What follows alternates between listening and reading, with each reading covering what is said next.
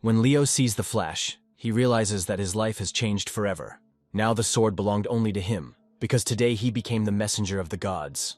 It's always scary at first, but over time he'll get used to it. It only remains to be seen whether he considers himself worthy of this. By hesitating for another second, the guy risks turning the gods' mercy into wrath. The hour had come when his fate depended only on his choice. The voice that showed him the way to this place had been haunting Leo for a long time. This voice came from the holy sword that appeared in front of him.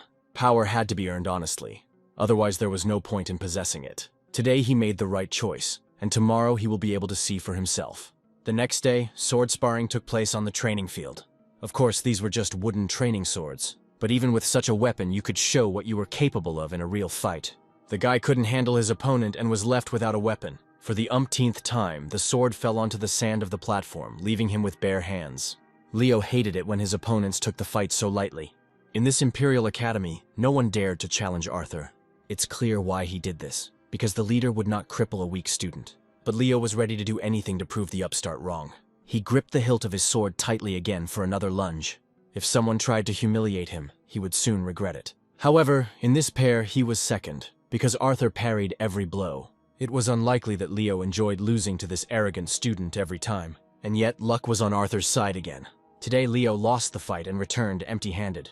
One can only sympathize with him. 3 years have passed since he was transferred to this academy.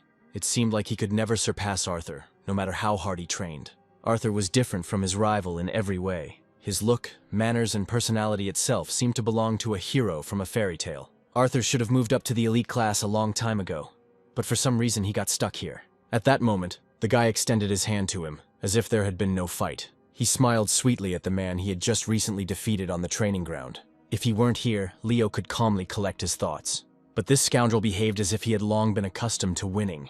Suddenly, a female voice was heard in the distance. Turning his head, Leo realized that he would have to justify himself. He knew that no one but this girl could get in here.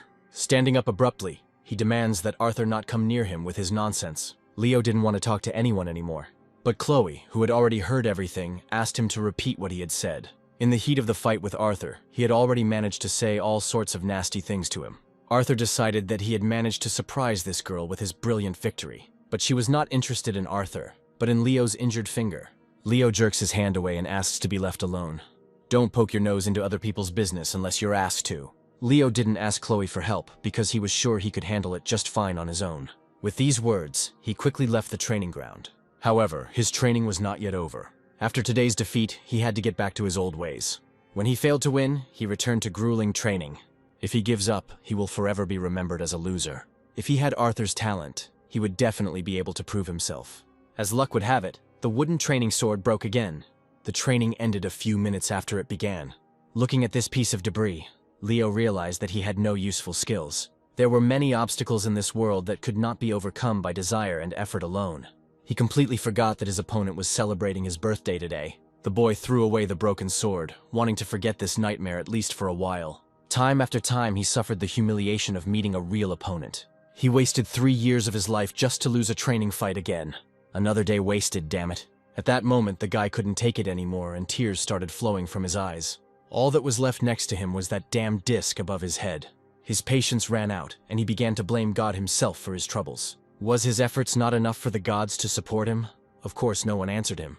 But the next second, a bright light flashed in the sky. From the heavens, as if hearing his prayers, a huge fireball flew towards him.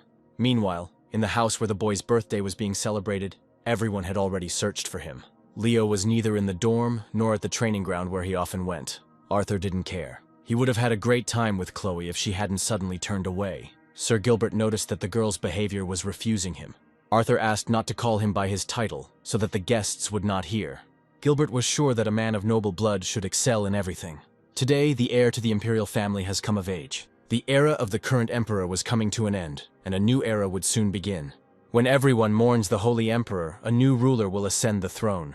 Arthur always thought his family's expectations were too high, but he will only find out about this next year, when the main event in his life takes place. He knew that Chloe had long since reached the 4th level of magic and had a special gift.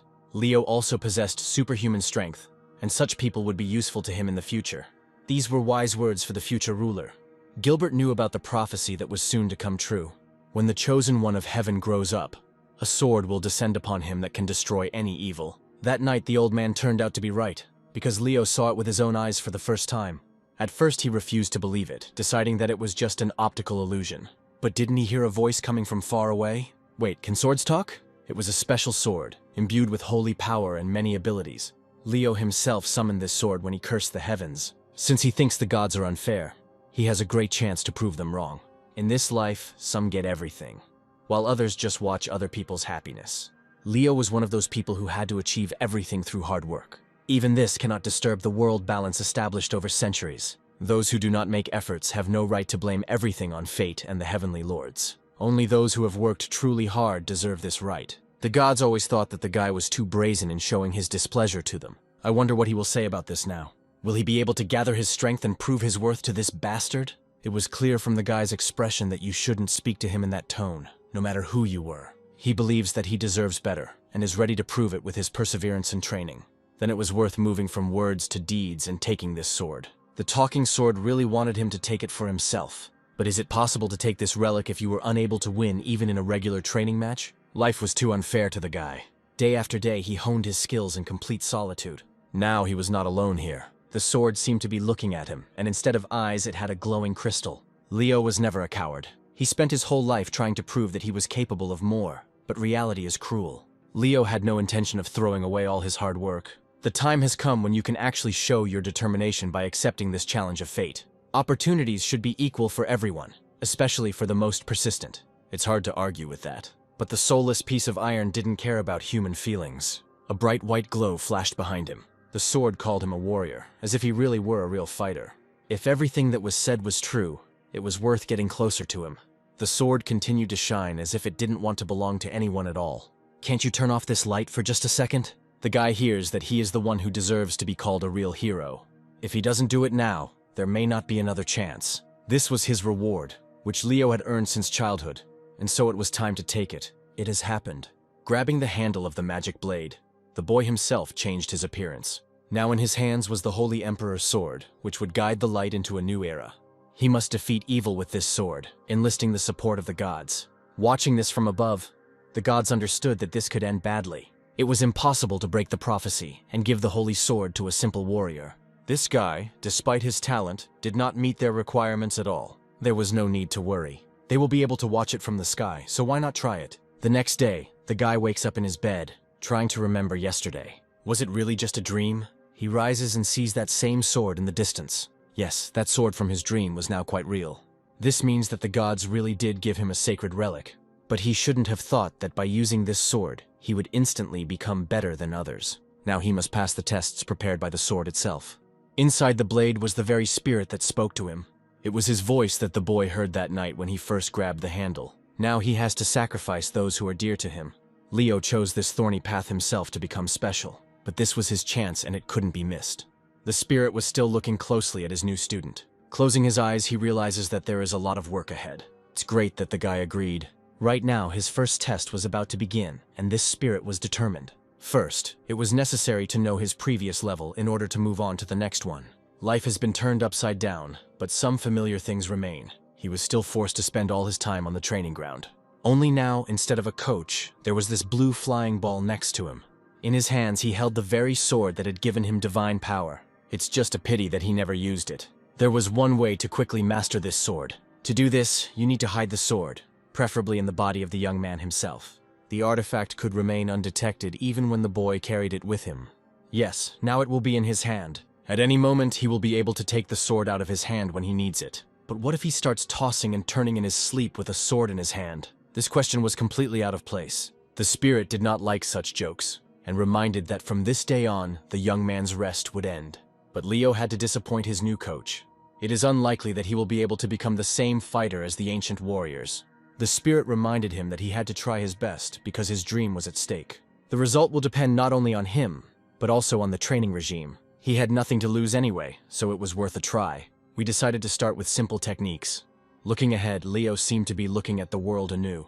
The power that his sword gave him surpassed any other. Each blow was 10 times more powerful than the last. It's strange that the wooden sword could withstand such blows. So when can I start training with real weapons? He already felt that strength was overflowing from within him, and he didn't want to waste time. His physical abilities, growing with each passing minute, gave him confidence that now everything would be different. Stop, not so fast. Another second and he risked losing the gift from heaven. There was nothing funny about the fact that the sword could not withstand the pressure with which the young man set about the matter.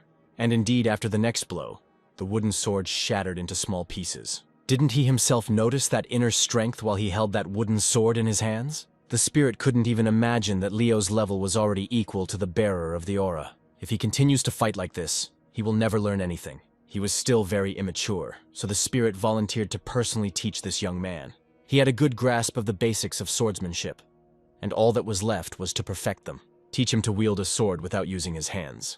The body is the foundation of martial arts. If you constantly train your body, you can achieve a completely different result. To begin with, you will have to run in the mornings until your endurance becomes perfect. This was the only way to guarantee the success of future training.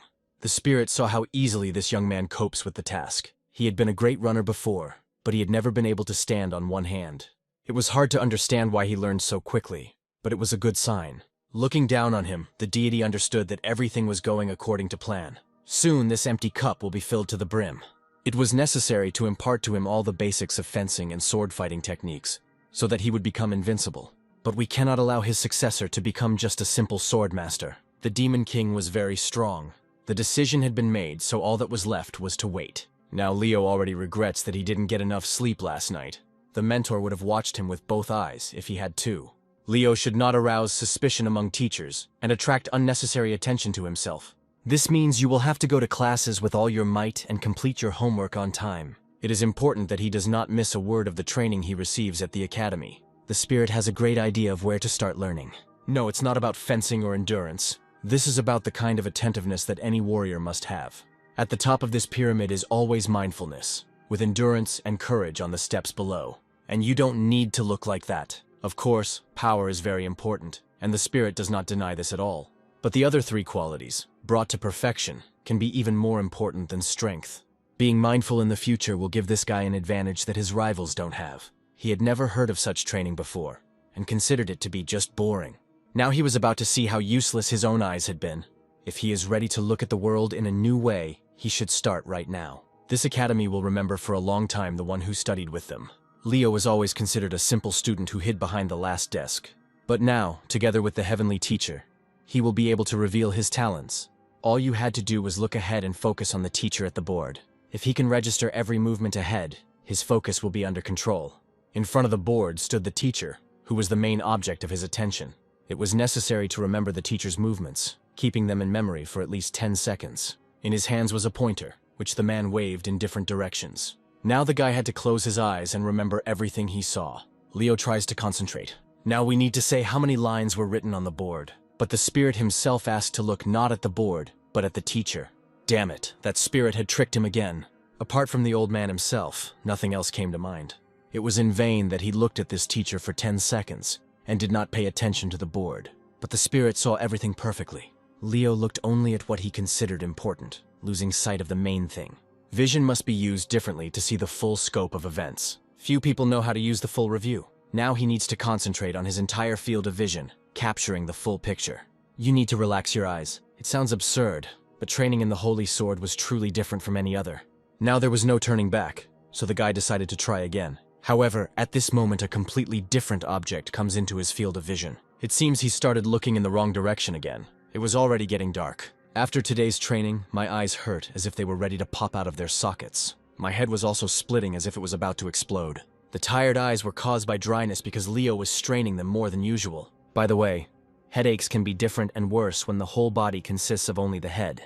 The spirit explains that today, his student has awakened in himself a previously inaccessible ability. Small consolation. It would have been better if he had explained how to use the divine power that he himself possessed. But very soon every student at the academy will learn about his new level. The next task was to count the candles in the wall candlestick. Before he could start counting, the spirit gave him a new task. Already at the house, the spirit again told him to count the windows with burning lights. At the beginning of training, it was difficult to remember so much information. Now I just wanted to relax. Yes, just to sleep. Leo ran into his wide, soft bed, hoping that the spirit would at least leave him alone for a little while. It was not bad for a first time, although it could have been better. It's okay to take a short break, right? Another month of such suffering and the guy himself will give up his sword. The spirit reminded that these efforts will bring many victories in the future. It was just the beginning, and this was far from the limit of the training difficulty. Repetition of training had its advantages, but the main problem was different. The only way to win was to make intensive training a part of your life. All this time, the spirit studied the weaknesses of his disciple. One of his main weaknesses was visible in his gaze. Bones and muscles develop differently in each person. The basis of learning is to use strengths and work on weaknesses. Leo's strengths were his constant training and excellent swordsmanship, but the main weakness was his form, which was stagnant and did not improve. His weakness was his lack of physical and mental flexibility. Fencing has always been considered the best way to wield a sword. This is what had to be done, but this was only a theory, and it was necessary to prepare for brutal practice. Yeah, that's interesting. The spirit didn't like it when someone looked away. We must face the truth and not forget our shameful defeats. Leo is a difficult guy, but without endurance, he will remain a nobody. The spirit will train him until he can defeat his opponent. These are the very words that should have been said first. Can he really defeat him? Well, that's what we were talking about. If he does everything he is told, everything will work out. He became too cheerful. Well, I would like to know about the next training sessions. No matter what the training is, any miscalculation on his part will be met with harsh punishment. There was no such agreement. I didn't want to bother him with trifles, but this would be a great incentive for the guy. Leo's psyche was fine, but in addition to that, he needed to train his will. I had to agree with this boring flying ball. Finally, he will be able to raise his power to unprecedented heights. How about trying it right now? He shouldn't have said that. Within 5 seconds, he collapsed onto his bed with his entire body. This was his first use of power, so he couldn't control it. But there was no need to worry, because with each new mistake, the strength would only grow. Well, it's time to move on to new training, and not waste time on useless rest. Moreover, morning has already arrived. While the others were going about their business, this guy was spending his time differently. Attention training was the most difficult for him, but he had to try. His physical progress was noticeable immediately, although he had already been able to perform various tricks. They approached the dormitory, where the next task has already been prepared for Leo. You need to immediately answer how many pigeons were sitting on the window. The guy turns out to be smarter, answering that there was not a single dove on the window, but only a crow. Finally, for the first time, he heard the spirit praise him for his attentiveness, because it was a trick question. Today, he is allowed to take a short break after long and grueling training. At this moment, the same academy student who was his main rival approaches him. It's unlikely that Leo wanted to see him here. The two haven't seen each other for a long time, and now it's clear why Leo dislikes him so much. The boys hadn't seen each other since Leo's last training fight with Arthur. This afternoon we need to gather in the hall, and that is why Arthur was asked to go and get Leo. Arthur thought that Leo would probably be here. A month has passed since the last fight, and Leo still hasn't wanted to have a repeat fight. Looking at his face now, Leo felt like something had changed in his opponent. Much has changed in Arthur's life too. Is he kidding? If he wants to fight right now, his sweet smile will quickly disappear from his face. At the same time, we can remind him of all the stupid things he did. But Leo had slightly different plans. Coming closer to him, Leo declares that he knows the main reason for their meeting, and it is time to end this conversation. It had been a long time since Arthur had said anything like this, but today he really wanted to talk about everything. This little rascal thinks too much of himself. Well, why not? He sits down next to him, pretending to be just tired. In fact, these two should have had a conversation about something a long time ago. It was rumored that Arthur was a difficult student, and that his lineage went back to the Emperor himself. But these were just stupid gossip. It doesn't seem like Arthur is trying to hide it, although Leo might be able to keep it a secret. Arthur spoke quite seriously because he had had to hide his true identity for many years. That makes it even more interesting. Leo pretends not to care about Arthur's personal life and his secret family tree, although he understood that Arthur agreed to the duel only because his opponent was from a simple family. It makes sense when you want to hide your true origins. But now this time has passed, and it is worth stopping being afraid of yourself. Suddenly, here Leo finally loses his temper, declaring that he hasn't yet managed to take revenge on him. If Leo insists on a duel, Arthur is ready to fight him again, but only with wooden wedges. But Arthur saved the main thing he forgot to mention for last. He declares that if victory is his, Leo will be obliged to become his vassal. Right now he is challenging him as if he is confident of his victory. But where is the guarantee that Arthur will keep his promise? Every time Arthur spoke as if he was giving a compliment, although in fact he was only insulting his interlocutors. He declares that he will be on Leo's side, even though they have always been considered sworn rivals. Well, that's an unusual move. It turns out that if he loses, he will become his watchdog forever. Leo had a better idea, because he himself dreamed of becoming the master of the defeated Arthur. He was ready to let off steam right now if the fight started. Too early, too early. Arthur is ready to do anything, except pass on secret skills and ancestral fencing techniques. He suggests choosing the date of the battle himself and reporting it a little later. Arthur is confident that he will easily win the duel, and asks not to delay it. Even if Leo really trained a lot, his talent is still not enough to win. Finally, this moment has come. Now the young man is ready to take on the challenge again, but this time he will have divine power. Although this did not add courage to Leo himself. This reaction might come as a surprise. He angrily accuses Leo of acting like a complete coward. Just now he was determined to win, and now he decided to give up. However, this was not at all the case, and it was worth listening to him to the end. Training a month ago seemed very difficult to him, but today he felt that he had become much stronger. It will be interesting to see what he comes up with this time. No one knows about it yet, but Leo's confidence has noticeably increased. Spiritual power is completely different from physical power, and the spirit could help to reveal it. By the way, just recently he wanted to pass an endurance test. The spirit decides to at least take a look at how it all ends. He is confident that this time he will have something to see. I hope he doesn't start panicking again. Great start to the day. It's time to head to the training ground. The instructor had already gathered all the students and ordered them to line up. Last year he placed 9th in the endurance competition. But thanks to his preparation, today he will be able to win the Champions Cup. Leo confides that Arthur was the best at it. It is immediately obvious that he trains a lot and can become a worthy opponent. The distance was short, as only 2 laps had to be run. The last record belonged to Arthur, who ran them in 1 minute and 20 seconds. He won't know his result today until he tries. He should trust the spirit that with its help, he will surpass himself. Soon all the participants line up at the start. Get ready. A second later, the boys rush forward. The rest of the weaklings can only watch this from afar. This guy is going to have to get used to Leo's new behavior. From the first seconds he breaks ahead, leaving everyone else behind. Never in his life had he outscored his opponents by such a margin.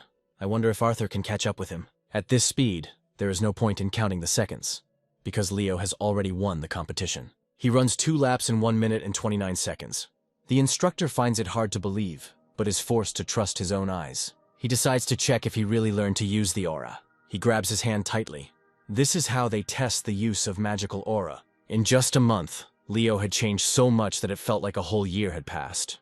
However, the guy only trained the basics, which is why his performance improved so quickly. He believes that it is the basic training that truly develops abilities. Although everyone understands that the reason is not only in intensive training. From afar, Arthur watches his young rival closely. There's something clearly wrong with this guy. Only this funny blue ball knows the main secret of his student. The question is, where does a real warrior get his physical strength? Of course, it's not just about muscles. Most physical training methods are aimed at increasing muscle mass. However, this is only half the way to maximum results. Physical strength does not depend on appearance due to differences in muscle nerves. In fact, muscle density is determined from birth. This is why the spirit trains Leo's muscular nerves. I wonder how developed his nervous system is. Suddenly he realized that the spirit had planned these punishments from the very beginning. Only by passing the tests could he obtain the desired effect. In a couple of months he achieved what he had been working towards for 10 years, and the pain from the torn nerves was not in vain. It would have been worth mentioning this a little earlier, instead of making a big secret out of it. But then the guy would have given up training. Attentiveness in training was the key to today's victory. If Leo had known about this at the very beginning, his attentiveness would have been worse, although some doubted it. Still, it was worth thanking the spirit for his cunning approach. He only did what he had to. He did what any wise coach in his position would have done. Only the spirit knew that this guy was never actually a holy sword. He was a part of the soul of the hero Rodrigo, and now appeared in the guise of a spirit to revive his work. Meanwhile, endurance training continues. No one doubted that Arthur would outpace his rivals. Today he broke his record from last year. In the eyes of both guys, there was only determination and the desire to be first. In the end, he was unable to beat Arthur, finishing second. He understands perfectly well that his time has not yet come. Arthur remained in first place, although Leo noticeably increased his speed. The power of the Holy Sword will still manifest itself, and then they will try again. Training is over for today. Sprawled out on the bed, he thought about tomorrow. They have almost perfected their technique. Therefore the spirit asked the disciple not to hurry. It would have been better if he had just taught Leo how to fence. No, it's too early to think about it. First, he needs to learn to use the aura to surpass himself. He behaves too predictably in fights, and his movements are easily read by his opponent. The spirit explains that one must first learn to use one's strengths. A sword forged through long efforts could help with this. He was very strong and contained divine power within himself, granting incredible strength. So far, Leo's physical skills have been growing gradually, but soon this process will accelerate. There is something else. The guy will need combat experience in case the enemies turn out to be stronger. The guy reminds that ordinary students study at the academy, and there are no bandits among them. But besides street thugs, there are other students who will do. Walking down the corridor, he suddenly hears a loud voice from afar. 3 guys are already waiting for him on the landing. A serious conversation is planned. Leo immediately notices the distinctive markings on the school uniform. These guys were elite class students, but where did he manage to cross their path? One of them accuses Leo of cheating, because he should not have taken second place. If they are unhappy with something, they need to go to the supervisor. There's no point in wasting his time on empty talk, especially with these 3. Many students agreed with Leo, but a couple more of these jokes could lead to a real fight. There was no point in arguing with them now.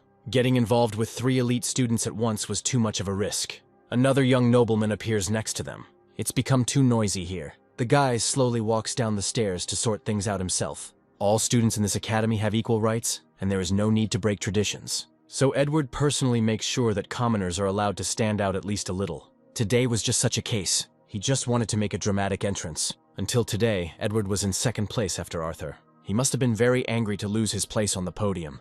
He takes advantage of his status and confidently looks every student in the eye.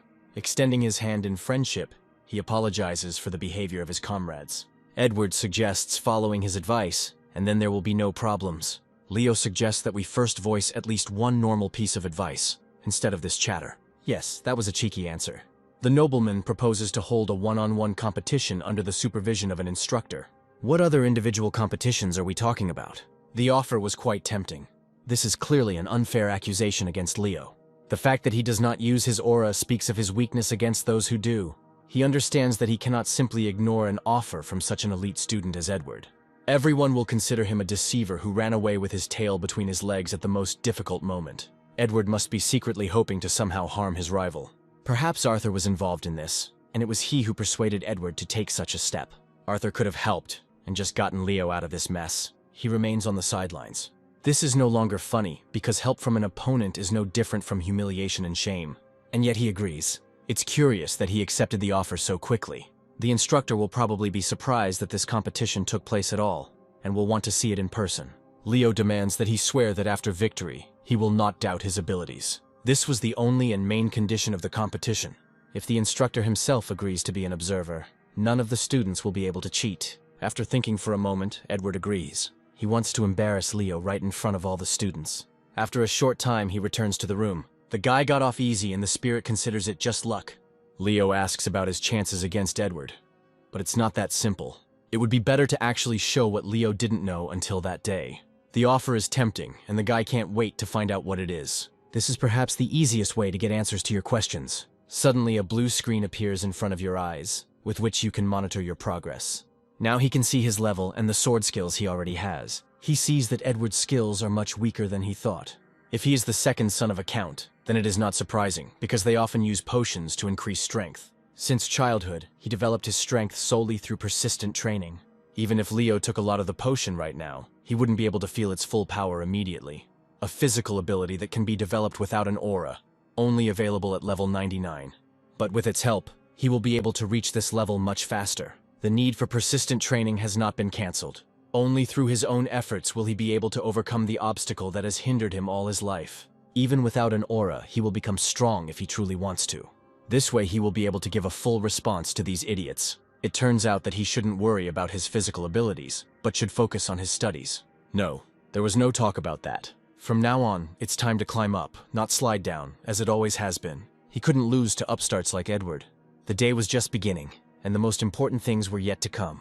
Leo walked slowly down the academy corridor, and by chance I bumped into my instructor. The instructor already knew about the upcoming competition, and was preparing to judge fairly. This guy has changed a lot in a month, as if he had been hiding his true skills all this time.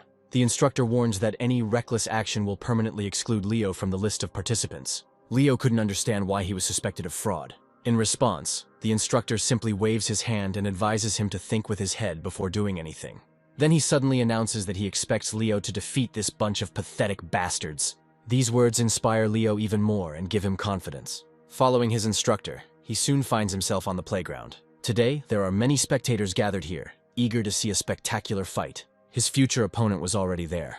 Henry couldn't stand upstarts who thought too much of themselves. He claims that he sees in front of him only a small bug, which he will crush in a second. In response to this, Leo asks to start the competition as soon as possible. There was no point in waiting, so the instructor asked the participants to prepare for battle.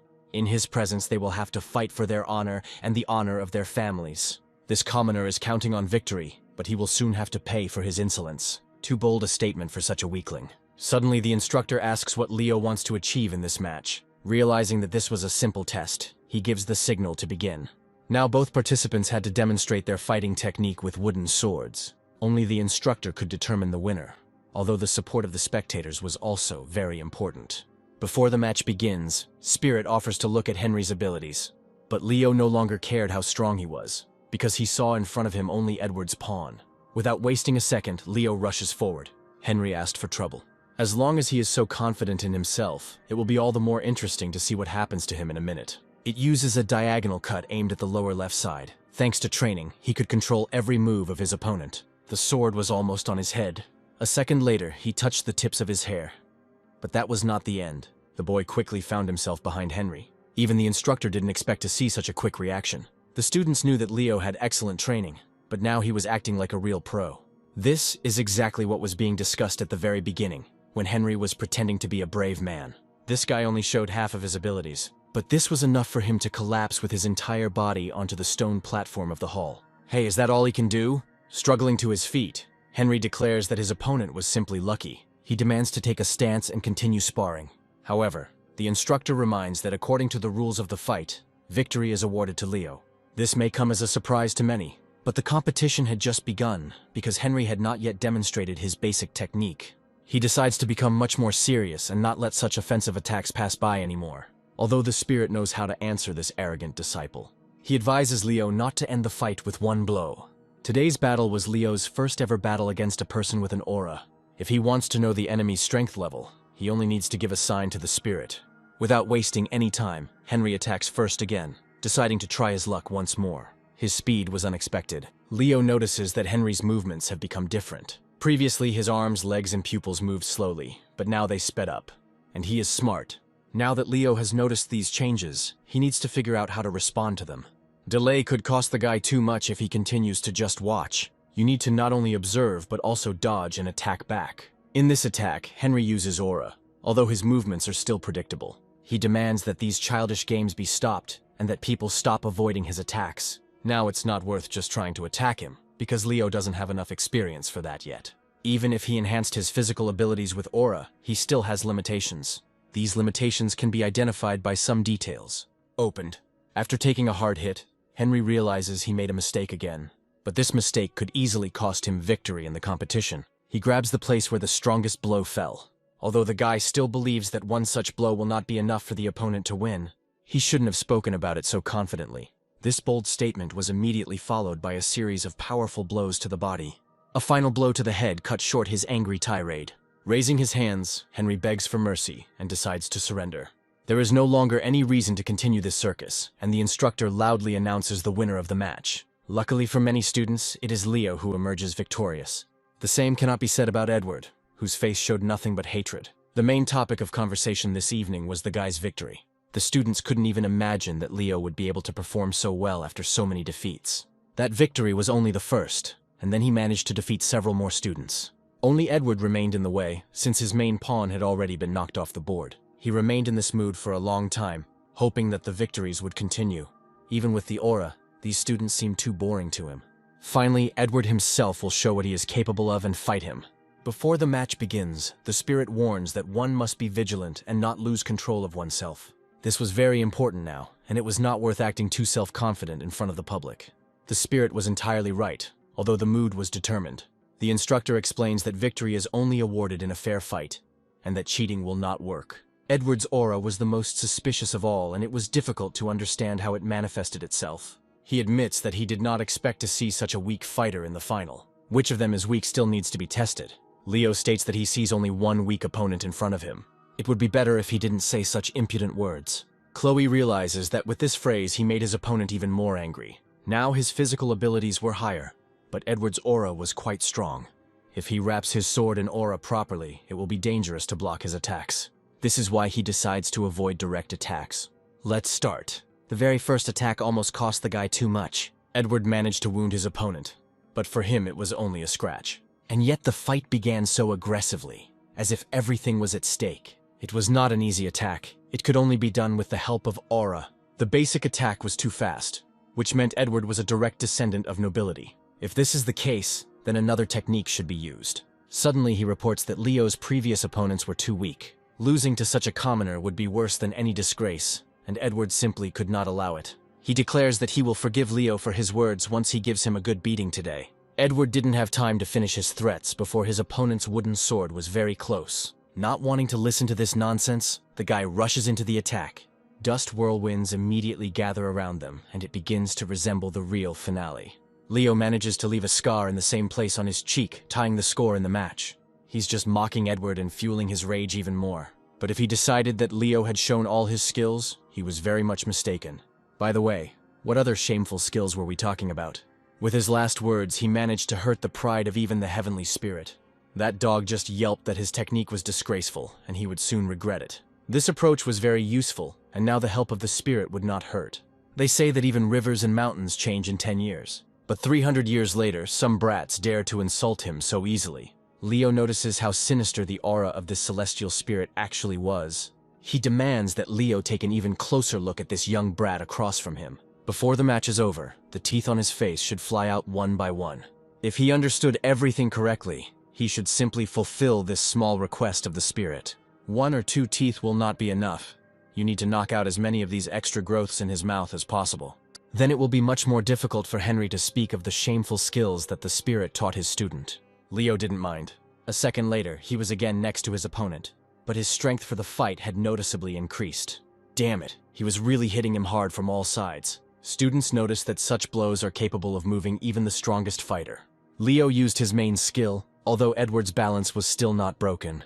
At this rate, he risks knocking him down prematurely. But how is this possible without the help of aura? If this is really the case, then this stubborn fellow will be able to defeat the nobleman. This is just the beginning. He became stronger with each fight, because he carefully observed and memorized the movements of his opponents. The spirit gave him a skill that helped him predict the enemy's movements in advance. If he could strengthen this skill, he would easily defeat Arthur himself. We need to move even faster. Full view and breadth of perception guarantee victory, and any blow will become predictable for him. At some point, he catches Edward in a mistake, just like he did in the duel with Henry. This had the desired effect, as with one blow he managed to throw the guy aside. It worked. This guy turned out to be much stronger, and all this time he was lying that he couldn't use aura. Until now, the instructor had not felt Leo's aura, and did not believe that he was capable of fighting on equal terms with Edward. They had to make some changes to their training. But these changes are unlikely to please the scoundrel who stood opposite Edward. The secret skill that Leo had suspected at the beginning was about to burst out from his opponent's body.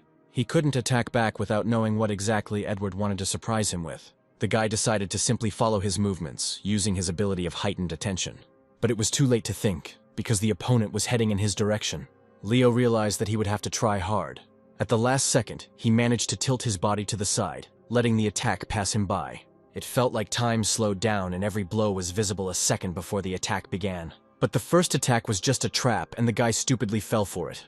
Even when Leo dodges, his opponent manages to send another blow at him. If he dodges again, he risks getting hit in the side and ending the match with broken ribs. You can try to track his sword using a new observation method, but there was simply no time for long observations. Losing was not an option, and Leo had to do everything he could to prevent that. In order to finish the duel, he had to remember everything that the Heavenly Spirit had warned him about. Within a second, he was high in the air, leaving his opponent beneath him. Looking up, Edward realized that swinging his sword in the air was useless. He was damn right, because the next blow came down on him from above. It was very painful. A little more, and he would have definitely broken his left shoulder, and maybe he already has. His left arm was broken, and the boy felt his strength slowly leaving him. The injury to his arm was nothing compared to the shock Edward experienced. If both his arms were intact, he would have definitely hit the forehead. His sword's durability had already reached its limit, which meant all that was left was to break that damn sword. From the very beginning, Leo had been a huge irritant to Edward, and now it was time to pay him back. The very next second his scream suddenly stopped. You shouldn't underestimate your opponent, who is capable of a lot even without an aura. He himself asked for such a tough fight, and he had only himself to blame for it. Leo's blow was so powerful that it instantly put an end to the fight. None of the spectators doubted who the instructor would award the victory in the match. Leo was the winner, and only he was worthy of the applause from the stands. Soon the stadium was empty and the voices in the stands died down. Excellent work for a disciple of the heavenly spirit, especially since the spirit had long looked askance at this upstart. I wonder if his character will change after this fight, or will he remain as arrogant? Today's fight managed to impress even the spirit. It's time to move on and learn the acceleration method in the next workout. What is he talking about? After all, he had already accelerated so much that he was able to quickly knock out several of Edward's teeth. Holding his shoulder, the boy understood that this was a small price to pay for his success.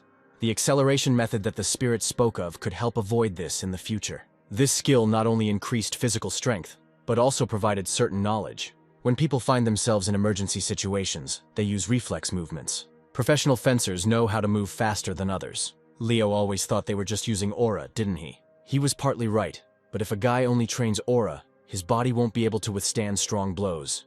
After studying the aura, he will be able to use the acceleration method. Then Leo will be able to repeat this spectacular jump without limitation. Today's jump was successful only because he overcame his instinctive limits. Without aura, with just physical training, he would have achieved this only after 10 years. The spirit warned that aura should be used for the entire body, and not just for the legs at the moment of jumping. He hoped that from this day on, the boy would start to take training more seriously. The training started earlier than he thought. The guy immediately felt a sharp pain that paralyzed his legs. It was the same muscle pain that the spirit had spoken of. Before using the acceleration method, he needs to know himself better. Only by going through pain will he gain the advantage he has always dreamed of. Soon they found themselves in the hostel. Rumors about Leo's recent victory were already circulating everywhere. Many girls wanted to get to know the new champion better. It was worth keeping away from the local guys. Not only did he defeat a highborn student, but he also caught him using potions. It was only thanks to potions that these losers managed to defeat their opponents. Leo also had his own little secret that followed him everywhere. Leo wondered if Chloe would change her attitude towards him. Today she approached Leo herself, and it seemed that the girl had something to tell him. She no longer hid her intentions. She had wanted to talk to him for a long time, and today was a great day for it. The guy decided to speak first and asked why she was skipping classes. Chloe didn't even think about skipping class. It was just that the alchemy teacher fell ill. It's clear that she's not telling us something.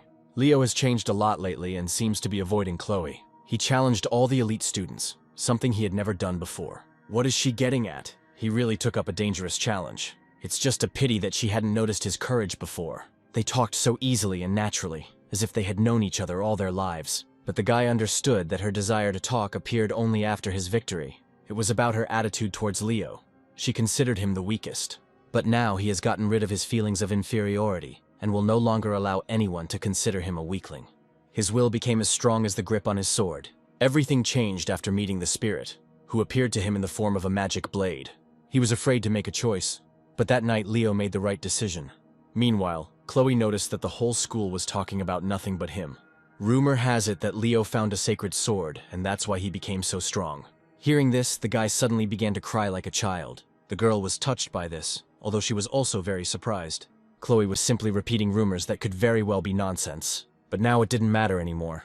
What does he imply? The holy sword did change his life, but he achieved much of it through his own hard work. All this time, the gods continued to watch over this glorious youth.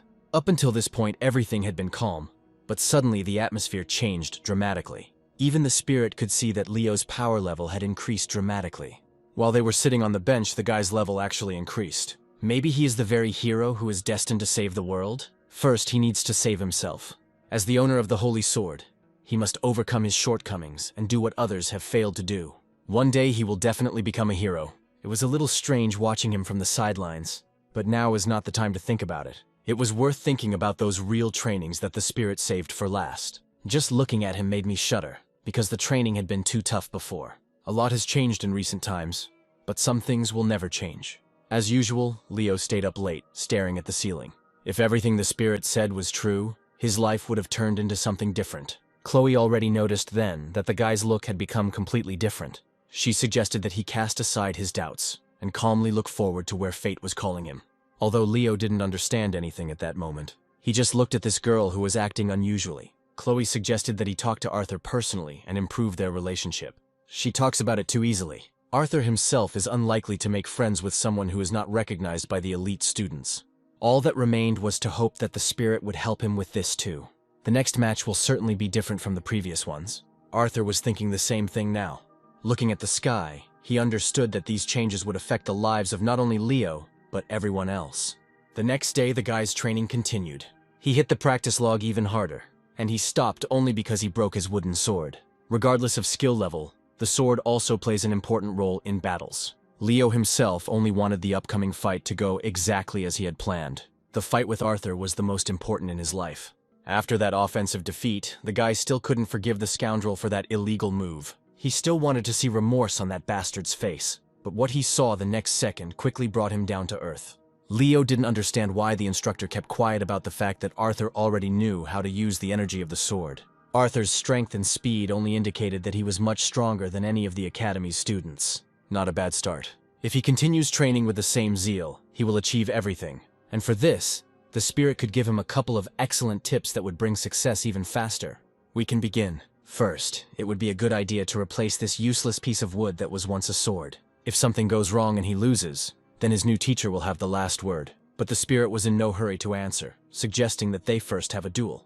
And please, don't try to persuade him too much. He warned that Leo would face severe trials ahead, where the boy would be able to temper his spirit. However, with each step, it becomes more and more difficult, and it is not known whether he is ready for this. He will find out the answer to this question after he hears the spirit's hints right during the fight. Using the skill of heightened attention, he will be able to recognize them even in the heat of battle. But first you need to get up and continue. Bad weather won't get in the way.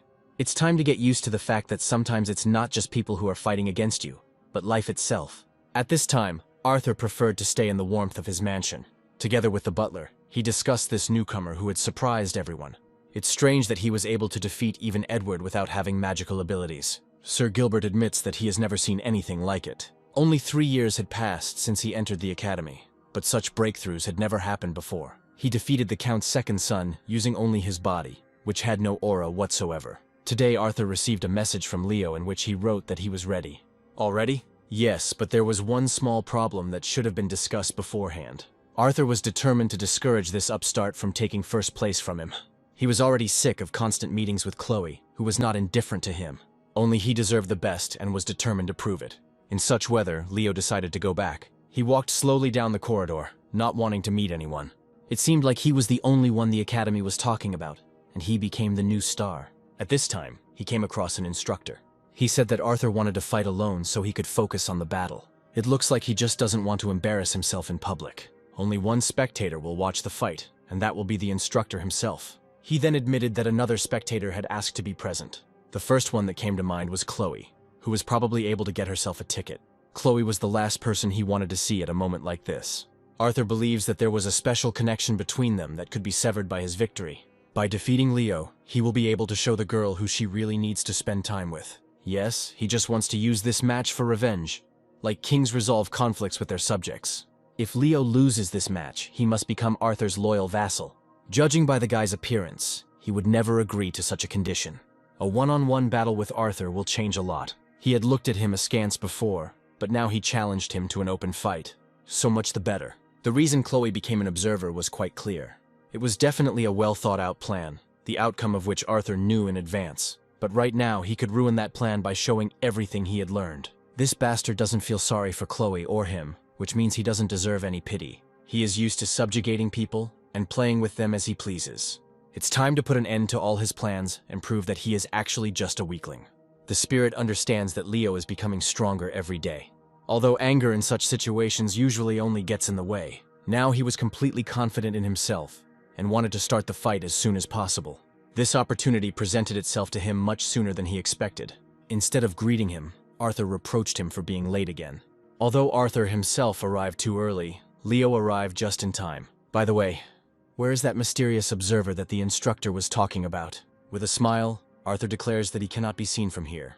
But Leo's defeat will definitely be noticed by all the students of the academy. Too self-confident. Instead of chatting, it's better to get straight to the point. Suddenly, a bottle with a magic pill appears in Arthur's hands. He swallows it with a sharp movement, but why? Hey, what the hell?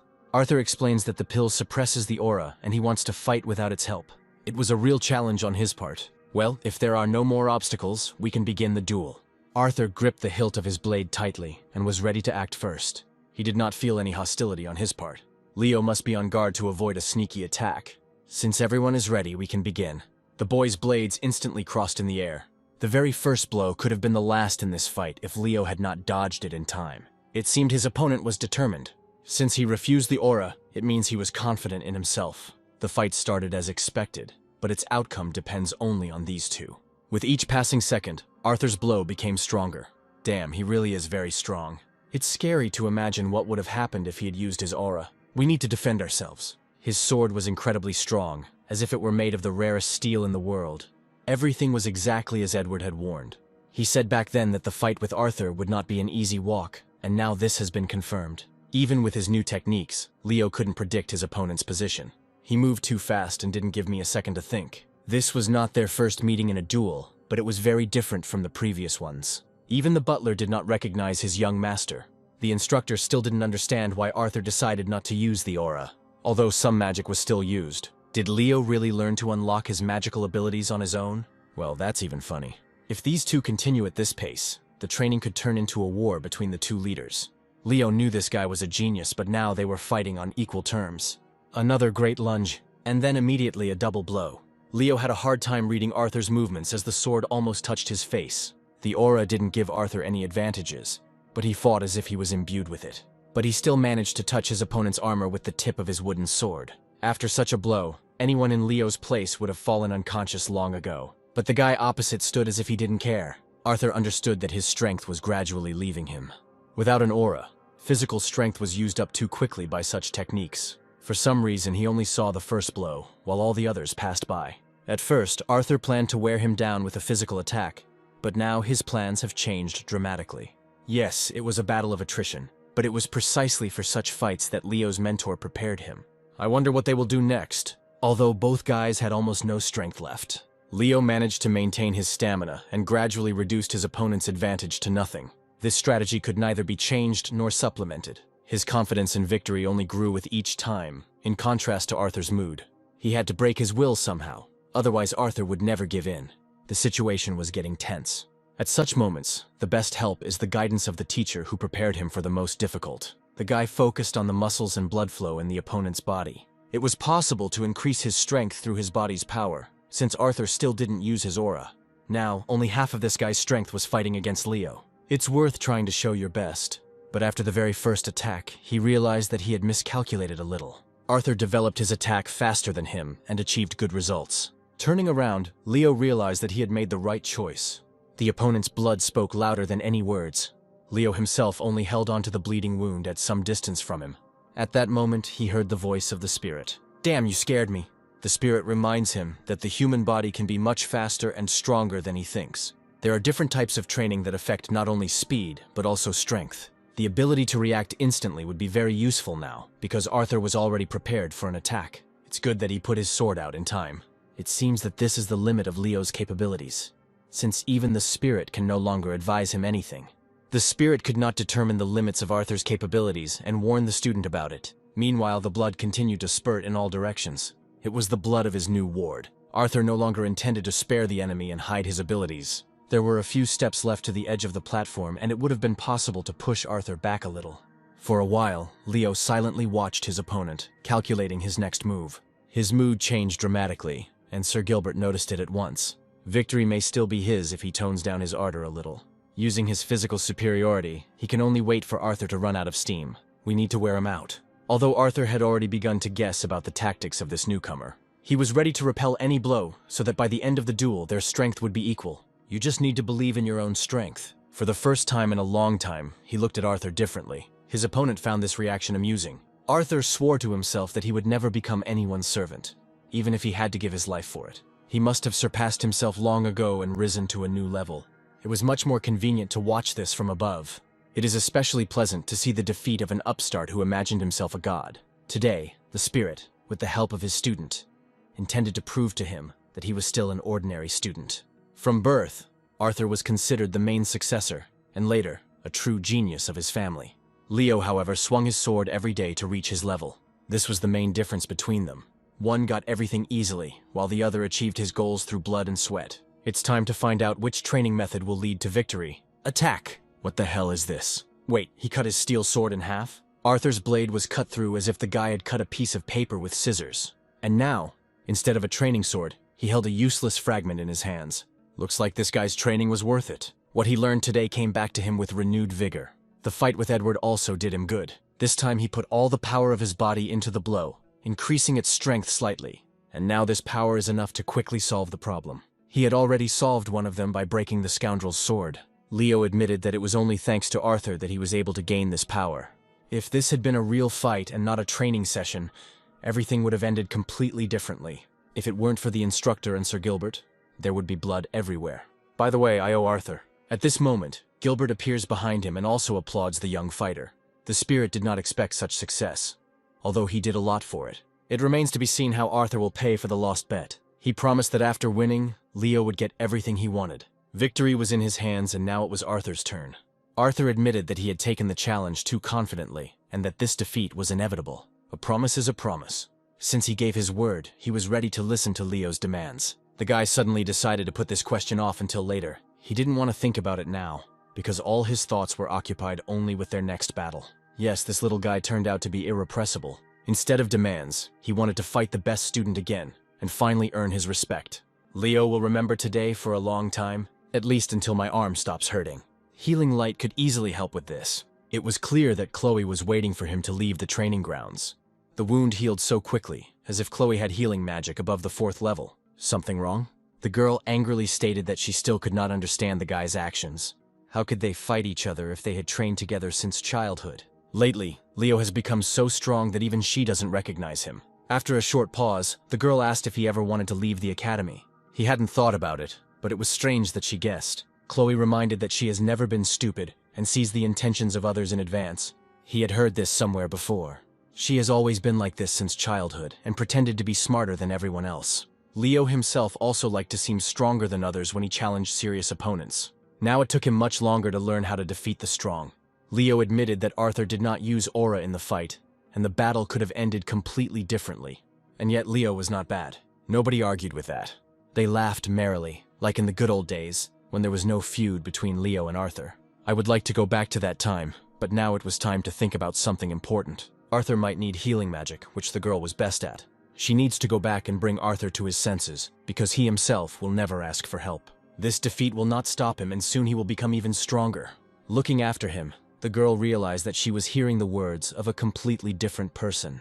Finally, she loudly asked him what he was going to do after the academy. He replied that it was his little secret, which was better not to think about for now. And yet he grew up. It's scary to imagine what will happen when it reaches the absolute level. It turns out that the girl believed in him for many years for good reason. She was truly amazing, but was it only her character that attracted Leo? You couldn't just walk away when the conversation just started. The spirit whispered too persistently in his ear, constantly hinting at Leo's relationship with Chloe. Has the spirit forgotten what is actually occupying all the guy's thoughts right now? He always felt like he couldn't overcome the wall of status and talent that separated him from everyone else. The encounter with the magic sword made him believe in himself.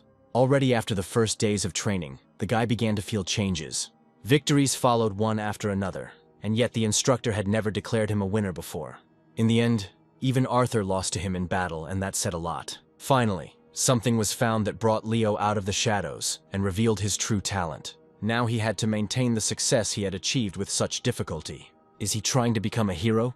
Leo hoped he hadn't disappointed the spirit. Wanting everything at once, hoping to become the main character is not bad at all. People often wished for something like this, and Leo was no exception.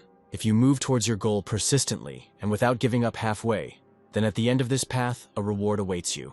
The spirit chose Leo as his disciple, although another person should have taken his place. Leo learns from the spirit a truth that would be better left unheard. His sword was intended for a scion of the imperial family. The baby was destined to learn the art of combat under the guidance of the heavenly spirit. Arthur was the perfect fit for the role, but it went to someone else. It remained to be seen why the lot fell on Leo. The guy understood that Arthur would be the ideal hero, and would cope with this role better than him. Wait, this all sounds too much like some kind of test, right? Yes, he tried very hard and was able to see through this clever trick. Only by willpower and determination will he be able to discover the path destined for him. The power of his spirit was even stronger than Arthur's. Otherwise, it is impossible to explain why the spirit chose him as a disciple. Now they were on equal terms, and there was no point in feeling guilty for the arrogant guy. The spirit was slightly surprised by this reaction. The guy then admits that it is Arthur who should feel guilty for his recent defeat. Since the heavenly spirit chose Leo, it meant that the other Celestials also noticed his superiority. Well, you can't hide anything from this boy. Arthur decided to apply for expulsion from the academy and did so the next day. The instructor sees for the last time the academy's best student, who could have made its name famous. The match between Leo and Edward created a lot of noise, and many students began to copy his technique. Looking at her from afar for the last time, he understands that everything was not in vain, and now forward to a new life in a free city. With such a cry, he could scare away all the local inhabitants. His rapid movement attracted attention and was noticeable even from above. Now he could soar freely like a bird, but first he had to get out of the forest thicket.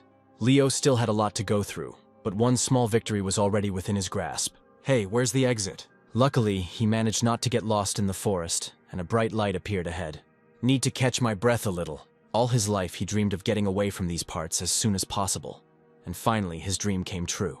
The place where he started his journey always seemed so far away to him. Thanks to the spirit and his endurance training, he still didn't become food for the local birds. This heavenly creature recognized his talent in time. It was a little scary to make my way through the thicket of this forest. Along the way, goblins constantly attacked him from the bushes. If it weren't for his preparation during training, everything could have ended differently. Without the holy sword that appeared right from his hand, it would have been much more difficult. With this sword, he cut the bodies of the ugly goblins in half. All the days in this forest, he seemed to be undergoing training and real fights all over again. But it took much longer than he expected. Those goblins who were lucky enough to survive will never forget meeting this guy. He managed to develop such speed that he moved in a matter of seconds. He became stronger than he was before he came to this forest. Although there was only one thing on his mind. I can't wait to fight the monsters and kill a few more bastards. However, it was necessary to be patient a little longer before starting a new fight. He was still too inexperienced to face a crowd of mutants. At some point his strength will leave him, and then all his training will be in vain. This was worth taking into account before starting a new battle. It should not be forgotten that his path had only just begun, and everything important was still ahead. He will still need strength in his new place. Meanwhile, he had already approached the gate, where two guards examined him carefully. There were no problems, and he moved forward. He managed to pass through the gates safely, and his academic card came in handy. The mood, however, was different. This city was the most terrible of all he had ever been to. 300 years ago there were dozens of such towns, and this one was no different from other lousy towns. The streets were filled with rabble and piles of garbage, which was not to one's liking. He didn't understand anything. This was not the main thing at all, but there was simply no strength for explanations. The most important thing now was to get to the guild and register with the adventurer organization. The local mercenaries were good, but they lacked something. Their range of action was too narrow and not suitable for serious tasks. Leo had no intention of wasting his time on high-paying assignments. Moreover, there was still a lot of time before the release of the Spirit Seal. In the forest, fighting monsters, this guy learned a lot from practice. Since he got here a year earlier than he planned, the training should end faster. Most of his holy sword power was sealed and would take time to be released. The original purpose was to prepare the owner's body for immortality. The aura was just a bonus to enhance his skills. But Leo had to do the main work himself. Only he himself could learn what was not given from above. He soon reached the adventurer's building and filed an application at the reception desk. There were no problems, and the guy immediately received confirmation of acceptance into the guild. There was just one caveat: his rank was too low, as newbies weren't trusted with high-level missions. It will take time to reach a high rank, and then he will be valued even more. Aura control was supposed to be completely different, but Leo wasn't ready for that yet. Soon, when he reaches the required level, he will be able to cut stones with his sword. I wish it would happen sooner. Turning around abruptly, he realized that they were not alone here. There were representatives of many races in the association, which meant that the crowd here was truly diverse. It would be better not to joke with them. The association included everyone from werewolves to elves, and it was rare to meet a human here. Those who were at odds with each other 300 years ago decided to unite. What could this be for? The creator of the organization was quite smart if he was able to find a common goal for former enemies. Any problems? No, everything is fine, and the guy just wanted to complete the registration process. To do this, he needs to complete one quest for free to show his level and mastery of the aura. That's right, the task will not be paid. In return, he will receive a guild certificate, which opens many doors in life. He needs to prove that he is capable of being an adventurer and is well prepared. Not everything comes easy in this life, and you need to get used to doing what you don't want to do. In such weather, my mood immediately improved. It was a great day to get down and get some exercise. A couple of monsters could be found right here. Leo quickly reached the mutant's lair, where he was to continue his training. There are definitely enough mutants to try out their new sword. After the training matches, he fought with swords for the first time. The spirit warns that it is too early to relax. The monsters here would be enough to defeat not only Leo, but all the students of the academy. What did he think? Will the hard days end after killing a few mutants? No way. First, you need to destroy every freak, and only then the spirit will allow him to rest a little. The biggest test was right in front of him. The main mutant was very different from the others because of his huge horn. He must have evolved and gained new abilities. Every monster at some point evolves and gains abilities by absorbing its own kind. The same can be said about man, only in a different sense. These horns proved that their owner had incredible strength depending on the size of the horn. Looking into the distance, Leo tries to understand what kind of ability the mutant has. It would be nice to fight him one-on-one. This is too important for the guy now, which means he needs to pull himself together. This monster is low rank, so he can easily deal with it like a doll. The Holy Sword is the divine weapon that can help him. The monster's main ability was the Plague Curse, which he instantly cast on Leo. The blow was easily blocked by the Sacred Blade. He didn't even make any effort to block the blow. Now it's time for the guy himself to rush in and finish this. He soon returns to the association building. He put the heavy bag on the table, greatly surprising the administrator. Adriana couldn't believe that the guy was able to drag so many mutant horns with him on his own. The bag contained 23 kilograms at once, and this was a new record. Even if we do a simple calculation, we are talking about 230 rats, and this is just the beginning. The horns were the main value and served as proof of the strength of this newcomer. If he could do it alone, what will happen when he has a whole team under his command? It was impressive, and Adriana didn't try to argue. In the end, 13 silver and 50 copper coins went to the new hunter.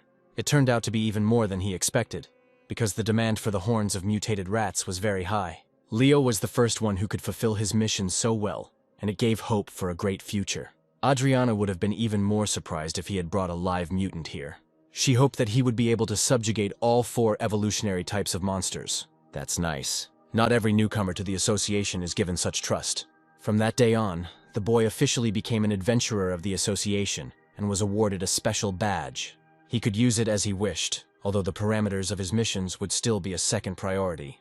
This will continue until he passes the first stages of development. This measure was created to filter out people who were only looking for profitable missions. This plate in his hands proved that he had become a real adventurer. I wonder if he has a special request. Should I tell Adriana about it? Great. Now it was possible to relax a little. It seems the girl behind the counter mistook him for the strongest hero. Perhaps she even liked him, and not only as a first-class hunter. She looked at him with the same eyes one looks at one's lovers. Everything is as it should be, and gradually the guy will begin to attract everyone's attention. Leo admits that he never needed extra attention. It was hard to believe, like an old wives' tale. He probably dreams that every girl would want to receive a book with a photo of her hero. Doesn't he want to take the laurels of victory after completing a difficult mission?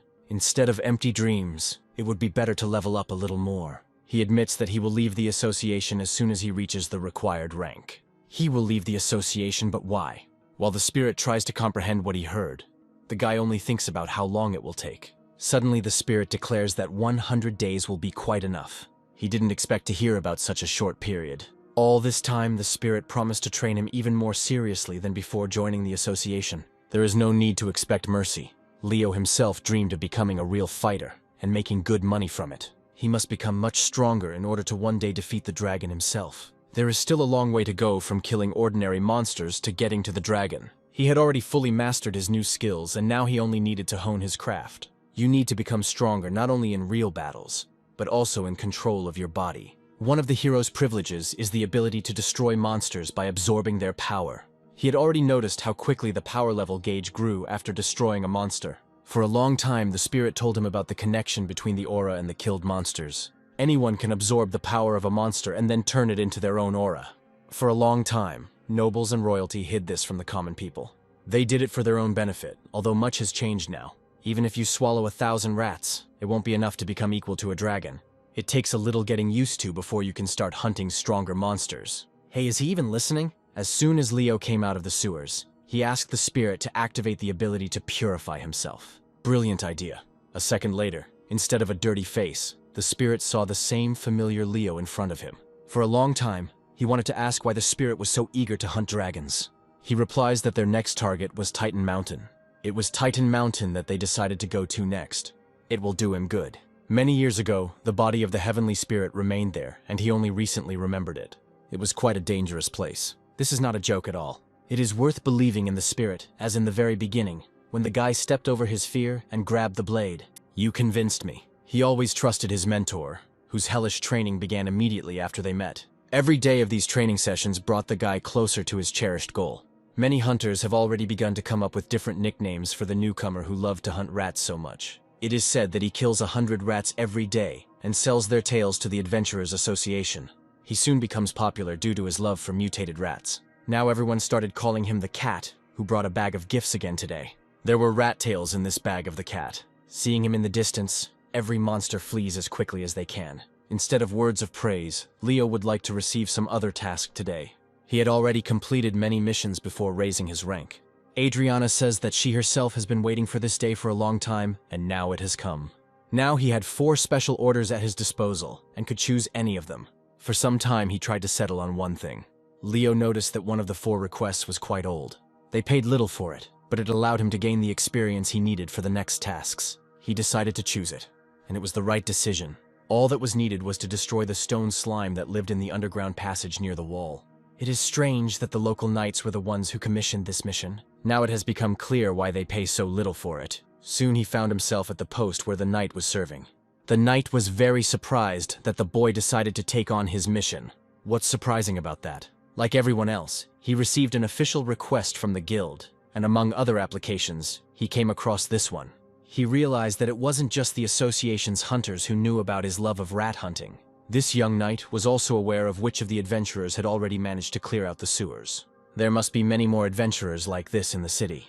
The association has been accepting too many weak adventurers lately, and only this guy spent a lot of time clearing the sewers of monsters. He could even increase the reward for the mission if Leo did as well as he did with the rats. Once he reached the desired location, he noticed that the floor was too slippery. It looks like he's in a slime lair. And indeed, at the end of the corridor, he notices mutants. 3 of them were ready for a duel, and there was no reason to deny them this. If it were a normal slime, the knights would not have hired an adventurer to complete the quest. And here is the first surprise. It's good that he managed to dodge to the side and the stone flew a centimeter away from him. If he had hit the head the same way he hit the wall, the mission would have been completed. What the hell was that? Was this really the same slime that all adventurers feared? What if we just cut this freak in half? The idea is great, but it's not that simple. It was even interesting. The spirit explained that the slug's main weakness was their core. If you break this core that was inside the monster, you could easily defeat it. No matter what abilities these creatures have, they will still be destroyed. And there is no need to look with such pitiful eyes. The mutants asked for it, and the lumps of their bodies will soon be scattered across the floor. This is what Leo wanted to do right now. The problem was that their cores were protected by impenetrable armor. Conventional weapons could not penetrate the slime, and it could only be pierced with the sharpest sword. The sword must be so sharp that it can cut through stone. It was worth hurrying before he himself was destroyed by a barrage of such stones. They were all flying towards Leo, and he had to react quickly. Fortunately, the guy had long since learned to defend himself from multiple shots at once. It was an interesting move, but I would have liked to see something else. The guy got it bad after such a sudden attack. The monsters were hitting at one point because he couldn't endlessly repel such a barrage of attacks. The slimes began shooting from a distance of about 5 meters. However, there was always a slight delay between their shots. Perhaps he could break through their defenses and reach the core. Damn slugs. Wait, what is he up to? Watching the slime's movements and the flying rocks, Leo decides to pierce her body with the sacred sword. The challenge was to dodge the attacks as quickly as possible, but he can handle it. I wonder what his mentor thought about this. The spirit explained that when the slime opens the hole for the shot, the flow of stones stops for a moment. Only at this moment will Leo be able to use his skill to destroy the core. Did he really spend that much time coming up with this plan? After all, it was obvious without much thought. Now it was just a matter of taking a step forward and doing it. Leo realizes that his chance to attack will come in a second. And so it happened. And with one precise thrust, he managed to pierce the core. Every second counted, and it was necessary to act as quickly as possible. The cost of a mistake in such a situation increases many times over if you hesitate. These creatures felt his movements through the vibrations of the floor, even without seeing their opponent. It seemed as if the creature's mouth was larger than the creature itself. It could hold enough stones to pelt any hunter, unless, of course, the hunter was just as clever. Oh damn, he knew from the start that the floor in this place was too slippery, but it was too late to think about that now. Devil!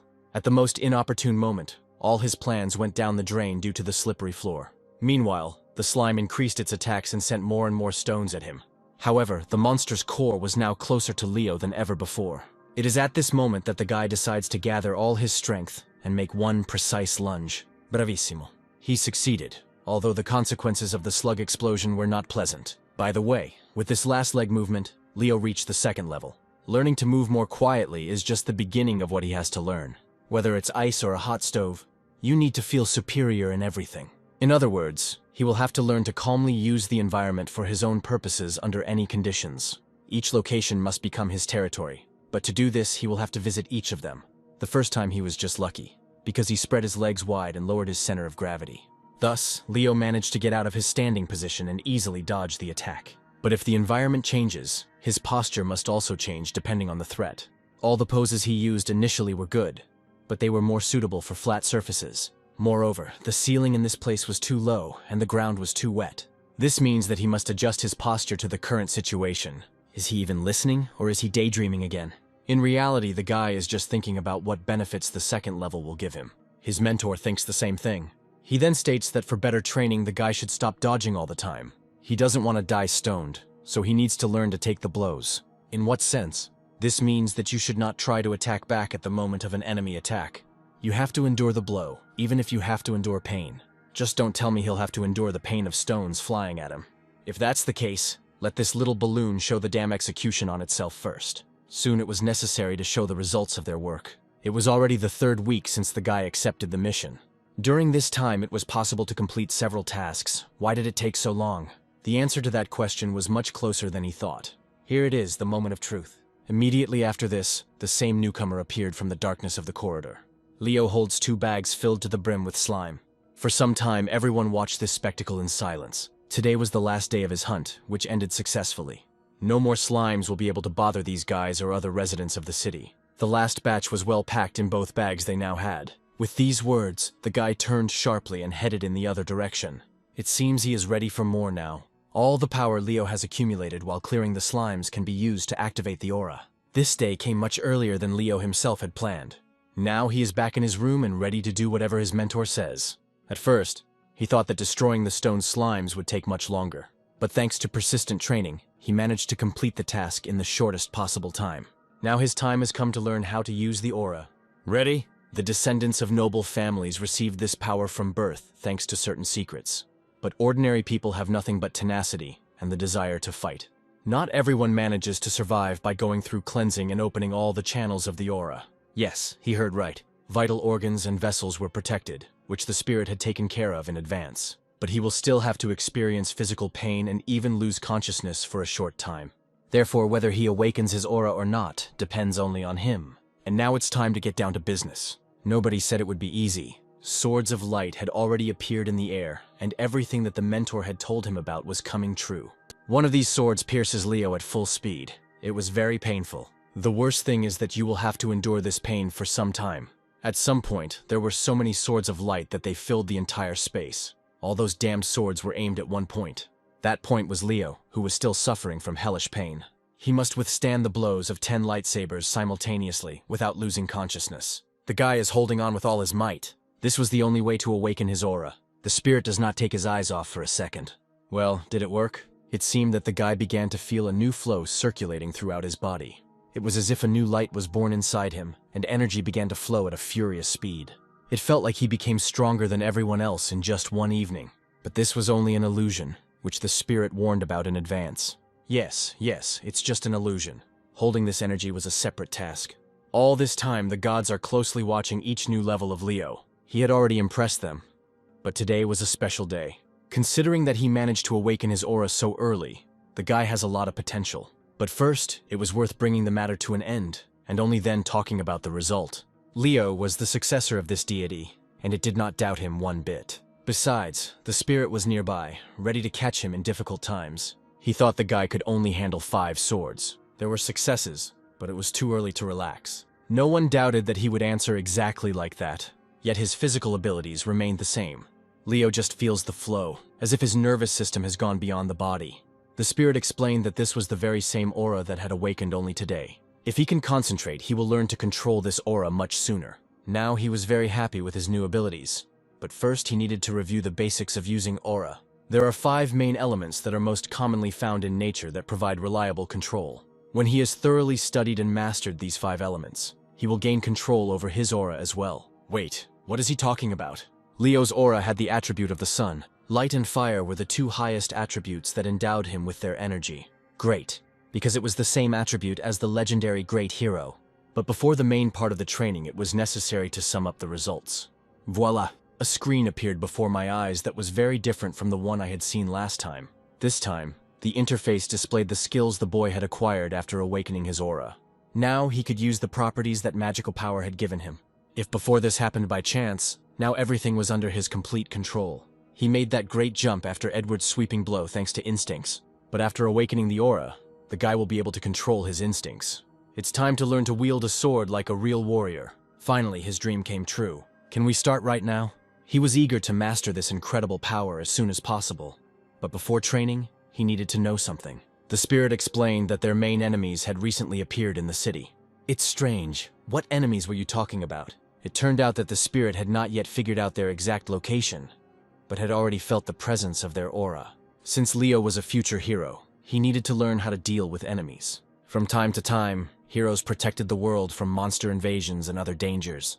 Now is not the time for stupid questions. We need to listen to the end first. All you had to do was give the guy the chance and he would grind them into dust. The spirit believed that he was now too exhausted for new battles, and that he should wait a little. In that case, how long will he have to wait for the right moment? Or maybe I should take a risk and go all in. Daredevil. Okay, since he insisted so much, the spirit decided to tell him some information about this danger. But he didn't need all that information now, because they hadn't cleared the city of the remaining monsters yet. It was Leo who would now have to discover his true purpose, going through a sea of blood and hatred. It sounded like a threat, although the spirit was always on Leo's side. Today he came back to the association building and spoke about his recent success. Looking at him, Adriana realized that this guy had changed a lot. He achieved a lot by destroying monsters, and it even affected his appearance. She liked Leo like this even more than on the day of their first meeting. An unexpected revelation. Can you repeat it again? Instead of answering, Adriana handed him a badge with a new engraving, assigning the boy the next rank. It was the nicest gift I've ever received because Leo really did his best. He, like no one else, deserves this title and can receive a new rank without any checks. He was promoted after just 2 assignments. Not bad, but he definitely shouldn't relax. It turns out that now he can take on tasks of a new rank, which are paid completely differently. Having received a promotion, the guy immediately decided to take on a new task. With this approach, he will achieve a lot, and Adriana will not be the only one who will be crazy about him. It only remains to be seen what his mentor thinks about this. He should focus on training before taking on serious work. By the way, Adriana can help with this too. But Leo believes that training is a personal matter. I wonder if they have any slum-related missions. The guy heard that few people take on such tasks, and he could be the one who takes the risk. Although slums are usually places for the poor, these were a little different. This area was a meeting place for criminal gangs, where all the thieves, fugitives, and smugglers gathered. It is in such a place that he will find what will make training truly interesting. However, at the moment there was not a single task directly related to the slums. It was mostly mercenaries working there, not adventurers from his organization. Moreover, adventurers did not get involved in conflicts between people. Almost everything that happened in the slums here now involved fights. Due to some restrictions, Leo couldn't become a mercenary, although it would have been a great opportunity. What about this task? The guy grabs a piece of paper that says there's a mission to destroy living armor in an abandoned house. These were living decorative armors that turned into monsters. Although the reward is small, only a few people in the entire city are capable of destroying them. Leo still had the holy sword, so the reanimated armor wouldn't be a problem for him. The mansion was located right next to the slums, and the guide sheet would help you navigate the area. Now that's an idea. Thanks to this sheet, he will be able to get there without any obstacles and immediately begin the mission. Even the strong government of the slums will not enter into conflict with the Adventurers Guild. If a weak adventurer is attacked, those of a much higher rank will definitely come to his aid. For example, there were adventurers who were engaged in solving issues of national scale. Others fought against the lawlessness that local bandits often caused on the streets. However, the decision remained with Leo. Well, it's worth thinking about it. The guy's decision was obvious, and Adriana was glad of his consent. The reward for clearing the fortress of stone slimes did not take long to arrive and was already in his hands. The amount turned out to be quite large, because the platoon commander decided to increase the fee a little. Not a bad start to work in the association. Finally, Leo wanted to ask one more question. The guy wanted to ask about a church that was located somewhere nearby. It was strange why he asked about this particular church. In response, Leo explained that he just needed to see something and was not going to do anything special. Hearing this, Adriana began to guess about many things. Looking at her, Leo realizes that the girl really took him for a new hero. He will need the help of the Holy Order, although it may be possible to get by with an ordinary church. No one will dare to desecrate the monastery, and if necessary, he is ready to stand up for its defense with a sword in his hands. But now he acts like a simple guy who thanks Adriana for valuable information. However, the girl remained completely perplexed. She realized that if the hero seeks help from the church, it means that a powerful enemy has appeared somewhere. As a guild worker, Adriana only now realized how dangerous everything was. Once outside the guild, the spirit keeps an eye on his ward. This was the only way the guy could get the information he needed without revealing his true identity. If the guild finds out who he really is, he will be in trouble. You just have to pretend that he wants to go to church. The seal has not yet fully opened, and only in extreme cases will he be able to use it. By the way, meeting with animated armor can also be quite interesting. First of all, the guy needs to hear something. Living armor was a rare phenomenon that resulted from the fusion of magic with the power of its previous owner. These creatures were unable to think, and were simply a pile of iron that obeyed someone's will. Any magician could use them for his own purposes, or simply destroy them as unnecessary. Destroying the spell was tantamount to destroying one's own creation, and therefore disadvantageous to the magician. The most important thing was who exactly was behind the animated armor in the mansion. The silver-plated armor would have made for an easy target, and it was strange that it hadn't been diffused yet. It turns out that everything wasn't so simple. This problem would have been solved long ago if low-level monsters lived in that mansion. Only now does Leo begin to understand what the catch was. The main difficulty was the ability of this living armor to regenerate. If the armor were destroyed from the helmet to the gaiters, they would be able to respawn in 10 minutes. It was impossible to defeat them with simple weapons, no matter who tried to do so. It is foolish to think that armor is made of ordinary metal. He will find out this only after he reaches his destination. Soon Leo heads to the slums, where the nightlife is always in full swing. Walking through the streets, he realizes that it is much livelier here than he expected. When Leo goes outside, he feels an uneasy feeling as if enemies are constantly watching him. If this were so, the spirit would have warned him long ago. He understood why this feeling arose. Leo looked too young, and every scoundrel looked at him as a future victim. Their evil aura enveloped Leo from head to toe, making him feel so strange. It could be compared to sharp needles that pierce the entire body at once. Their evil aura is not capable of harming him, although some of them can be dangerous. The locals are wary of any stranger, as Leo was now. It was possible to trust the mentor and focus on the task. Night has already fallen, and the place of the next mission was very close. As soon as the guy raised his head, he saw the gates of an abandoned mansion in front of him. The windows were broken, and none of the local residents would have dared to get in there. This monster must be here somewhere. The old armor was covered in cobwebs, and only Leo knew what was hidden underneath. After the monster sensed a stranger in the mansion, the pile of iron instantly came to life, and the stranger slowly made his way through the corridors of the old house. After opening the door, Leo hesitates for a moment to enter. Gripping the hilt of his blade tighter, he remembers his strength. It can be used as a lantern, although the sword's true purpose was quite different. So where is the living armor? Next time, I'll need to bring a lantern and save my divine energy for the fights. At that moment, at the far end of the corridor, he notices what he came here for. The revived armor had already awakened, without keeping the guests waiting long. And yet, instead of an empty bucket, it is better to carry an ordinary head on your shoulders. With his axe, he would scare only a fellow empty-headed idiot. This was the first time Leo had encountered an opponent who fought with a halberd. When used skillfully, this weapon can be used to deliver slashing blows and pierce an enemy through and through. But more importantly, they were now separated by 2 meters.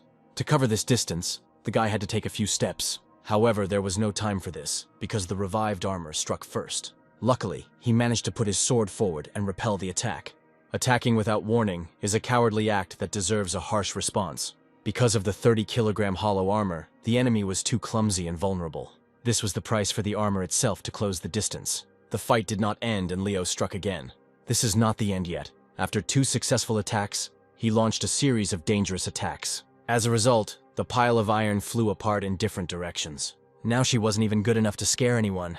Instead of a monster, only fragments of armor remained on the floor. Apart from the chaotic movements of the sword, the result could be considered quite good.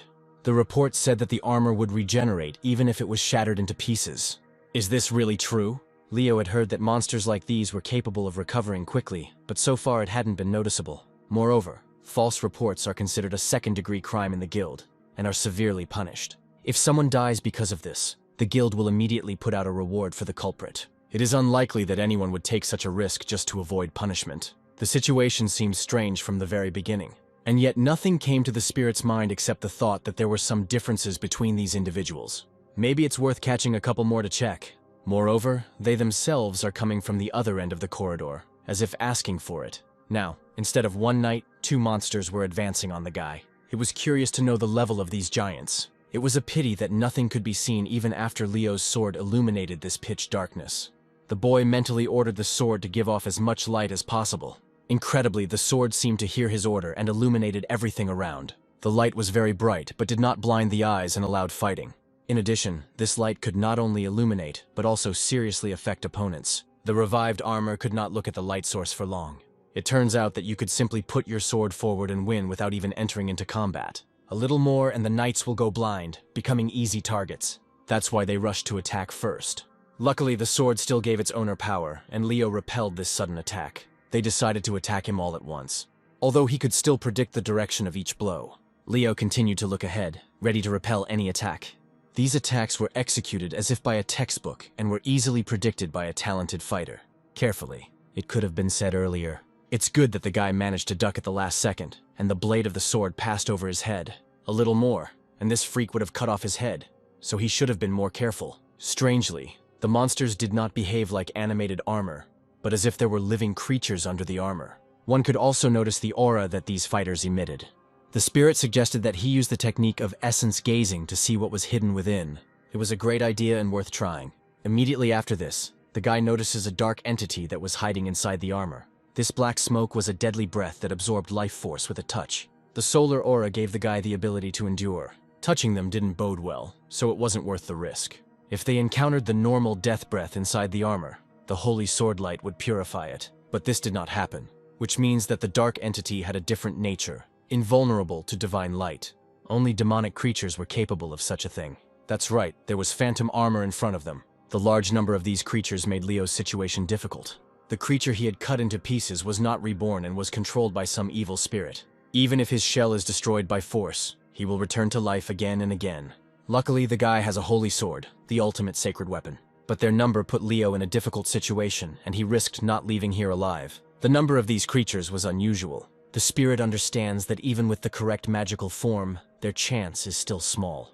After all, hundreds, maybe even thousands of spirits flocked to the mansion, and it was impossible to overcome them. All the dead in this city can turn against Leo at once. However, evil spirits cannot move from one area to another, which means they lived in the slums. It was a region beyond the reach of law and authority, ruled by the most scumbags. With his current experience, Leo was at risk of not being able to handle such a task. Even the holy sword, which could attract the attention of the church itself, was useless now. But this could have been thought about a little later, but first it was worth trying. The first blow hit the target, cutting the knight in half. The second blow was no worse than the first.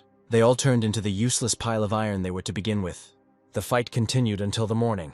The entire abandoned house was littered with fallen armor. Fighting surrounded by so many monsters was not that easy. In addition, Leo's blind spots made the fight difficult. His field of view is quite wide, but every person has their own limit. It was impossible to constantly fight near the wall. It was necessary to go out into the open.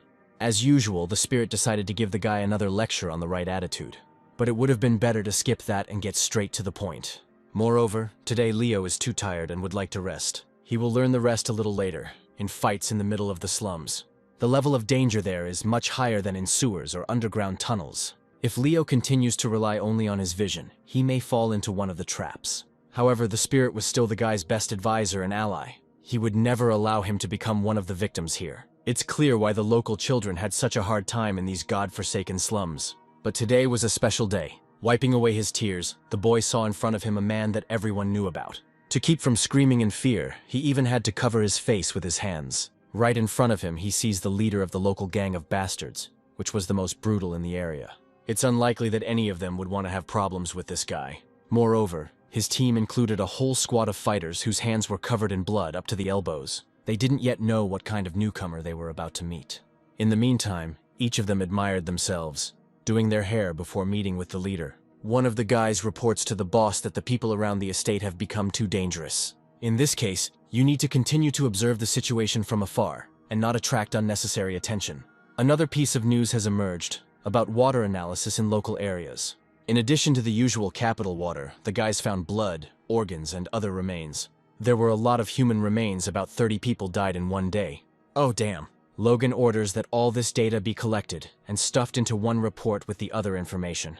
In addition, he orders that all evidence be attached to the report to force the guild or the church to act, so that they don't have any questions or unnecessary doubts. He quickly gets rid of the one who was against it. Yes, the handsome man who survived would hardly want to be in his place. Logan warns that this will happen to anyone who dares to contradict him.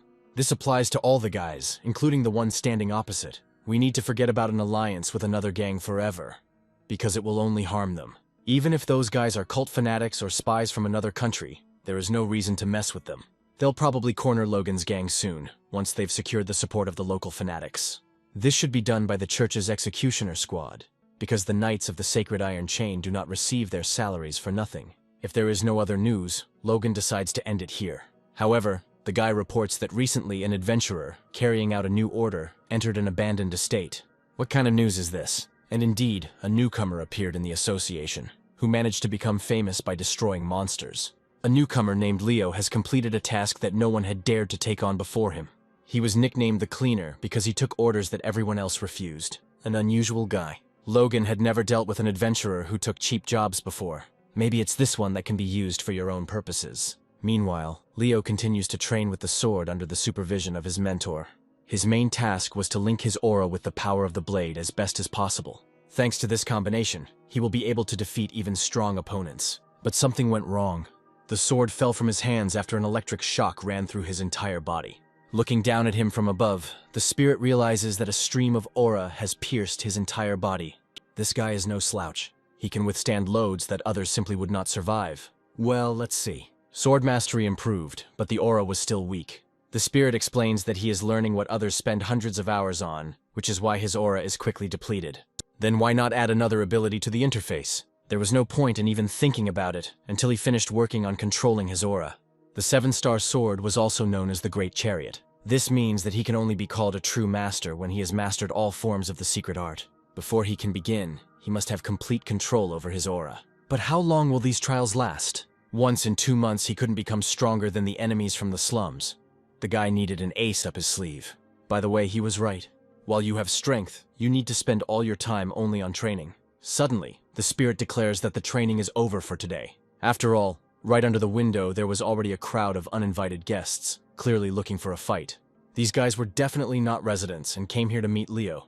I wonder how this acquaintance will begin. They appeared to be local hooligans led by one of their leaders. They don't seem to be friendly, but Spirit doesn't sense any aggression from them. Perhaps we should go out to meet them. A few minutes later, Leo finds himself face to face with their leader. The boy already knows the nickname that all the hunters in the association call Leo. He apologizes that they came uninvited, but such were the orders of their leader.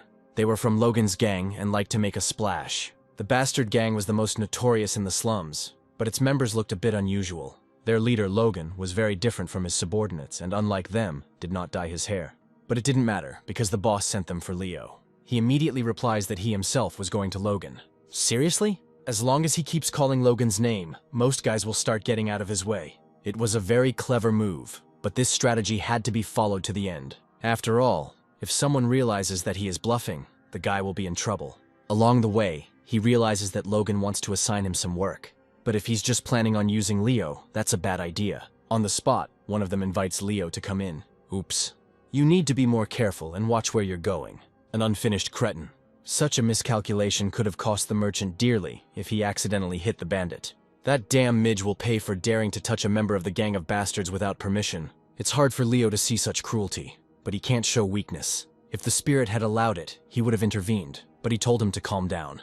You need to restrain your emotions so as not to get caught up in another story. He came at Logan's invitation, which means he doesn't need any extra problems. You'll have to get used to the new rules if the guy is serious about going all the way. Soon Logan was ready to meet his main guest. At the base, Leo realizes that these guys have never heard of cleaning. Besides the pile of rubble, All the walls here were spattered with the blood of the victims who had fallen into Logan's hands. It was a common scare tactic, which meant the guys weren't cleaning up here on purpose. The unexpected appearance from behind was also part of this plan. The blade was still with Leo and he could draw it at any moment. With this blade he not only chopped down the revived knights, but could also easily pierce human flesh. Unless of course it was as hard as metal. Wait, he blocked a sword strike with his bare hand? So we met. And to cement their acquaintance, Logan also decided to show his little surprise. For example, hit this arrogant youth on the head with an iron fist with all his might. It seems like he could do it just fine if Logan wanted him to. However, he stops his fist a couple of centimeters from Leo's face. This was enough to make the guy's nose bleed. There was silence in the room for a while. Such terrible power arose only from the flow of air, and it's good that the fist never touched the head. Logan realized that this boy was quite brave, since he didn't even move. It was enough to convince him not to draw his blade at the bastard's base again. He's already made up his mind about Leo. The task that will be assigned to him can be completed soon. In exchange, Logan agrees to give the newcomer what he really wants. He turns around abruptly and admits that he already knows everything about his past. It's nice to talk to someone who kicked the asses of incompetent nobles with his bare hands. Did he really find out everything about the years of study at the Royal Academy? Besides, Logan understands why he left her. After all, Leo also never wanted to become a knight and serve vile nobles. This is too much. Logan is sure that the guy decided to become an adventurer after defeating the nobles. Leo didn't chase money and fame. He always went ahead to become even stronger and more influential.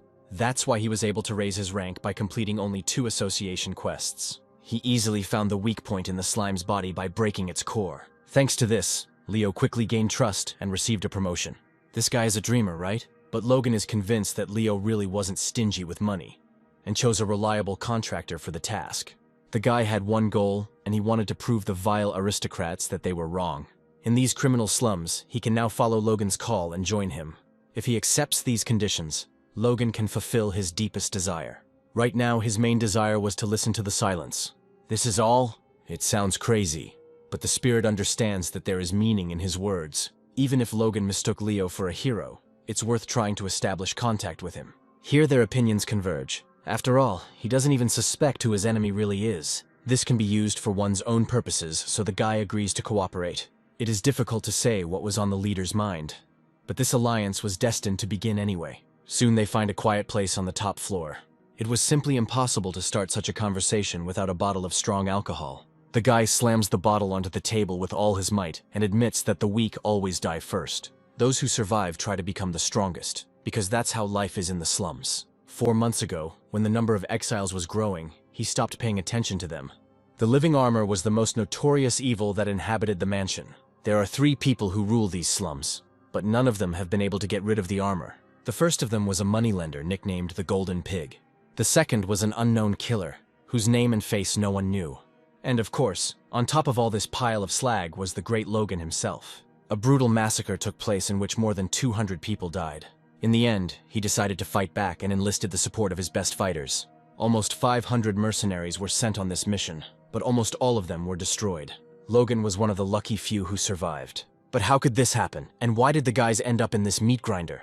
If such a force was truly gathered there, the Empire must keep an eye on what is happening on the streets. If Logan's story is to be believed, it is clear why phantom creatures appear in the abandoned house. Damn it, he just opened that bottle. Okay, the empty bottle won't be needed anyway, which means you can smash it to pieces with your bare hand. It was quite impressive. Still, Logan would like to know if he would agree to this proposal. Of all the adventurers, he is ready to entrust him with a task that will bring the guy unprecedented fame. He had already managed to study his strengths and weaknesses, knowing that the guy did not lose heart in the face of fear. So Logan's trying to get him to do a contract killing, right? Smart guy. It is better to have one of the adventurers at hand than 100 stupid subordinates. Logan didn't want to lose any men fighting these vagrants, so he brought in a force from outside the slums.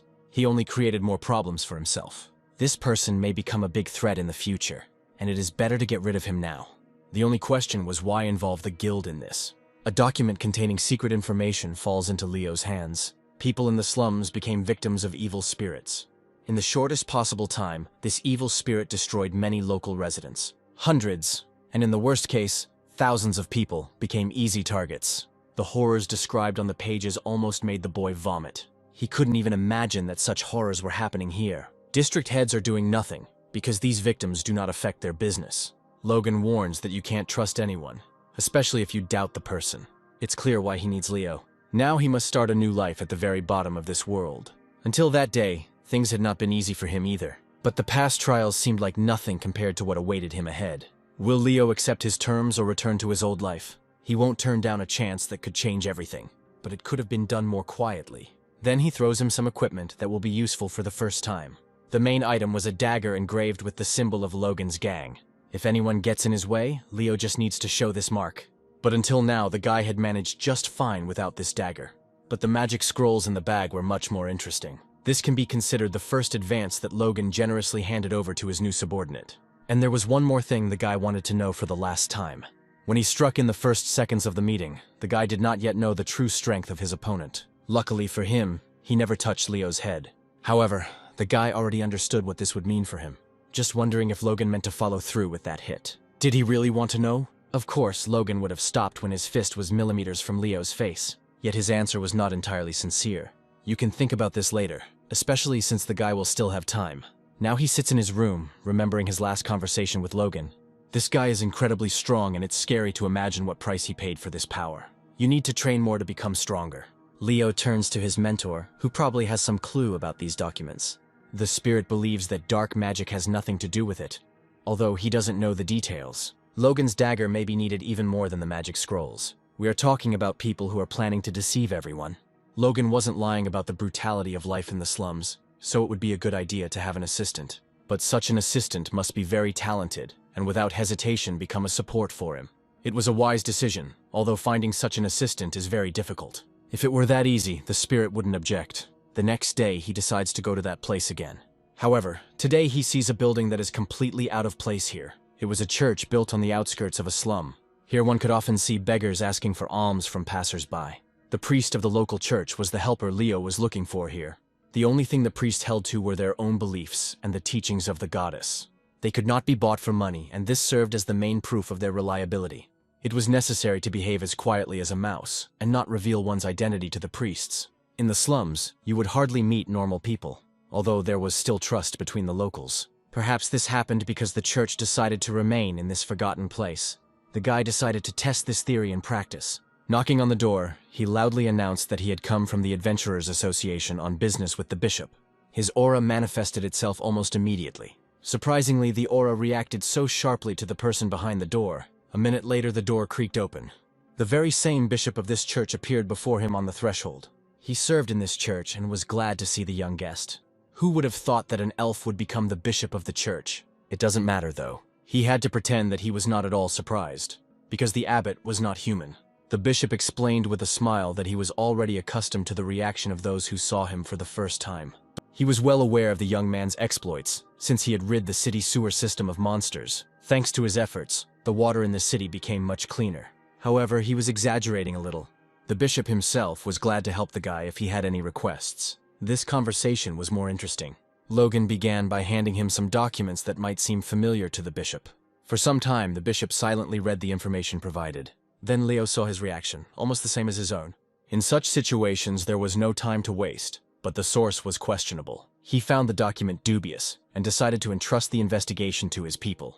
Unfortunately, the bishop could not give an answer right away, and the guy had to wait. Leo asked to at least recommend those who could help with the investigation in 2 dangerous areas.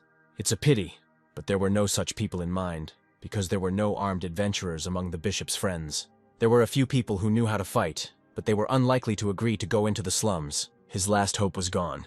The bishop said he could go there with him. Is he kidding? He could entrust his work to someone else, because his position as bishop did not prohibit him from duels. Leo had never had a bishop as a partner before, and he was not prepared for something like this. There's a first time for everything. Judging by the look in Leo's eyes, he didn't trust the bishop, and it was worth saying this right away. First, he had to see for himself the strength of his future ally. Only in appearance did the bishop seem weak. But when meeting with the dark entity, he could show what he was capable of. The divine power of this elf was so powerful that it could even compare with Logan's power. The priest's fiery aura had reached its maximum density and was already leaking out. At this rate, this flame could burn everything it touched. Judging by the speed of activation, the bishop mastered this power through his vast experience. He seemed completely harmless in appearance. Leo admitted with a smile that he would now be afraid to shake his hand. Just 50 years ago, he was a knight of the Order of the Holy Iron Castle, but since then, he has lost his former strength. You wouldn't be able to tell from him. Having plucked up his courage, the guy nevertheless shook his hand, because there was no one else to help except this bishop. He asked him to wait in the yard while he got ready. It's always a pleasure to work with a talented person, especially a former knight. During the Order's heyday, its knights primarily used magical bows. The spirit thought it was naive to think so, knowing about the calluses on the boy's hands.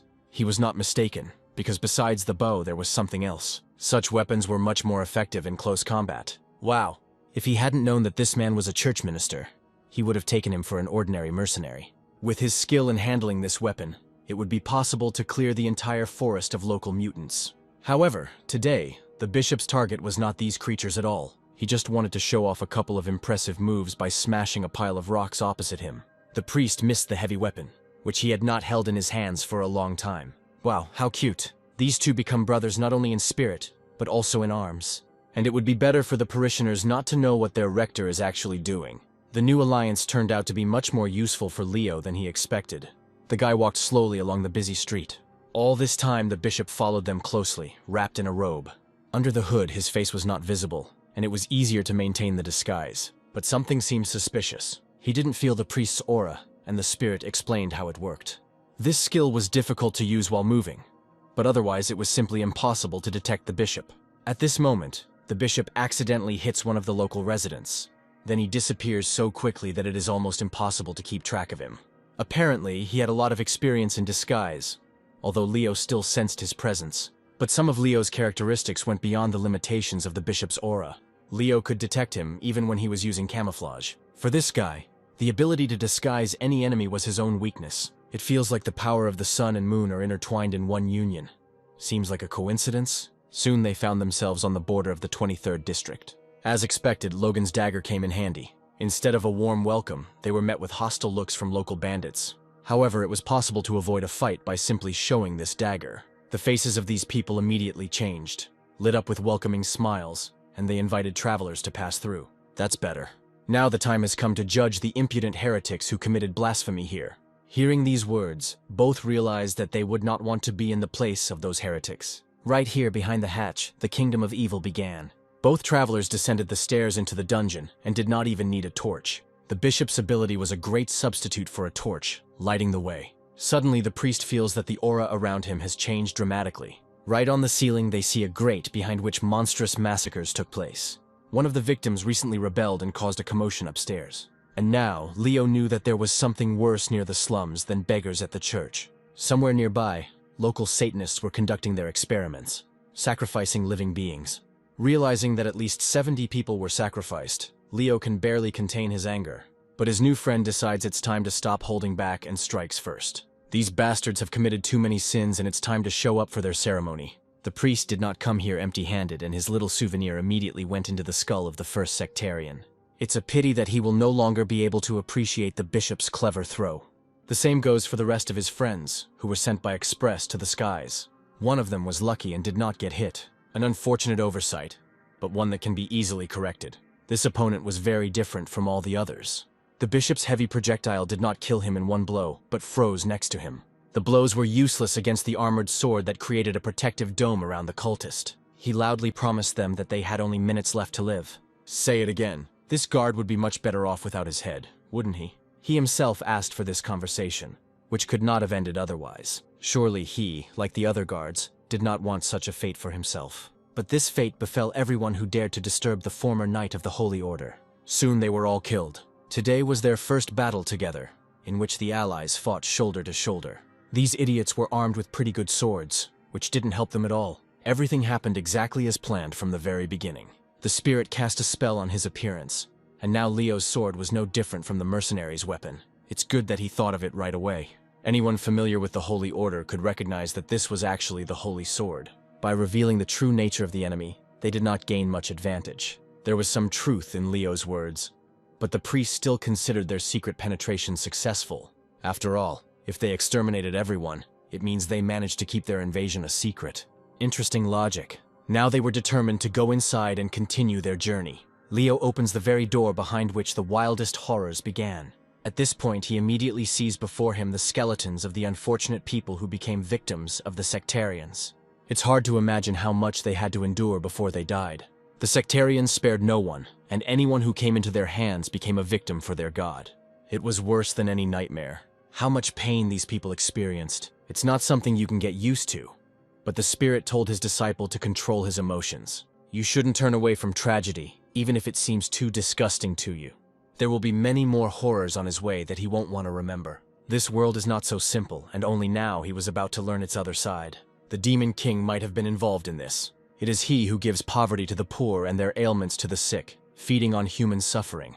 But can suffering be eradicated with the Holy Sword? This is exactly why the spirit came to Earth, to teach Leo to fight evil.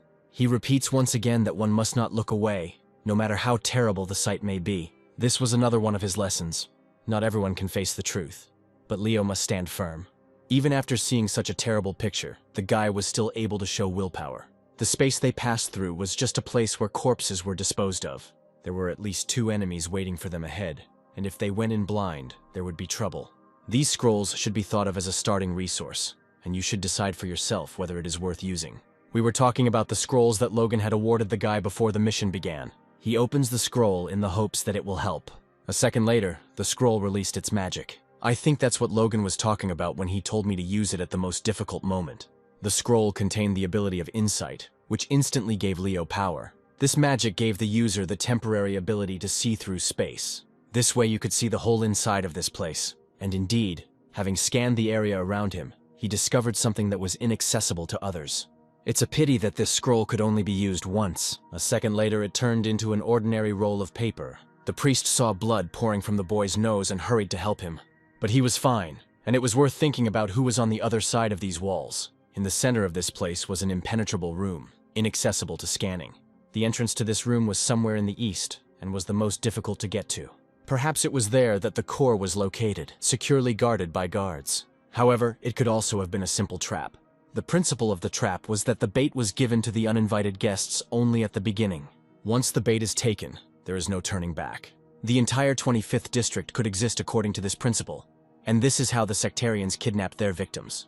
And yet Leo decided to check this place out. Next time it won't be so easy to get in here, so today they have a unique chance. The bishop agreed with this, reminding them that they needed to act as quietly as possible. If they want to remain undetected, it's worth attacking from an ambush. Both guards they encountered on their way became the first target. There were no problems with this. But what if there was a whole crowd of such guards at the end of the corridor? It was worth checking this out in practice. Strangely enough, everything turned out to be much simpler than he expected. At the same time, the priest stretched his body a little, remembering his former youth. Soon they found themselves at the very wall that they could not see with the help of magic. To look inside, you would have to break down the door because it didn't even have a handle. The unidentified writing looked like blood flowing from the victim's wound. However, the priest had a better idea. A heavy mace with spikes should have done the job faster, but the mace simply bounced off the door, failing to knock it down. Is she armored? If even a mace couldn't break through it, then how else could I open this damn door? Just recently, he managed to smash even more durable barriers to pieces. A medium-sized stone block shattered into small pieces after the first impact. The solid stone floor also proved to be an easy target, and the heads of the guards broke as easily as eggshells. It turns out that the door was made of material from another dimension. This non-standard matter obeyed laws that do not exist in this world. For example, when exposed to cold, it can catch fire, and when heated, on the contrary, it can freeze. But the main thing is that it was extremely durable. The bishop decides to try another method. He asks his goddess to place divine power into his palm and grant him purifying light. It is true that holy power will be more useful than a mace in such cases. This power is born from accumulated piety and good deeds. And here is the first result. Incredibly, the door almost broke. Oops, I mixed up the spells. That's better. It should have been said in advance that heretical methods will never prevail over holiness. However, the door resisted even the divine power. The final touch was left to Leo, and the spirit would support him. A second before it started, the bishop was still trying to say something, but it was too late. Leo was determined to finish this as soon as possible. There was no point in hiding your divine blade. Well, did it work? Great. Now all that's left to do is a small thing. The cursed door had long irritated Leo and his mentor. At the very beginning, the bishop underestimated him a little. The guy assured that the priest did the main work. The bishop, looking into the darkness, declared that the rituals of the scoundrels were carried out here. It was difficult to see anything in the pitch darkness. Once they had already illuminated her with divine light. What was seen in the next second would have been better left in the dark. You wouldn't wish such a sight on your worst enemy. The stench was so bad that the guy almost threw up. He's been through too many trials and tribulations, and now this has happened. He realized that in front of him were the results of damned experiments.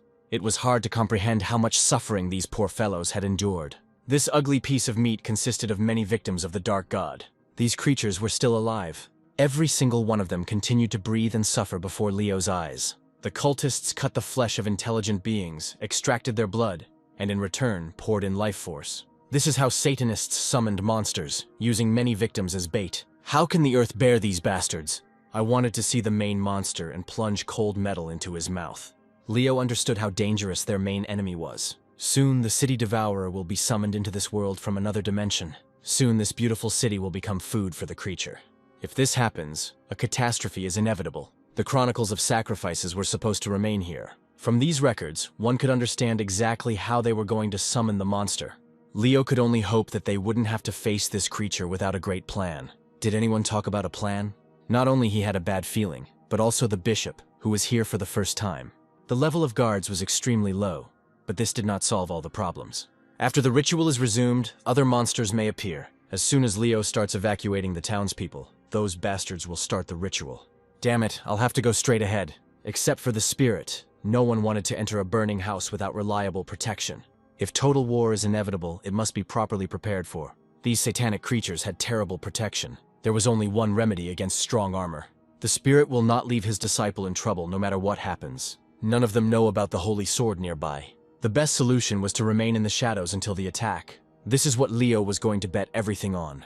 It's time to get out of here. Those bastards already noticed that they were invading their territory. It's a pity that the lives of these unfortunate people ended so sadly. Those who suffered the most were those whose lives still flickered in these mutilated bodies. A mace in the hands of a priest could end their suffering. The next second he aimed the mace at the creature that seemed to be begging for it. Now all that remains is to pray for their souls, who have ascended to heaven. This was the main thing that should have been done last. The bishop suggests speeding things up a bit. He was not mistaken, because the guards really did notice the uninvited guests. It became clear that since they had been discovered, this place had to be blocked. No blockade will stop the fugitives at such a moment. Soon they managed to find a way to escape pursuit and avoid meeting the guards. It seemed as if they had disturbed a hornet's nest today. In his distant childhood, the bishop had already found himself in a similar situation and had to jump into the nearest pond.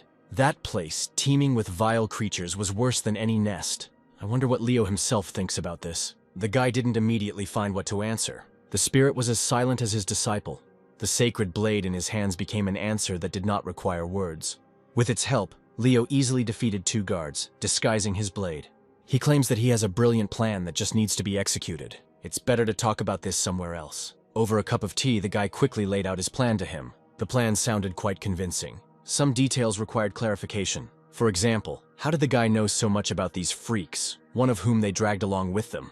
It was too difficult to explain, and even a priest could not be trusted with information about the spirit. The information about the city devourer was secret, so it was better to pretend that he had figured it out himself.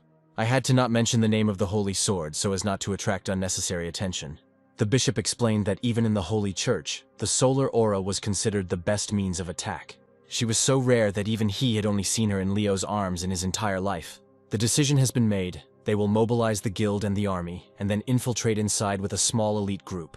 There were 2 mandatory conditions: the best fighters on the team and a quick start to the assault, that's all. They will have to meet with elite warriors of satanic art and accept the battle. All fighters must be of the highest ranks. Suddenly a brilliant idea appears. Leo suggests to the priest to recruit the strongest people from the slums into his army. There was at least one man in the slums who was no match for the strongest warriors. One word from the bishop will leave them no choice but to agree. Well, that's an idea. It was like a church call to military service. The opportunity to do good deeds in the name of the church should attract anyone. They are either too naive or stupid. If the people in question had heard this conversation, Logan would have regretted not following through with the blow. At that moment, he saw the guy as a future ally and did not expect such an offer at all. Appearances can be deceiving, and life is full of irony. The next day, he comes to the guild building again. Everyone was just waiting for the appearance of this newcomer, who had already managed to become famous. Adriana was the one who was waiting for him the most. There was someone else whose presence could eclipse even Leo. The Knight of the Holy Iron Castle Order was one of those people. It's strange why he came to the guild. Leo states that he came today only to ask for cooperation. The Bishop of the Holy Order was ready to personally request the full support of the guild in the name of God. It was the most amazing event in the entire existence of the guild. They soon secured a meeting with the head of the guild. He was counting on them, although they met under sad circumstances. Once a big man, Bernard held the highest rank, but retired due to injury. The gravity of the situation forced the bishop himself to ask for help.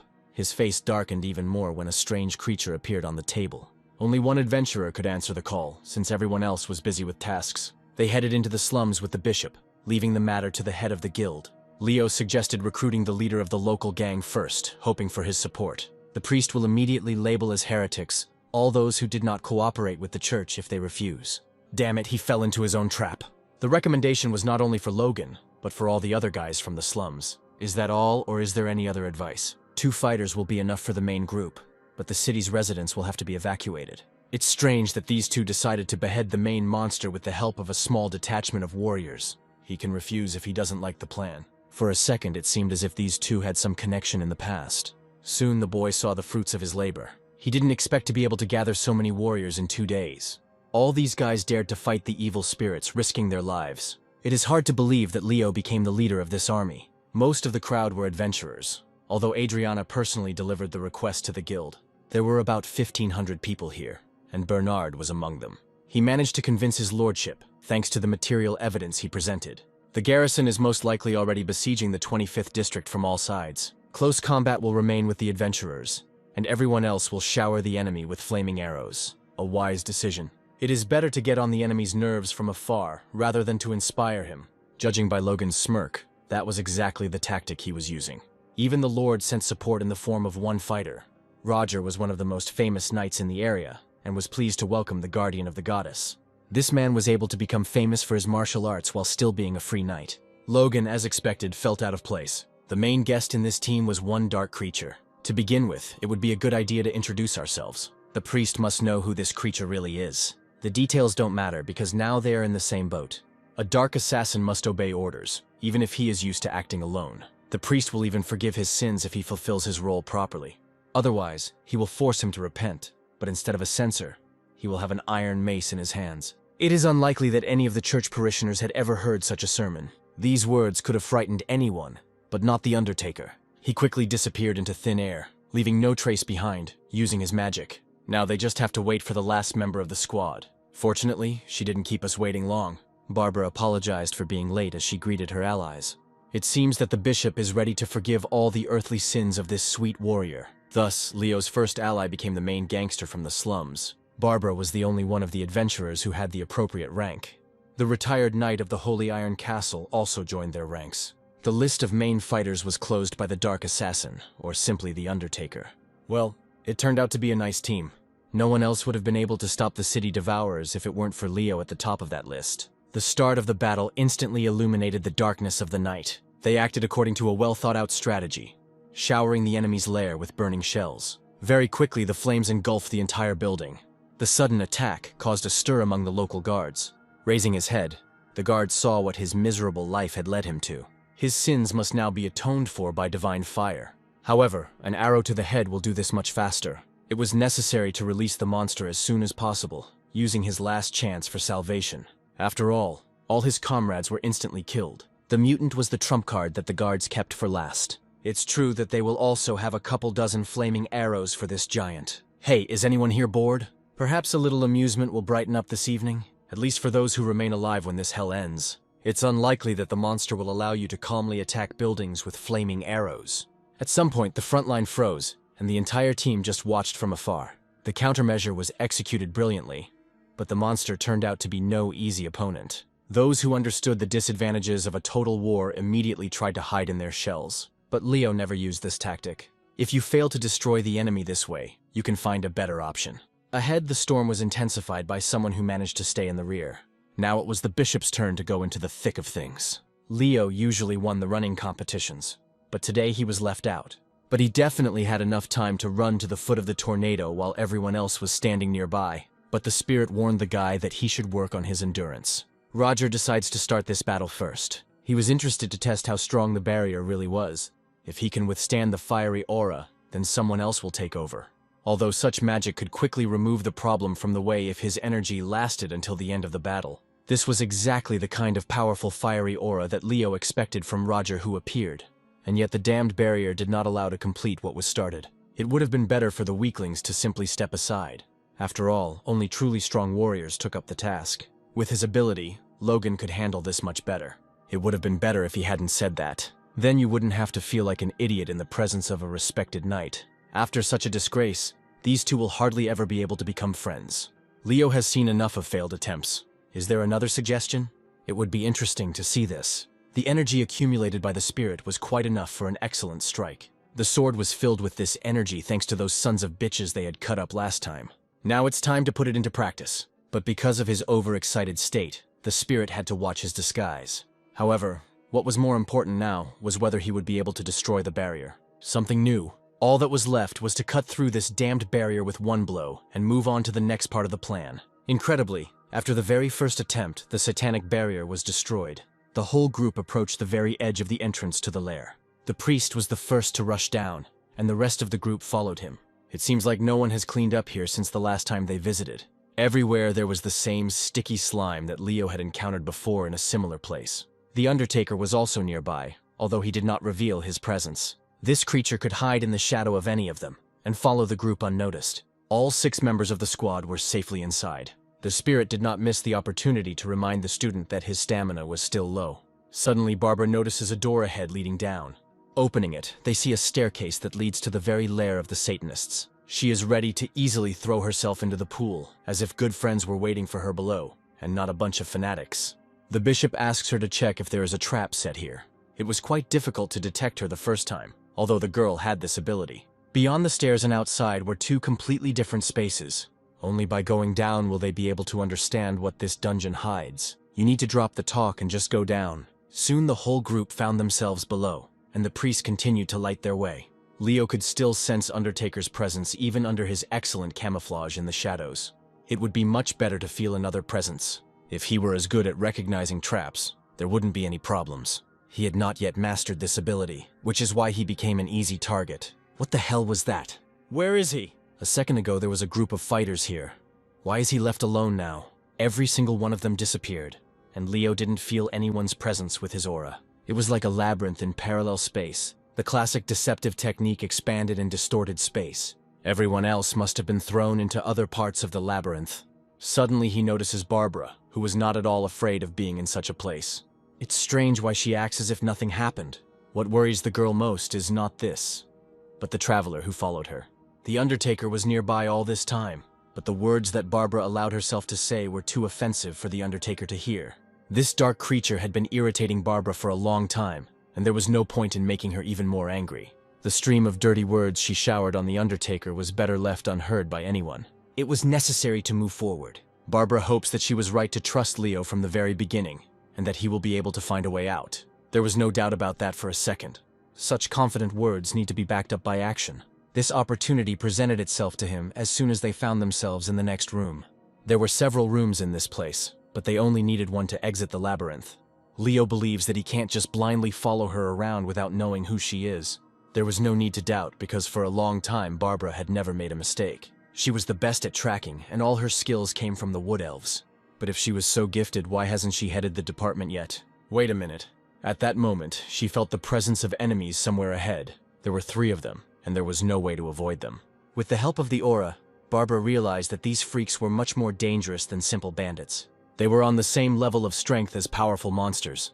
It was curious which of them would kill more of these Satanists. If Leo is ready, it's time to begin. A little competition never hurt anyone. Leo will have to hurry if he wants to keep up with her. In just a second, the girl was right under the ceiling.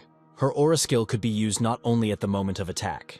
For example, she learned long ago to control her aura in order to hold herself on walls. Surprise. Yes, this idiot didn't imagine it. Hi, how are you?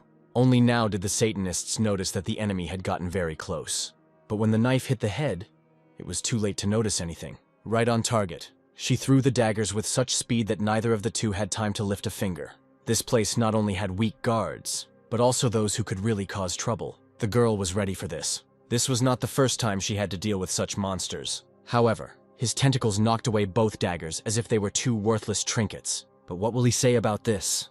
Untying a strong knot is more difficult than waving your tendrils. The daggers were merely a distraction to prepare the monster for the main fun. The Undertaker was also there and took part in this little competition. It's a shame this team didn't get together a few years ago, but better late than never.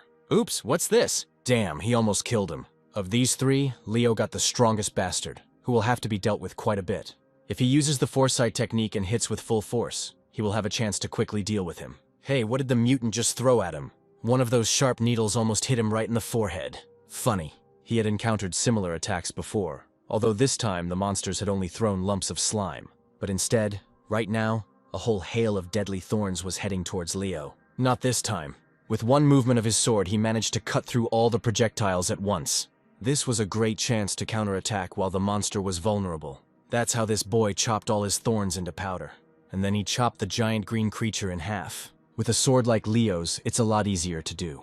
The spirit reminds that such attacks became available to him only thanks to training and control of his aura. Barbara had something to show for it too, and Leo just hoped she wouldn't want to eat it for dinner. The guy always loved seafood, but he definitely wouldn't like this monster's tentacles. Still, the fact that he single-handedly dealt with the heretic was noteworthy. At that moment, the guy noticed a strange feature while looking at the defeated monster. This strange feeling had arisen in him before, but now it was especially noticeable. After all, the sword marks left by the two people had nothing in common. However, the cross-section and depth of the wounds were very similar. He finally noticed it. Unsuspecting, Barbara hides the dagger behind her back in one movement. She says that only Leo helped them deal with this gang of heretics. She wasn't at all sure about the vile scum behind her. Leo's mood changed dramatically. The guy wants to see her characteristics right now. A system window with all the information about Barbara instantly appeared in front of him. She was a professional killer, but she hid her true skills all this time. She looked like just a cute mid-level warrior, but her strength was no less than that of a master. Now she could rightfully be called an older comrade. But what else was Barbara hiding from her allies? In public, she was a simple adventurer, but in secret, she was an elite assassin. The guy is currently exploring a labyrinth with one of the three great evils of the slums. The Undertaker had long since realized that this guy was much smarter than the others. Leo caught on the fly what no one else even thought of. It seemed that neither Logan nor even the guildmaster knew anything about this. What about the bishop? Didn't he suspect anything about her either? Leo's identity was the greatest mystery to her. But soon this secret would be revealed. She probably used any means necessary against anyone who recognized her dark side. At this moment, the girl stops Leo again, because they were about to meet an enemy. The monster could easily turn its attention to them, since the other victims were already dead. This giant, with his enormous size, would not have been full even with 10 people. But the worst thing was that his saliva was so poisonous that it burned through even stone. He was so ugly that the girl lost all desire to fight. The spirit realizes that it will be difficult for Barbara to defeat him simply by throwing daggers. They won't be able to bypass it because it will take an extra 30 minutes. Moreover, on the detour they may encounter the same monster. We'll have to fight. There was another way. If Undertaker could inflict a mortal wound on this creature, he would be doing them a great service. The Undertaker was not averse to helping with this. Leo knew he was a good guy. After all, helping a team is much more profitable than acting alone.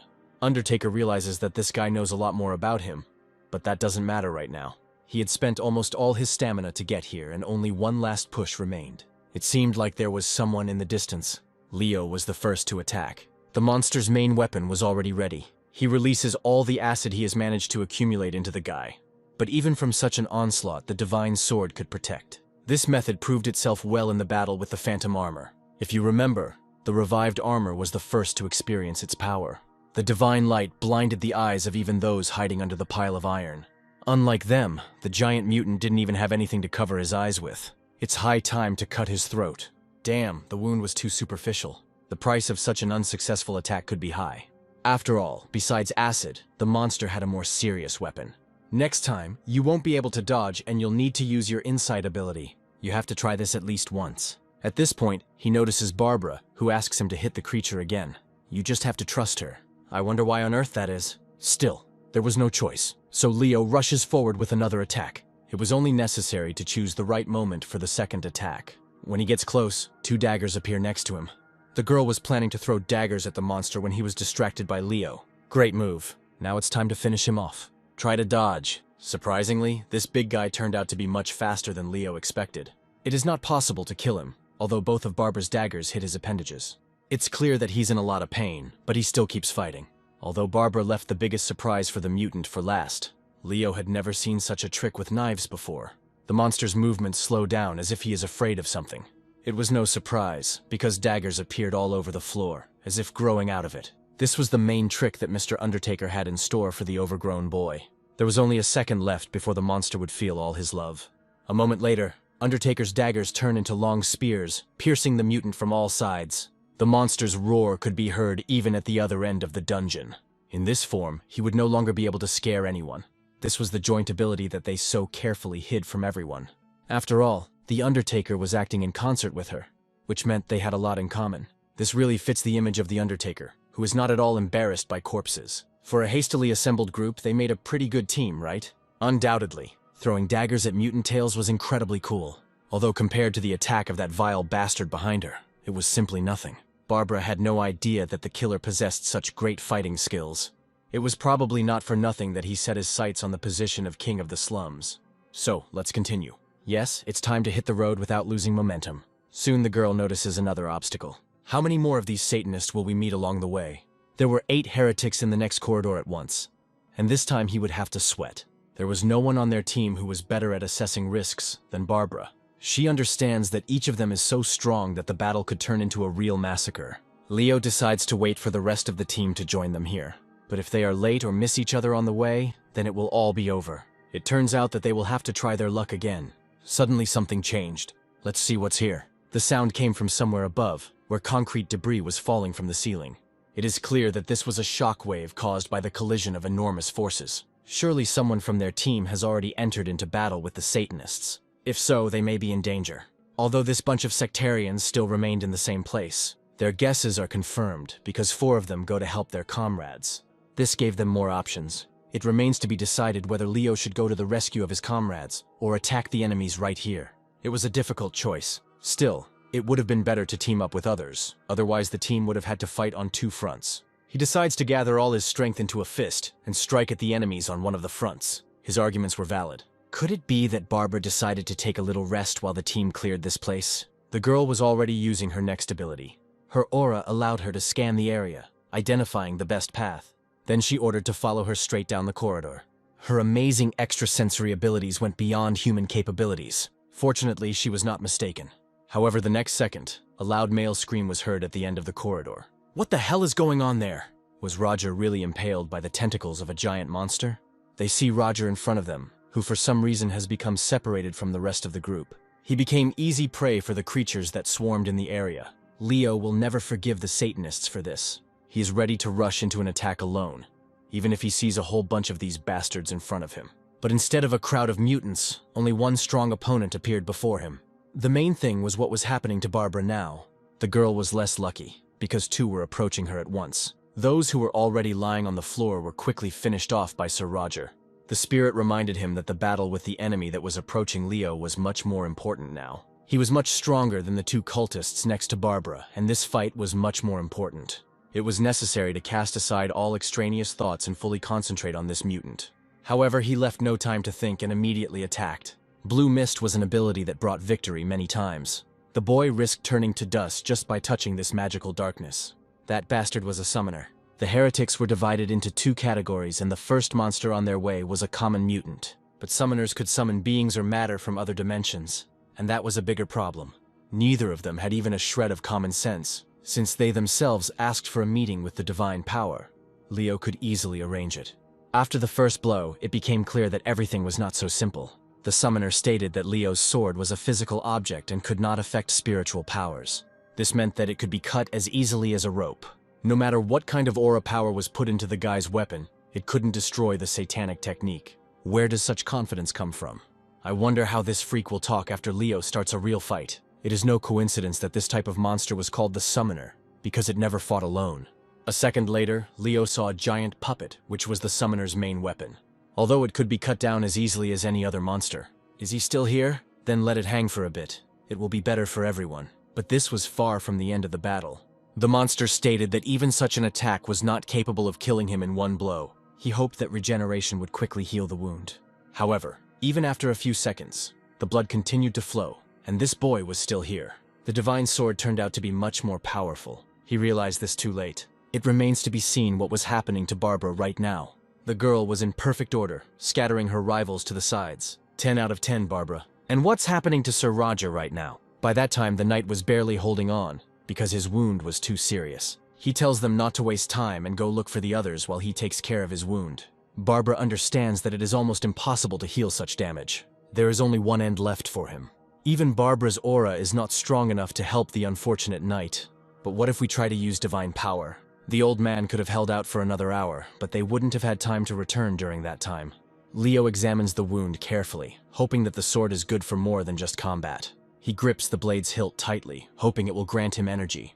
At the very beginning, the spirit was against it, but there was no choice. The guy needs to repeat after him word for word and activate the holy healing art. Then there is a chance that the wound will heal.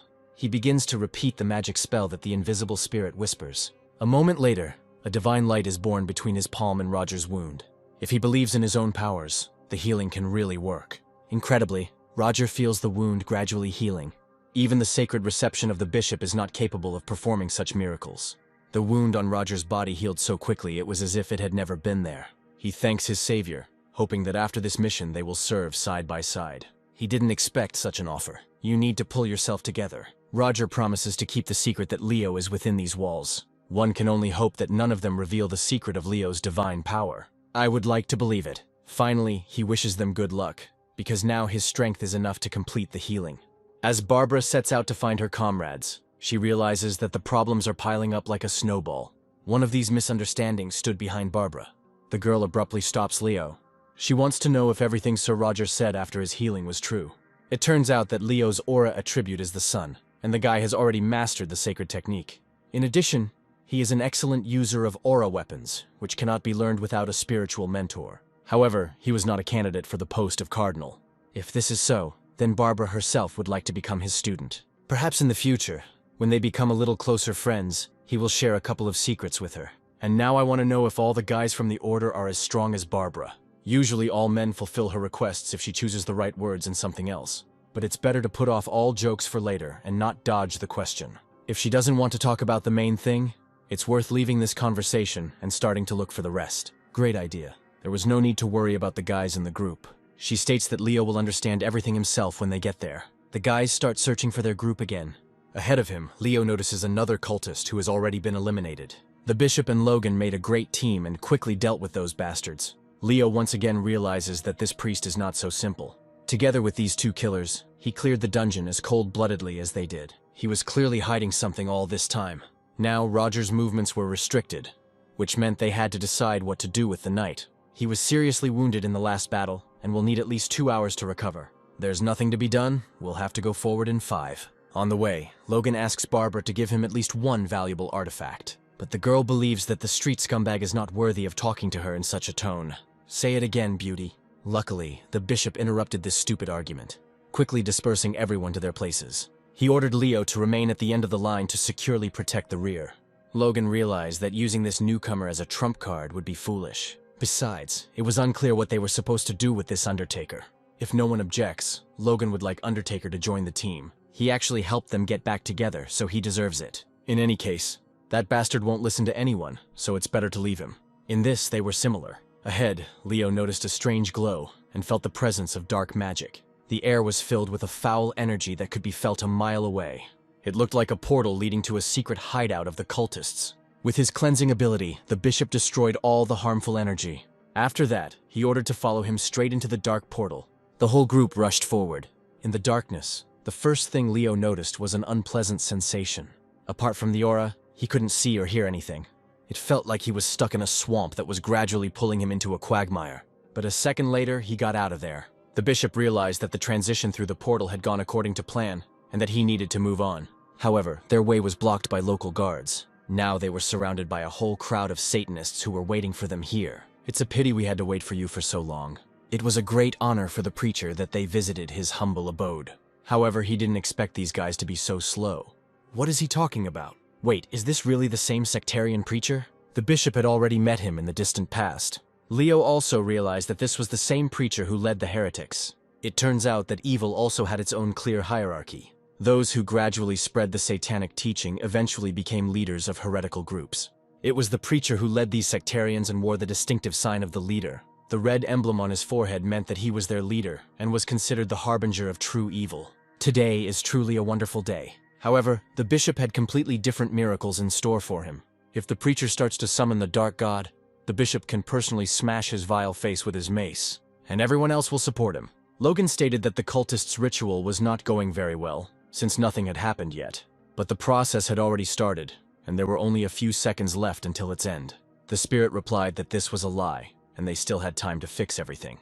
The principle of summoning the city devourer was similar to fishing, which required bait. The life force was the bait that lured the monster out of its darkness. They still had time to stop the call before the fish took the bait. No one knew exactly when the monster would find the bait and take the bait. There could be a whole hour in reserve or just a few seconds. It all came down to a race against time. In order not to get lost in the darkness of evil, the bishop asked the goddess to send down a soft light upon them. With the help of heavenly power, it was possible to get rid of the Satanists faster. Everyone who was in this place immediately noticed the light above. For many, this light was more death than salvation, especially for those who were involved in dark deeds here. These two monsters were the first to be caught by the light. This energy was enough to contain the satanic summoning technique. For a time, this could stop the preacher's satanic technology and delay the appearance of the devourer of cities. Barbara realized that a pair of daggers could enhance this effect. The effect was noticeable immediately after the blades hit the mutants' heads. In addition to the divine light, the bishop still had a heavy mace in reserve. The preacher had not yet entered the battle and was just waiting for the right moment to activate his magic. It was necessary to destroy the circle before these bastards could use the dark power. This way, there was no way to seal the spell permanently, if that was what the bishop was counting on. This spell was sent down by the devil himself and was created to fight against the forces of light. And if they were going to play big, then the preacher had something to answer for. How about 2 giant mutants? This answer was quite convincing. The spirit warned that the preacher had created only a chimera, and that there was no need to fear it so much. It was an imperfect creature, so it would soon destroy itself. No one doubted that Logan would be the first to want to test his strength. The monster was an excellent target for training. He easily pierced his soft body with one blow. What the hell? It seems that the bodies of these creatures are made of the same acid that was in the saliva of the giant dog. It would have been better to attack them with daggers from a distance. Daggers cannot penetrate poisonous armor, and these creatures have no pain reflexes. At this rate, their strength will run out much faster than they can collect their thoughts. I wonder what other way there is to get to the core of the ritual. The spirit warned that one should not let these creatures see one another, since the existence of a hero only makes their task easier. The situation can only be changed by catching them off guard without revealing yourself. Leo's role was to deliver the finishing blow. They were a little late. This is exactly what the bishop was talking about when he urged everyone to begin the attack. Barbara had suspected before that this place was filled with darkness, but she hadn't thought it was that deep. The bright red flash in the center of the ritual site could only mean one thing. Finally, the preacher managed to complete the ritual and reveal the evil spirit to the world. The devourer of cities answered their call and was ready to descend to Earth. The heart in my chest began to beat even harder. Leo felt that this sinister force did not bode well. For the first time in a long time, he felt an all-consuming horror that he had not experienced before. The sacred technique might work, although it would be a little difficult. Thanks to the moon that the bishop created, he had an idea. To completely recreate the symbol of the goddess, both the sun and the moon are needed. This combination of bishop and hero allowed for the use of a complex sacred move. I should have read some things first. The spell was already ready, and now it was Leo's turn. The guy began to read out loud what he saw in front of him. The bishop immediately recognized the words of the goddess's first song. He was not mistaken, because it was this spell that was supposed to connect the two elements. Barbara felt a divine light fill the room, and she felt warmer. At this time, Leo was still reading the last lines. Soon, there was hope that the spell would succeed. With his arms spread out to the sides, he prepared to receive this divine gift. The guy then pointed it at the vile creatures. No monster could stand against such a weapon. It was the perfect counter to the satanic techniques that the spirit spoke of. It's time to act. And if any of them had any doubts, now there is no reason for it. There was no point in getting angry. It seems someone threatened to destroy everyone. If the preacher had any hope of winning, he had to come up with something. Otherwise, all his creations will turn to ashes just as quickly as the other monsters. In the end, the same fate will befall the preacher himself. The effects of the divine light began to manifest immediately. It was the heretic's last resort against a force he had not expected to appear. He sacrificed the valuable lives of other heretics to stop a group of mindless bastards. Suddenly, he began to transform into a huge mutant, absorbing the powers of other monsters. The prophecy is coming true. Leo looked ahead, realizing that the main enemy was only gaining strength. In this guise, he was even more terrible and hoped that the worthless humans would quickly bend their knees. The devourer of cities granted him such great power that he could now fight alone. If he was capable of this under the influence of the sanctuary, then what would happen next? Logan wasn't going to wait. In this, the bishop was no different from him. The two seemed to be competing to see who could kill the most mutants. Logan unleashed a series of blows on the monster. It was too early to call it a day. Now it was his turn to show what he was capable of. A wave of energy shattered the entire room, throwing the hunters aside. Even Logan and Bishop couldn't resist. The priest still tried to do something. The difference in size was too great, and at that moment it decided everything. The only means against him was again the holy sword. The best thing would be to finish off the overgrown one with one blow. He was filled to the brim with power, and in this state he was very dangerous. The worst part was, the rest of the team couldn't help anymore. Something had to be done while only a couple of partners were still on their feet. Bishop and Logan were no longer among them. But what about Barbara? The girl was also seriously injured, but she could still resist. Leo quickly ran to her to check if she was okay. She admitted that she did not know how to defeat this mutant, on whom no techniques worked. But there must be another way. Leo asked her to help by lending him her magical power for a while. He intended to sneak up behind him and destroy the magic circle to interrupt the ritual. Barbara believed that this was impossible, and that he would not be able to break through the monster's defense by going behind its back.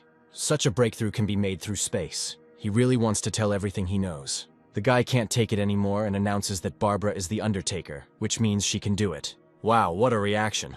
It's strange why she decided to lead a double life, but if they fail the mission right now, everything will die. Suddenly Barbara jumps back. Something's wrong. If he found out her little secret, this boy could become a big problem in the future. That's how it happened. Okay, he needs to know something. She did indeed hide her true identity, but she didn't want to hurt anyone. And now I have to burn with shame. It was unlikely that this was sincere remorse, judging by her smirk.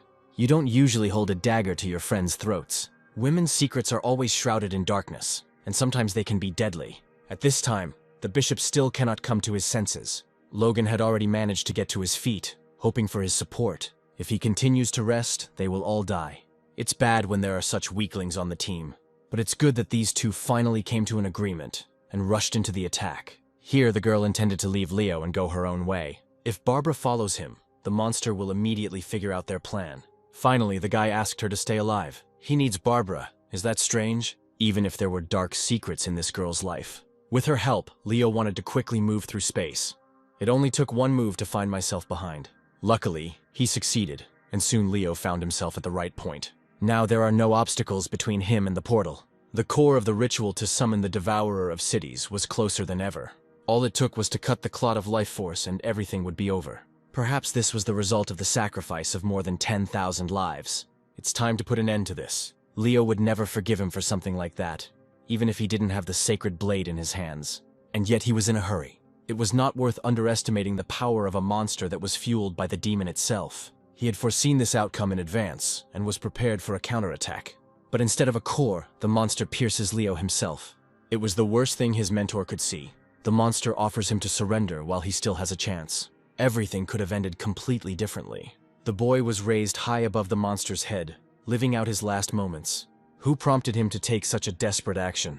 You should have told everyone about your plan in advance, instead of going alone. The giant declares that their turn will soon come. Just like this guy, each of them will be hanging on his tentacle. Leo is still conscious, although his vision is vague. He struggles to hear the words the spirit is trying to tell him. After all, they agreed to go to the Titan Mountains together when everything was over. He simply cannot die without fulfilling his promise. Images from the past suddenly appear before Leo's eyes. He remembered the face of every person who had once extended a helping hand to him. And if he wants to keep them alive, the guy must overcome death itself. Gathering his strength, he firmly grabs the mutant's tentacle. A second later, he is already free. It was very brave of him.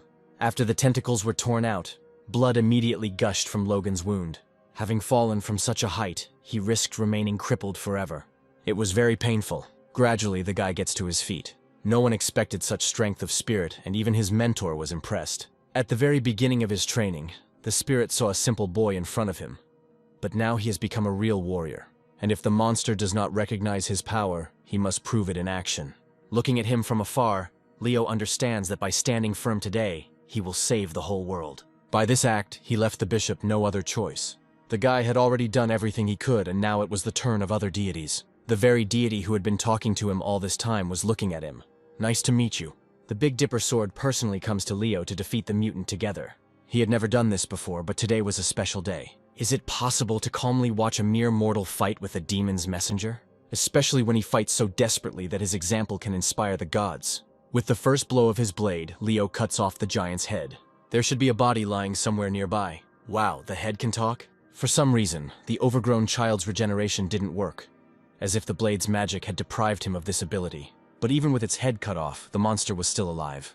Although this problem can be easily fixed if Leo lands a control blow. Just a minute ago, instead of fear, there was only rage in the mutant's eyes. But it's hard to scare someone when you can't even find your own head. Due to the injury, the destructive force was not sufficient to strike again. There was still a deity nearby who was ready to help with this. In another situation, Leo would have owed money, but today everything was free. One can use as much divine power as he wants. The last thing that remained of the monster was cut in half. Now he intends to drag everyone along with him, since he will have to die anyway. In its place, a huge funnel appears, which sucks in everything around it. Leo knew from the start that this would happen. He was just waiting for the right moment to give the mutant a good kick in the ass. And if that's all he can do, then we can begin. The deity warns that one must look carefully and not lose sight of the details. The whole essence of the Big Dipper sword is based on the connection between the stars, and at first it will be difficult to cope with its aura.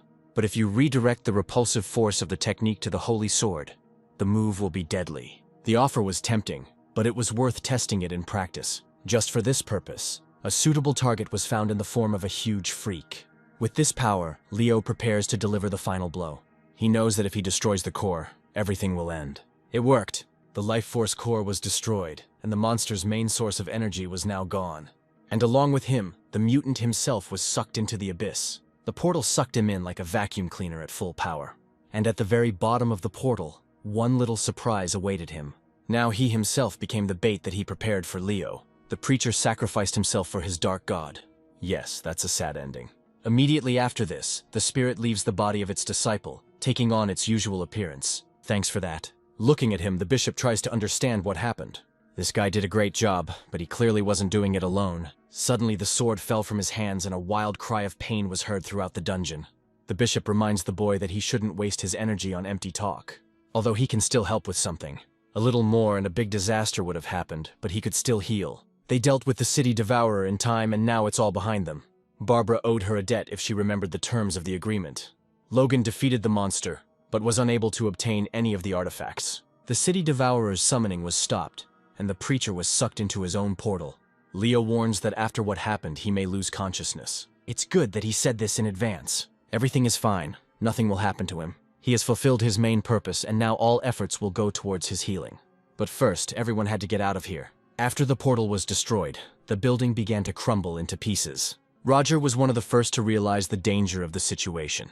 It was time to finish the analysis and get out of there as quickly as possible. Watching this from above, the deity understands that danger was very close. Leo's mentor came to the rescue in time. The crisis has passed, and the hero continues on his way. Today's fight will be a good lesson for Leo. I even had to use divine power without removing the seal. Leo decided to attack the monster alone without the support of his mentor. But if he continues to act like a hero, it could end badly for him. The next day, the entire guild knew what their newcomer had done. A separate room was allocated for Leo in the infirmary. The guy couldn't come to his senses for a long time. Opening his eyes, he realizes that it's all over. Nobody told him that he would be sent to the infirmary. Leo spends some time trying to remember the events of last night. It was not a dream, and he really did destroy the main monster single-handedly. Without the help of his team, he still wouldn't have managed. I still remember the moment when his life was hanging by a thread. At that moment, he made the right decision and tore the damned appendage out of his body. And then the incredible happened and the divine power ended up in his hands. Wait, the spirit actually entered his physical body? He used to be a funny blue ball, but at that moment he revealed his true form. Looking around, he realized that he was in the infirmary. But where did his mentor disappear to? He usually showed up on time, but now something had changed. This appearance of the spirit was very different from all its previous appearances. He sees his mentor in front of him again. Although he constantly disappears from sight, the spirit asks Leo to listen to him carefully, because right in front of him he sees only a hologram. If Leo sees this message, it means that the guy has already come to his senses and feels okay. But enough jokes, it's time to get to the main point. For a whole month, the spirit will not be able to speak to him and nothing can be done about it. By coming to Leo's aid in his true form, he broke all the taboos. He will be able to resume communication soon, once he has sorted out some details. You only need to survive for 1 month without his help. The spirit hopes that at the next meeting the student will be able to demonstrate the ideal formation of the aura, although it would be better for him to conserve his strength until he fully recovers. Leo's body still had a limit that the boy would only be able to overcome with time. Until then, you need to work on controlling your abilities, which also need training. That was the end of his message. At the end, the spirit wished him a great day. Great start, just a shame the message was so short. By the way, this message will self-destruct in 5 seconds. How cunning this heavenly spirit is. Will Leo be able to use his power this month now? The technique he showed in the last fight was truly incredible. If only he could use it without the help of a mentor, he would have no equal. When Leo's head was clear of extraneous thoughts, his eyes became transparent as glass. At that moment, a completely different world appeared before his eyes, and the monster no longer seemed so strong. Even the ability to see through the distortions of space felt completely different. Only with the help of aura can the power of the sword technique contained within it be fully revealed. He only hoped that the spirit would arrive on time as promised. The guy himself had other things to do. The mood was not spoiled, but for some reason his words echoed with pain in the head. At that moment there was a knock on the door. It was the bishop who came to the chamber to visit the new hero. Now many will want to show their devotion to this guy. After all, he was able to do what no one else could do. The battle with the heretics ended 3 days ago, and life changed instantly. Almost all of the guards had to be destroyed, with the exception of a few. Those who did not surrender to justice were quickly eliminated. During the mission, 56 people were killed, and more than 100 were injured. Evil was unable to realize its insidious plans, and that was the main thing. Although the bishop regretted that he did not save more lives, we managed to gather information about the city devourer, because this creature was truly terrible. All team members did a good job and saved the city from the main threat, but something was bothering him. The bishop seemed to sense that a new era had arrived. Now a smile appeared on his face. He understood that without a new hero, creating a rescue team would be useless. Unexpected confession. There is nothing surprising here. Having seen the guy's actions during the operation, he was finally convinced of this. In his youth, the bishop was a member of the knightly order of the Iron Castle and led the ranks of the knights. That's why, instead of preaching to the monster, he chose to wield a heavy mace. No matter how powerful the solar aura is, it is difficult to cut down an enemy with the same ease. But at that moment, with the very first blow, he performed a real miracle. It was hard to argue, even though the guy didn't know some things. From the very beginning, the bishop admired his courage, knowing that only he was capable of taking such a risk. The blow dealt at the end proved decisive. The bishop, like no one else, knew about the technique of the Big Dipper sword in Leo's hands. This technique was the final blow that put an end to it. Just a few days ago, he was sure that such a deity could not appear on Earth. Does this mean that his little friend is not telling him something? Now Leo could no longer avoid the answer. The bishop remembered that the sword in Leo's hands had suddenly disappeared. This was his friend's main secret, which could be revealed right now. The guy pulled out a sacred blade from his hand, which was securely hidden from prying eyes. The priest saw a real miracle. No mortal had ever held in his hand that blade that towered over Leo's head. Amazing. He fell to his knees. The boy had to watch as the priest prayed to him as if he were a divine icon. For the first time in his life, he was so embarrassed and asked for forgiveness that he had not recognized it before. This hero intends to continue to hide his identity from everyone. But the bishop was allowed into the secret. The seal on the holy sword had not yet been removed, and the sword itself did not yet fully belong to Leo. Only after this will he be able to accept praise without shame. But until then, he needs to train. These were the words of a true hero. In that case, he will also keep everything a secret. If Leo allows, he would like to share this secret with one more person. I wonder who it is with. We were talking about one person who could be called a saint. Although the handover ceremony is not yet complete, such news could lift her spirits. If we were talking about a saint, the guy didn't mind. Wonderful. At that moment, they hear approaching footsteps. Both turn towards the door, greeting the guest. Who could it be? Barbara was also in the infirmary and went to see Leo after checking on Roger. For a second, the atmosphere changed. Her arrival was too unexpected, and she could have come later. Leo had completely forgotten that they had recently been on the same mission. At that moment, he discovered that Barbara's true face was that of the Undertaker. The Undertaker was rightfully considered one of the main villains of the slums and the strongest warrior. But why was she here at the same time as the bishop? This should have been asked a little later, and now one could simply enjoy how caringly the others treated Leo. The guy realizes that the priest could also know the secret of Barbara's true appearance. He must have recognized it before anyone else thanks to his aura. After all, it is not only the attribute of Leo that is capable of resonating and identifying interference. The priest's moon also has the ability to notice what is hidden from the eyes. Within the first seconds of their meeting, the bishop realized who Barbara really was. Leo was only able to discover this after jumping through space. Now there were no secrets. It is unlikely that the bishop would have condemned Leo for not telling him anything. Moreover, it was not his secret. From the very beginning, he was not eager to cooperate with the killers. But Barbara remained on the battlefield until the very end and earned trust. If this girl were a cold-blooded killer, such a choice would be impossible for her. And yet she stood up to the monster along with everyone else. All this time she watched them from afar, hoping that they would understand her. We can return to this conversation. First, the bishop wants to hear her story in all its details. The main question was why she became an assassin who carried out various requests. It's a pity, it all started so well. Barbara believed that this issue was already a thing of the distant past. She suddenly asks who is the most hated person in the world. It's strange. Why did she ask about this? The most hated person of all is an orphan, and one of mixed race at that. The past that she decided to reveal turned out to be not a simple story at all. Once upon a time, she stood several steps lower than any tramp. Barbara was one of those people who faced all sorts of dangers in the slums. One day she was saved by a man who extended his hand to her, but this hand was filled with evil to the very tips of its fingers. As a result, the girl awakened her talent, killed the scoundrel, and received her nickname. Soon, the mercenary organization became stronger, and the girl's status became much higher. Eventually, she reached the second level, and only the boss was above her. For the boss himself, this was bad news. Only by eliminating her competitor was Barbara able to rise to first place. After clearing the entire organization of trash, the girl freed the unfortunate orphans. It was only recently that she began working as an adventurer, that the opportunity to live a normal life arose. It's a pity that her deception was revealed on the last mission.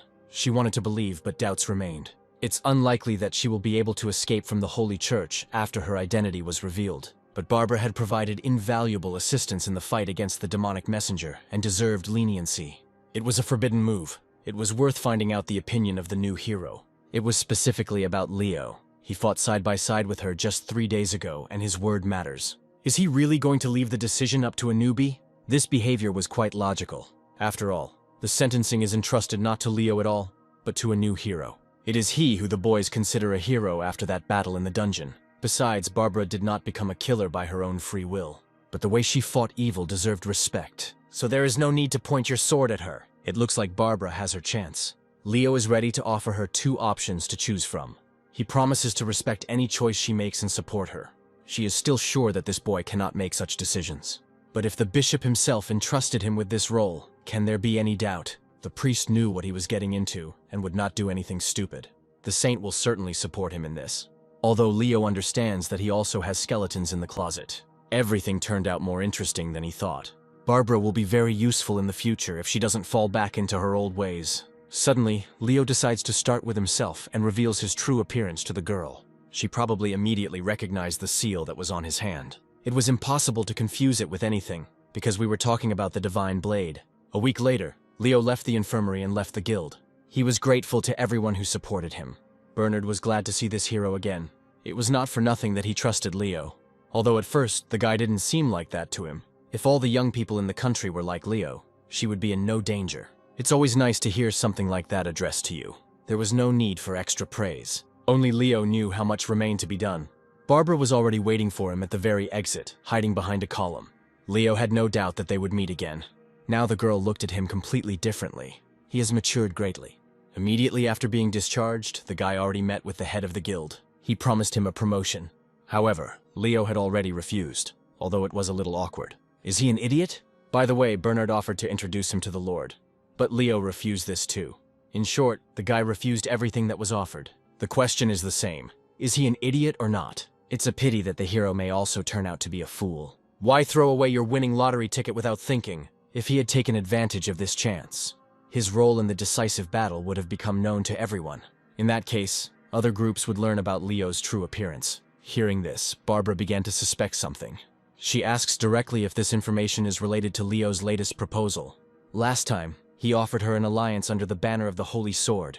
The girl asked for a little time to think, but now the answer is ready to burst from her lips. This was the perfect place to give him that answer. For the elves, forests, and trees are as sacred as the gods in the sky. That proposal was more of a question about whether the girl wanted to come out of the darkness, Before accepting this offer, she wanted to have a frank conversation. She feels no remorse for the blood she shed. The death and suffering of those people gave her the opportunity to change her life for the better. She hopes that this never happens again. For a while, Leo listens in silence to the story of her life. As a child, she experienced a lot in the slums. Today, she was ready to devote herself to serving the common goal. Under Leo's leadership, Barbara vows to go all the way. He had never heard such a revelation in his life. Well done, boy. However, it was worth getting up from their knees, because from the very beginning they were equal. On that day, the Undertaker left her soul forever. By the way, I need to find out what's going on with Logan now. Leo hadn't heard any news from him lately. But the news about Logan is unlikely to please him. The day after the decisive battle, he fled with his gang. Well, that's just like him. There was nothing unexpected about the escape itself. After the operation, the slums were almost half destroyed and Logan had no choice. Despite his accomplishments, he would still have to stand trial for his crimes. The guy simply cannot escape punishment from the Knights of the Holy Iron Castle. Even if the odds were not in his favor, he could have escaped a little later. But this smart guy chose the safest option. Although on the day of our first meeting, I wanted to seem the bravest. And he became very angry when Leo rejected his offer of help. However, now it was no longer important at all. It remained to be seen what Barbara planned to do after this conversation. How will this girl's life change once she gets rid of her past? Turning to Leo, she awaits his advice as her new leader. Now she will call this guy a hero, because that is exactly what she considered him to be from the very beginning. Well, there is one plan. Leo was about to go on a journey to the Titan Mountains, which he had agreed upon with the spirit. The spirit is now asleep and is not in contact. He spoke about some spirit? No. Leo wanted to say that it was about an old friend of his, that's all. Barbara didn't like this evasive answer, as if she was being led by the nose. This girl has heightened senses, and it is difficult to hide anything from her. Thanks to this ability, she was able to find the right path. The girl also had other rare fighting abilities. Even Leo couldn't keep up with her that day in the dungeon. For a while, some secrets will have to be hidden even from her. But comrades in arms must trust each other. And yet, there are enough revelations for today. It will take another 2 to 3 weeks before the spirit awakens. Until that time, the guy will hone his skills in using aura. He eagerly awaits his mentor's reaction when he appears. Meanwhile, life in the 13th district was gradually getting better. Thanks to the church and the bishop personally, they had food supplies. Many poor people remembered the priest with kind words. After all, thanks to him, their children received food and the most basic necessities. These people had a hard time during the evacuation of the area. I especially felt sorry for the little children who had to go through this. Now it was worth going to the temple and thanking the rector. Without the church, they could not hope for such mercy. Luckily, the church was nearby. Many residents have already visited this old building more than once, and each time they felt their closeness to God. But today was a special day when the prayer was replaced by a loud explosion. Could it be that the devil himself decided to destroy the shrine? At the same time, Leo and Barbara decided to practice. The girl still had her signature dagger in her hands. She had already used this dagger more than once on her missions, although today it was important not to overdo it. It was difficult to follow her movements. She could appear from behind a second after the jump. Even the ability to pay attention might not help Leo. Their levels were approximately equal, but the boy possessed divine powers, although the girl moved a little better. Still, Leo deserves credit for his efforts. Well, that's small consolation. Hearing this from a girl is more offensive than any praise. Wait a minute, where did she go? And why did 2 Barbaras appear instead of 1?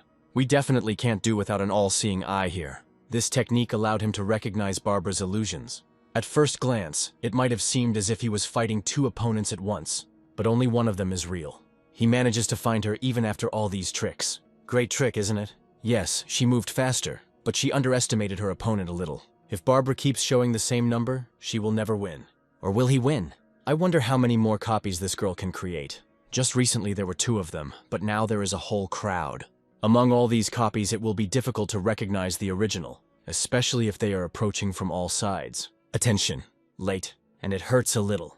Thus, out of 102 competitions, the girl won exactly 102 times. A worthy result. She explains that Leo failed to take into account the open terrain on which this battle was fought. In a confined space, he would have an advantage. But in open terrain, he simply has no chance. That's why he was able to defeat that giant dog in the dungeon so easily. The duel against the guards was also within his power. Leo believes that he has achieved significant growth by destroying several strong opponents at once. But the gap in strength with Barbara was colossal, even when she wasn't fighting at full strength. Maybe she will still find a few words of praise for Leo. The last attack was pretty good. Even a top-notch assassin would have a hard time facing Leo and his ability to see illusions. Wait a minute, did she praise him or humiliate him? Aura is indeed a powerful weapon, but it is worth training to control it. The tangible aura is capable of cutting even iron and crushing stones into small pieces. She is unable to defeat enemies who dodge her attacks. Most killers very often walk one step behind the victim. Barbara also used this technique, hitting targets from a distance. She admits that the fundamentals of Leo's technique were quite stable. Leo's excellent attention is not easily deceived by illusions, but this is not enough to win.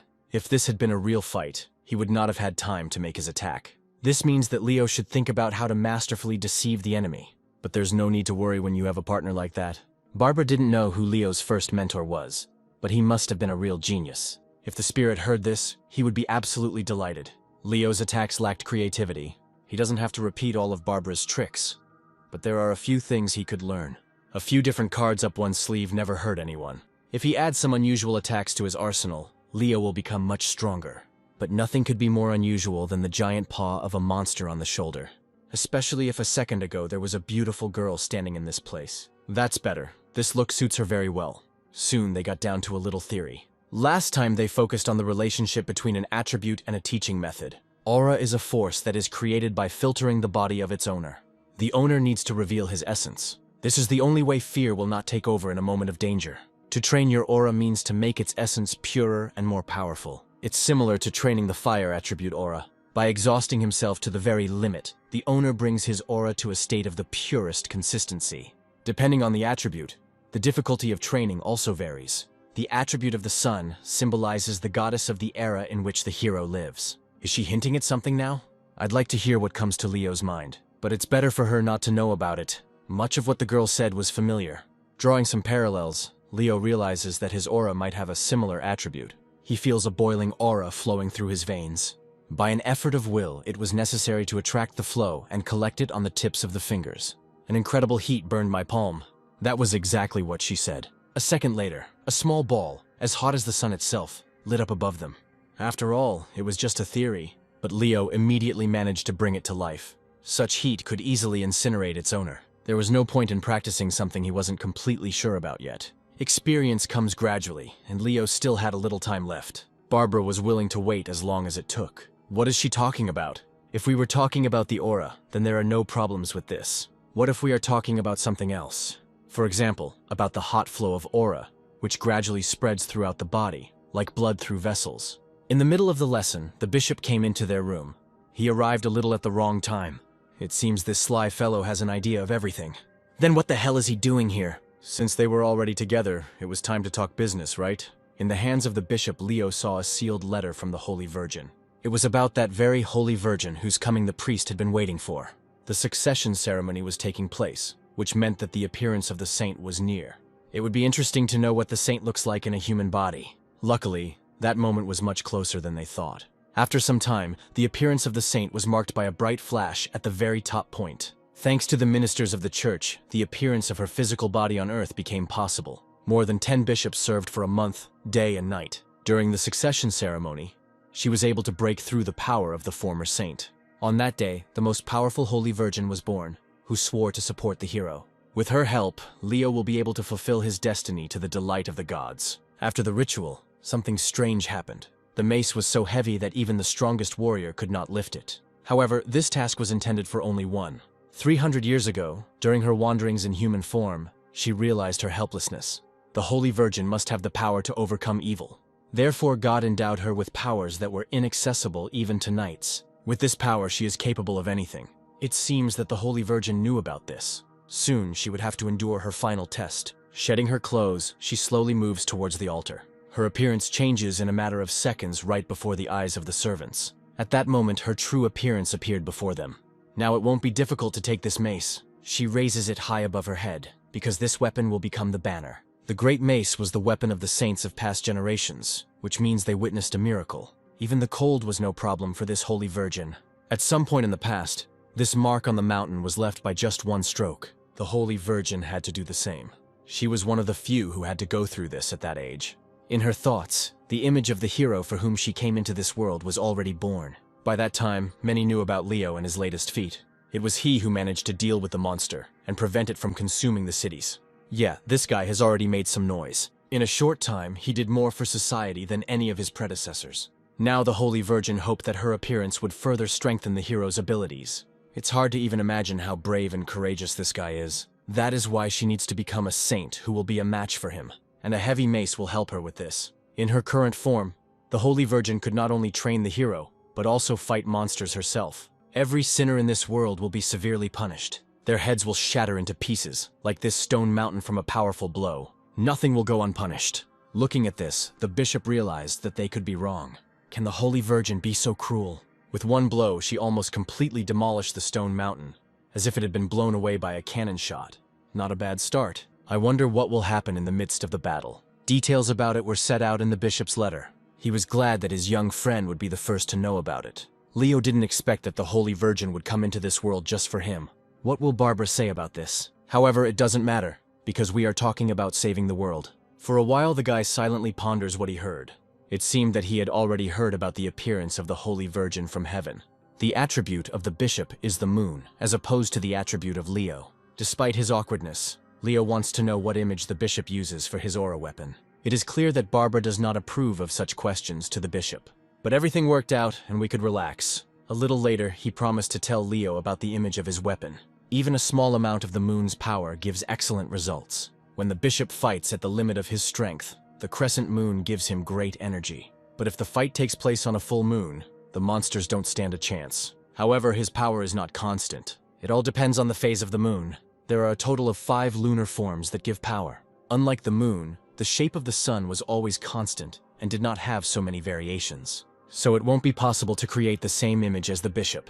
However, there is something that Leo does not know yet. By creating an image of a solar eclipse, he will be able to compensate for his weaknesses. The image of an eclipse is a fusion of such force that it is capable of absorbing even the sun. Now all that remains is to understand how to combine these two opposing elements. Enlightenment. There's something I need to check immediately. To do this, they went to where Leo had recently trained with Barbara. This place was perfect for such a purpose.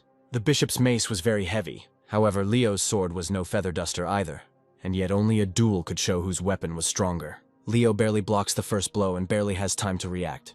If that blow had hit him in the head, the training would have ended there. This sword could create a barrier for its owner. With his help, we were able to survive in more difficult situations. After the spirit disappeared, it was still difficult to actively use the aura. The priest's mace worked better with each throw. This was the main problem in Leo's training.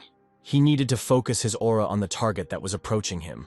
Great, that's what I'm talking about. As soon as you believed in yourself, all restrictions on the use of the aura were removed. It is not for nothing that the bishop in his youth headed the Golden Order and was its chief knight. He learned a lot during those years. All the fruits of his labors were now manifested in this guy. Put all doubts aside. If he wants to win, he will have to surpass himself.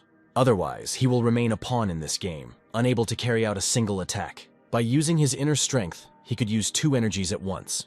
The Eclipse sword could be as powerful as the Sun sword. Leo's first goal was to master the Great Chariot technique. With its help, it was possible to replenish energy directly during the battle.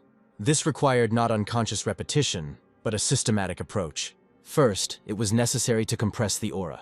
Put all your energy into the blade, not allowing it to go beyond its limits. If this works, he will greatly surprise the bishop. He did it. The strong and thick chain of the mace was cut into pieces.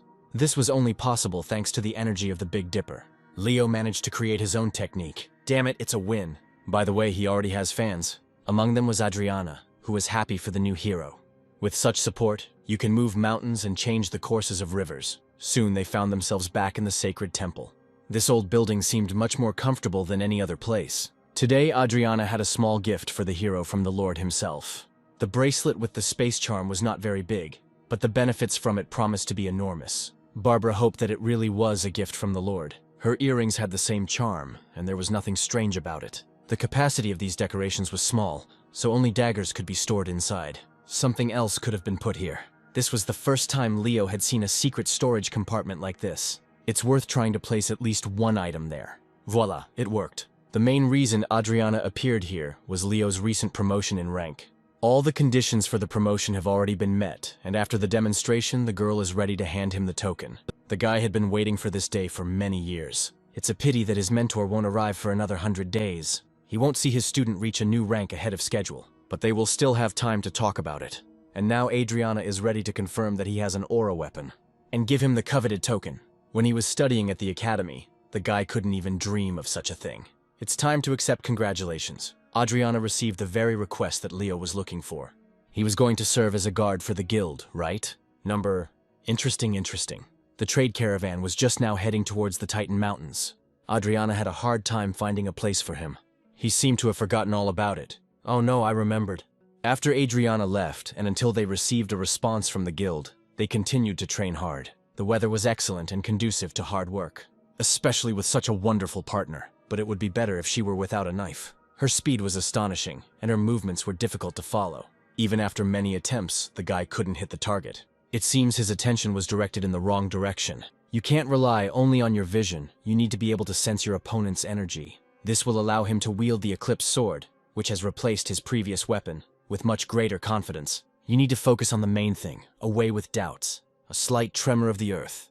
The rival is somewhere close. He managed to feel her. She must be somewhere up there, no other way. Barbara realized that he had been able to locate her. He still hadn't attacked, but he could have easily done so if he wanted to. She didn't expect that he would master the sense of aura so quickly after just starting training. All thanks to her support, which became more and more powerful every day. He talked about support, right? Impudent boy. What did he mean? If he feels the support of all his comrades, his strength will increase much faster. One of the comrades was already here and was happy about his friend's success. As usual, the bishop arrived just as their training was almost over. And now these two can pray to the glory of God and ask him for great mercy. But anyway, it's better to just go home.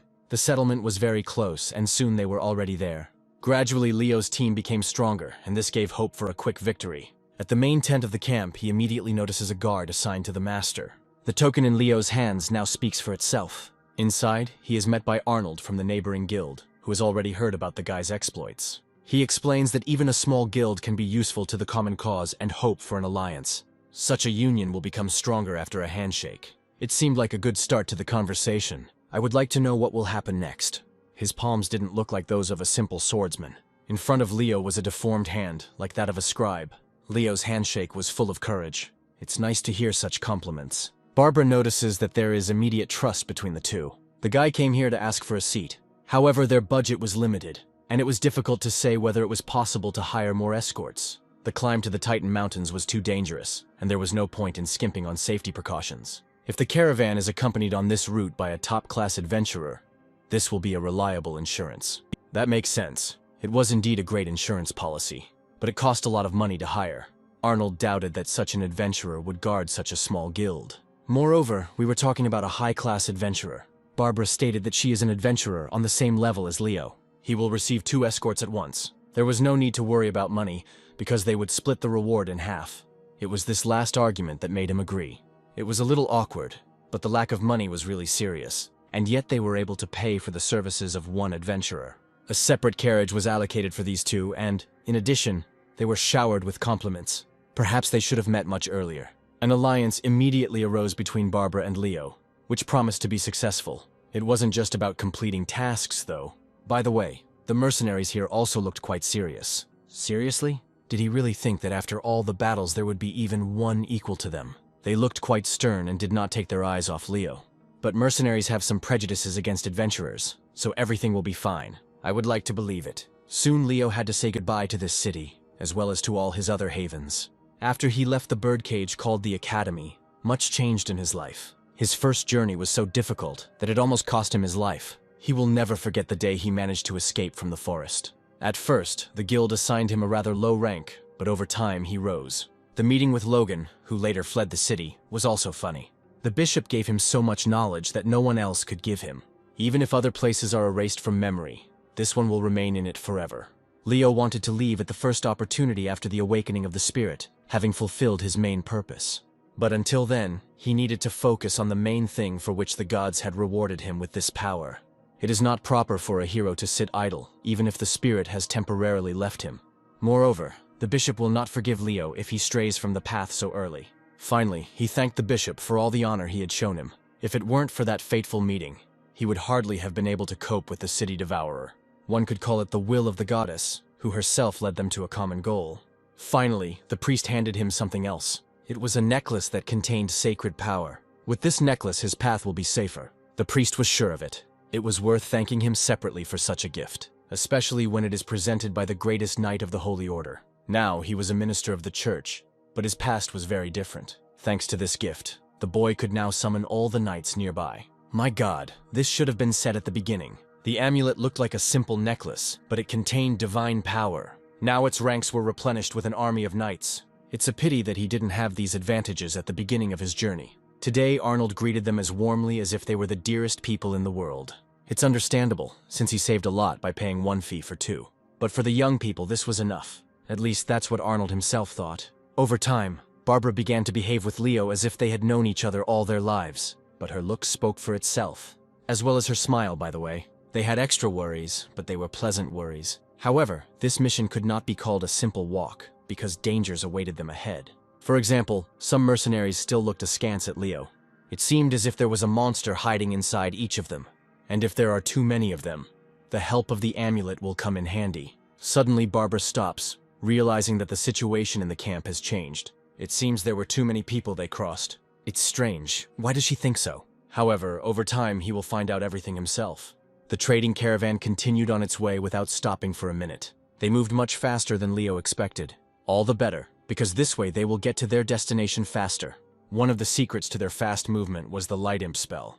Although the spell was convenient in many ways, it was not all powerful. Soon, they had to make a stop at Titan Mountain, although there were still at least 2 days of travel left to get there. They decide to set up camp right here without waiting for arrival.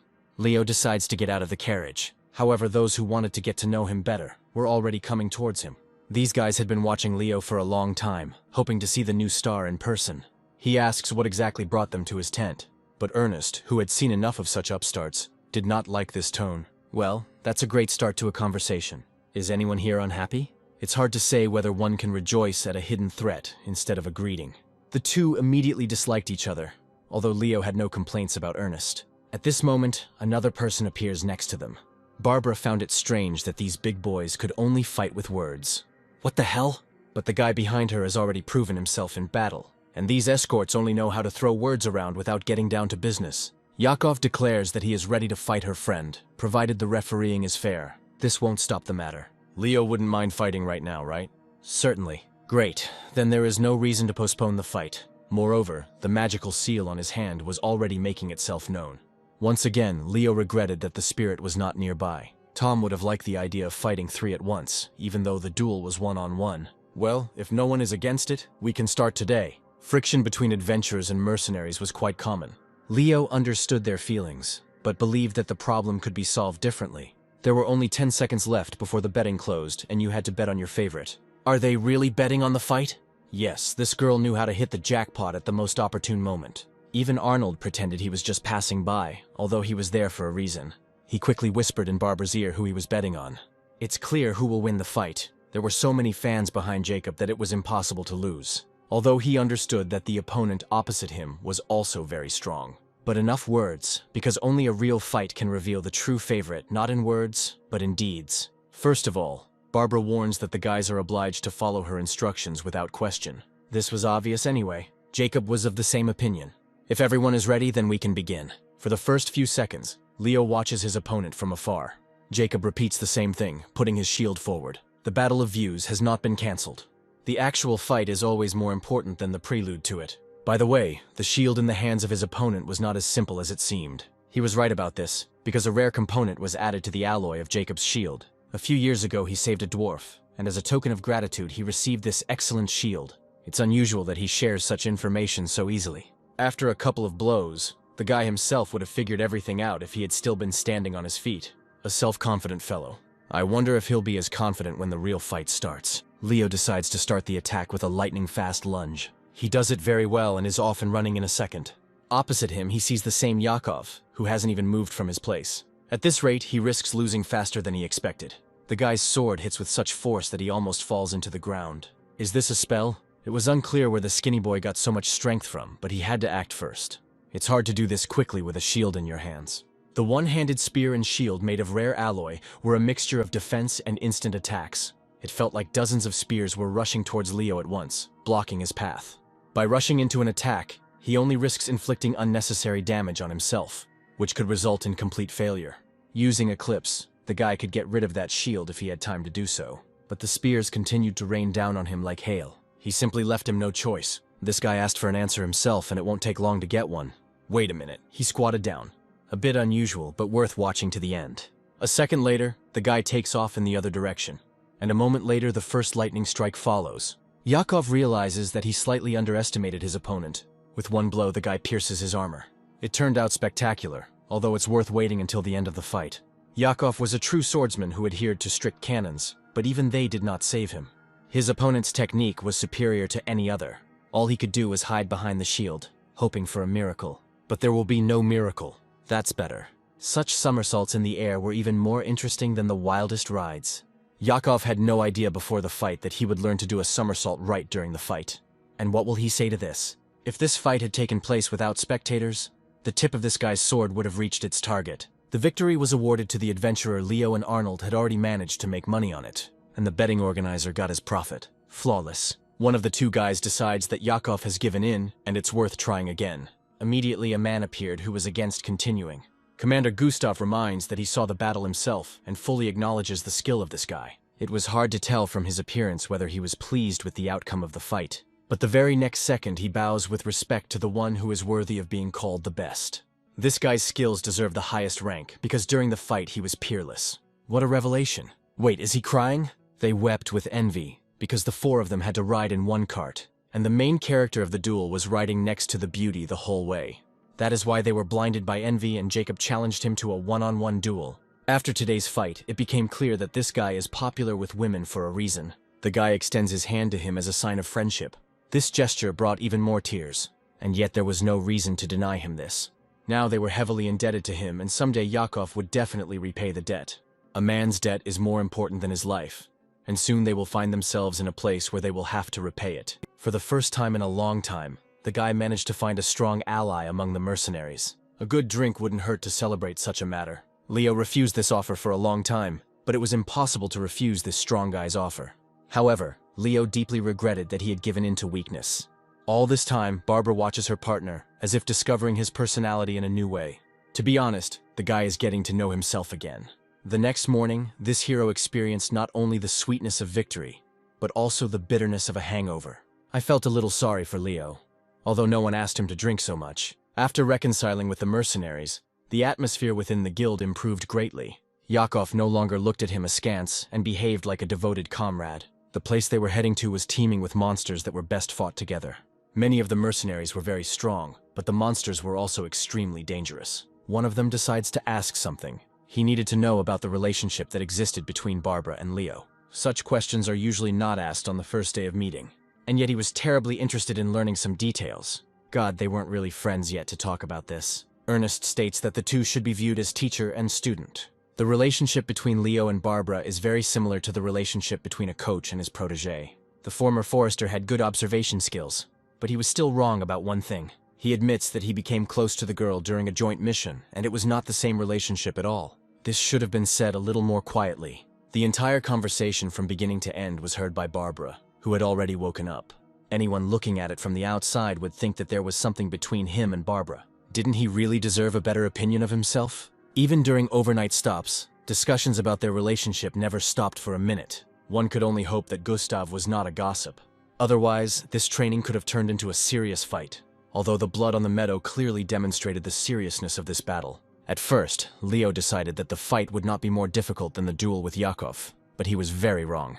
Gustav's sword was just as huge, but its power was many times greater than that of his subordinate. It was hard to believe that Commander Gustav had dared to fight this battle. He saw what this guy was capable of, and yet he proposed the fight himself. Leo saw no reason to refuse him. By showing weakness, one could easily lose the respect of the commander. Gustav didn't expect the boy to take the blow instead of dodging it. He was slightly disappointed with his technique, because just a couple of days ago, he seemed stronger. The more he looked at this guy, the funnier it became. He believed that it was foolish to respond to force with force, and that tactics needed to be changed during a fight. This advice was worth thanking for. The guy could ask this question at any time. He warned that their training would not go well if Leo continued like this. This evening they had to reach the edges of the forest, where it was not worth making noise. It would have been better not to know what this meant for them. In a good scenario, it would take the guys about 3 days to get out of the forest. On the way, they may encounter monsters that they will have to fight. If you encounter a mid-level monster on your way, it will definitely attack. This forest was inhabited by swarms of trolls who always attacked in large groups. Damn trolls! Adults reach 5 meters in height and, compared to other monsters, are quite agile. There were those who were able to climb trees. Forest trolls could easily be described as monkey-like creatures. The guy didn't know anything about trolls before, but he learned a lot of new things from the conversation. They didn't teach this at the academy, and such knowledge could only be obtained from mercenaries. Arnold warned that the caravan was entering a forest that lay in their path. Those responsible for security were required to do their job properly. After passing through boring plains, they finally found themselves in a forest full of monsters. Great, need to focus. Although it's hard to do that around Barbara. It seemed like it was time to get some real work done, and Leo's sword was already at the ready. It was a bit funny the way he pulled his sword out of its sheath, to be honest. Okay, now it was time to just rest and relax. Since Barbara said so, Leo decided to take a nap. He still hasn't recovered from the fight with Captain Gustav. A good deep sleep could fix that. There were enough excellent mercenaries in the caravan who would be able to take the first blow. However, the guy was unable to get enough sleep because Barbara noticed the danger. Surely Ernest knew about this too and was ready to welcome the guests. He was observant enough to notice the movement of monsters from afar. His bow was already ready, although the arrowhead looked a little strange. When he released the arrow into the sky, there was a bright white flash. It instantly illuminated all the trolls that were hiding in ambush. It was time to remember why they both went on an expedition with a caravan. 3 loaded arrows are much better than 1, especially if the tips of these arrows are imbued with a destructive aura. After Ernest's first shot, several individuals went to their forefathers. Not a bad start to the fight. Now Gustav decided to bring his heavy blade down on these bastards. Leo also entered the fight, cutting the green mutants in half. Trolls were cut down like any other monsters. There were many more of these creatures today. Only now did Gustav realize that this was the first time Leo had found himself in such a situation. He was quite good with a sword, but this was his first time fighting trolls. The commander was slightly disappointed. He had to be distracted by Leo's fight instead of facing his opponent face to face. Otherwise, this guy risked missing an attack from the bushes. Gustav warned in time where to expect the next blow. At that moment, 2 opponents appeared on both sides, whom Leo immediately noticed. They chose a less than ideal position to attack, but it was too late. Suddenly, the boy felt that his sword was moving differently. This time, the chopping blow came to him with extraordinary ease. Although he had used it in battle many times, he became much stronger, and the life of freaks became much shorter. But there were so many enemies that the battle could last all night. Commander Gustav understood this, ordering his soldiers to hold their positions. It's not hard to chop down a couple of individuals, but what if a whole army appears? There was no agreement on this. The guy accidentally hit his partner with the blade. But the very next moment, another comrade's blade whistled over his head, almost cutting off his head. The further, the more interesting. The battle soon ended when the hordes of trolls decided to retreat. Leo understood that he was unable to show his skills, as he constantly clashed with his comrades. It is important to keep your space and find gaps in the enemy's defenses, so as not to interfere with other fighters. Otherwise, he himself could have been hit, without having time to cover his comrade in time. During this duel, the blade of his sword passed within centimeters of his partner several times. The conversation after this fight was a little awkward.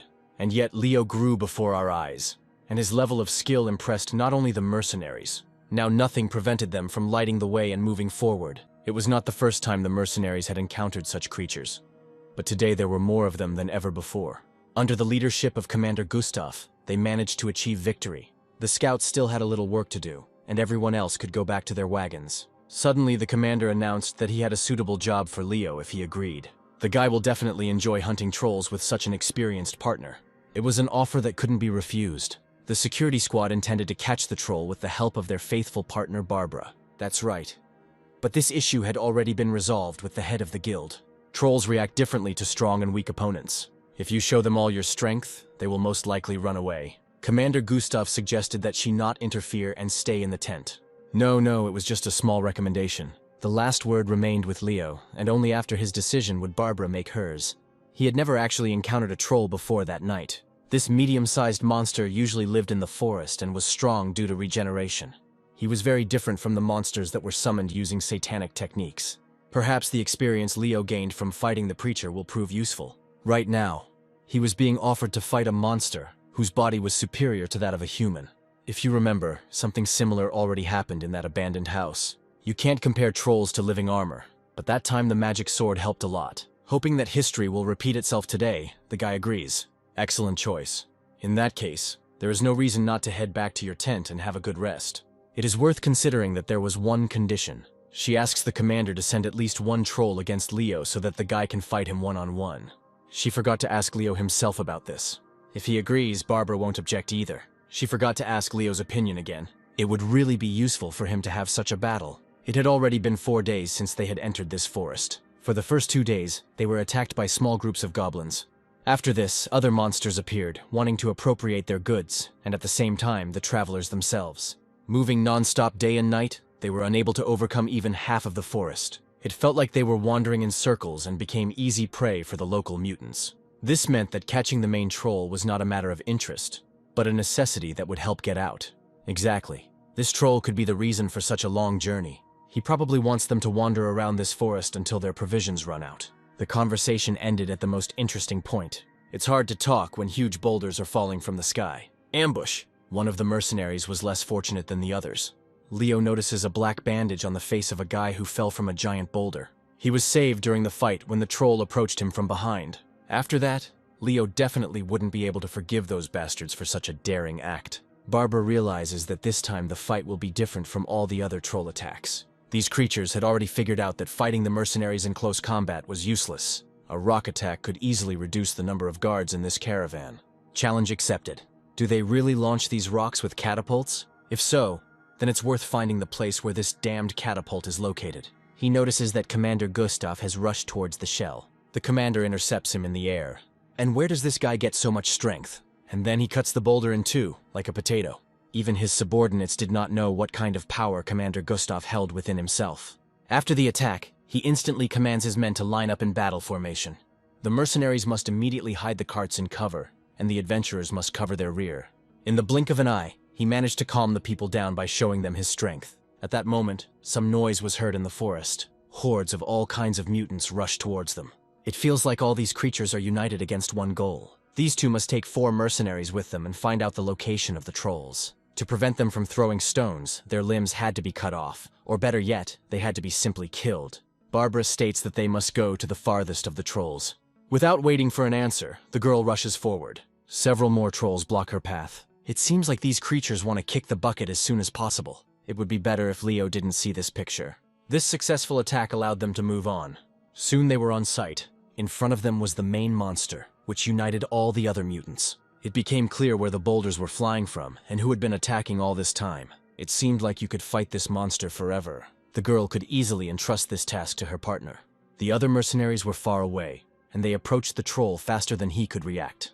All that remains is to take advantage of the element of surprise. The first ability Leo used was Cleansing Light. This wasn't the first time the guy had seen how light affected monsters. It would be good to remember this trick so that next time you start with it. However, the troll had a couple of tricks up his sleeve too. Even with his eyes closed, he could throw stones at his opponent that cut like razors. It was difficult to approach such a monster, and something had to be thought of. First, it was necessary to take cover from the barrage of stones and only then find a way to break through to him. The cleansing light from the sword should have blinded the troll for a moment. But Leo suddenly noticed that he had managed to restore his vision. And then the monster's hand quickly reached for his club. With a weapon in his hands, he seemed much more dangerous. The club was a simple gnarled log, but in the hands of the monster it became a deadly weapon. If you remember, Leo had already had to repel similar attacks from the commander. His weapon was also quite formidable, although the guy managed to fight back. Maybe that training fight was not a coincidence, and now it can help? It would be better to simply cut this club in half and deprive the monster of its weapon. But he attacked faster than Leo could think. Then it's time to use your speed. I wonder how he'll react to Leo's high jumps. Although the monster was quite fast, the guy managed to dodge. How nimble. What if we try differently? For example, throw small stones and sand into his eyes again. But even this did not confuse Leo, who once again dodged the heavy blow. The troll's speed was to be commended, given its enormous size. At that moment, Leo realized that he only had a few seconds to decide.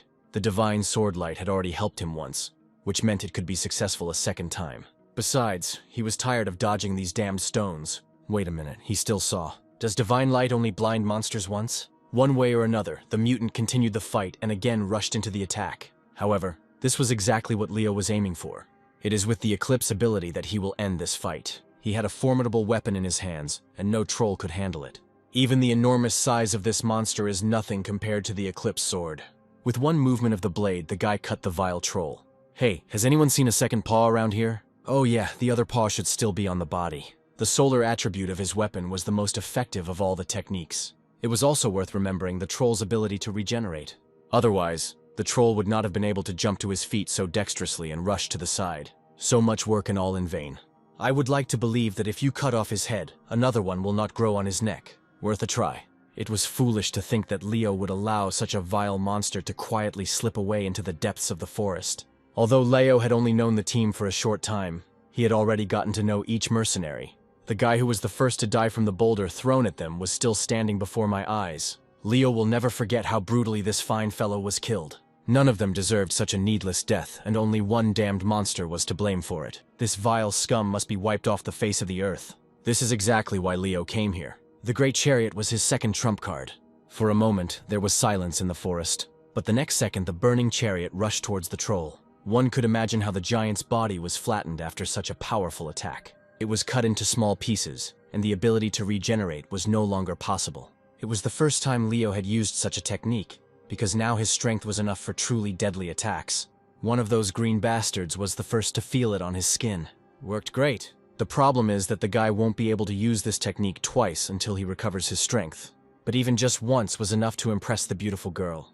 He is so cute. She had no doubt that Leo would prove himself, and today her hopes were justified. And the guy himself understood that he was no slouch. Finally, he could feel happy for himself and realize that he had really achieved a lot. The next moment, he falls unconscious right into Barbara's lap. He had a hard time in the fight, but that was exactly what was missing to raise his level. Now everything will be different. Now everything will be. That's all now. Now, what, already now? Coming to his senses, Leo realized that he was wasting his time. While he dreams that guy gets stronger every day, he swore that he would never lose to Arthur again. What the hell is going on? A moment ago, he seemed to be in another dimension, and now he found himself in a carriage. He remembers yesterday's battle with the giant troll. He certainly won't be cured in one day. Training will have to be cancelled for a while. Suddenly, he notices the bracelet he recently received. The bishop's amulet is also useful for quick healing. He clutches the amulet tightly in his hands, hoping for a miracle. And indeed it worked. The amulet turned out to be even more effective than he expected. Does this artifact really attract beautiful girls? A good start to the day. Seriously though, yesterday's troll hunt was quite successful. The escaped troll was seriously wounded and will not return to the forest. Their behavior was like that of a bunch of cowardly creatures. One of them got separated from the pack and became an easy victim for Leo. In the distance, they noticed the trophies from yesterday's massacre. The corpses of the fallen trolls were laid out in a row. If you translate this into money, you can get no less than 90 gold pieces. Leo cut the troll's body in half, and they wouldn't give even 30 for that. You should have warned us in advance. Leo noticed something else. The first troll was killed by 4 weapons, and the second fell by his hand.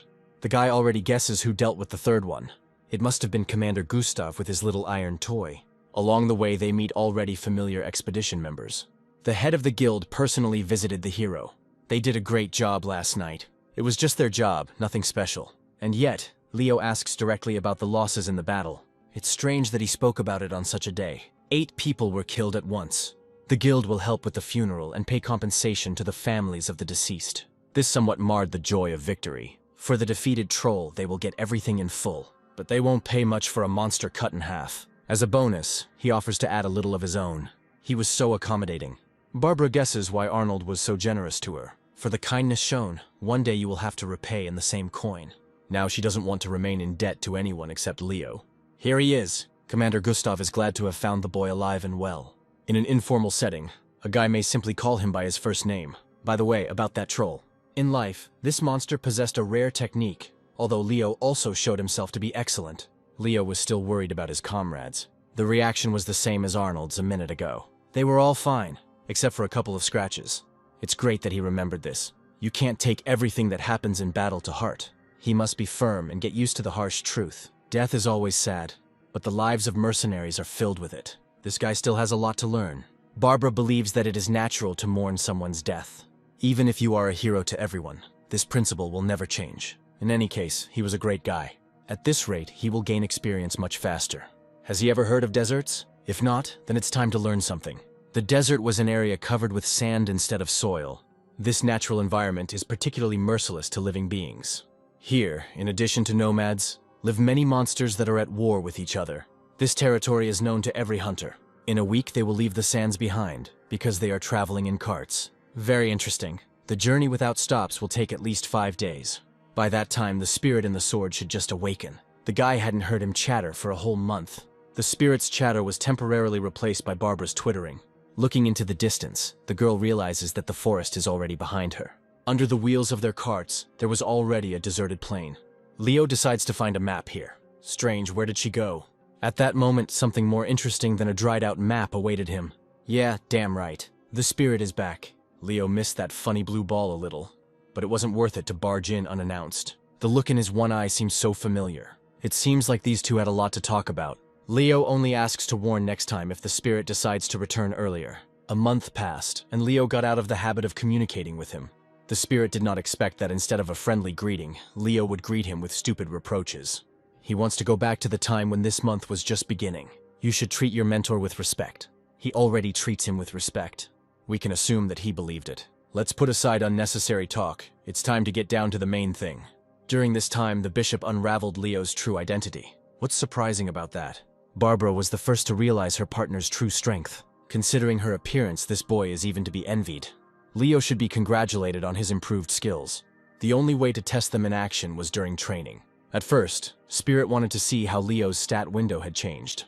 When he saw the boy's improvement, his eye almost popped out of its socket. It's incredible, but he even surpassed Arthur. Now the only way to determine the strongest was through a real fight. However, the experience that could be gained at the academy had its limits. But no one cared about these limits. With such a mentor, you could forget about everything except your main goal. He was already able to surprise the troll with a couple of excellent techniques. It is no coincidence that Leo awakened this power in himself in a fit of anger. A month ago, the spirit did not speak about this, but now it was stupid to hide it. All his successes are thanks to his mentor. Actually, not quite, and there is no point in being happy about what doesn't exist. Suddenly, the spirit smelled a strong smell of sand, realizing that they were in the desert. Since they are traveling in a cart, it means that the path lies somewhere very far away. Even before he went into hibernation, the spirit himself told the boy that he needed to visit the Titanium Mountains. In the end, Leo decided to go there without him. Sounds good, because the caravan headed into the heart of the desert. Initially, their route lay through the mountain range, but now it was difficult to understand where they were. Wait a minute, so he means to say that right now they are in the middle of the desert? It's hard to believe because there used to be a vast plain here. It is unlikely that a green area could turn into a desert in 1 year. This process takes many years. Unless we are talking about artificial desertification. There's clearly something wrong here. It smells like some kind of conspiracy, and yet the spirit believed that there was no need to bother his head with this, and that he could simply relax. Then why the hell did he even start this conversation? He hasn't changed a bit during his month of absence. The same could be said about this boy.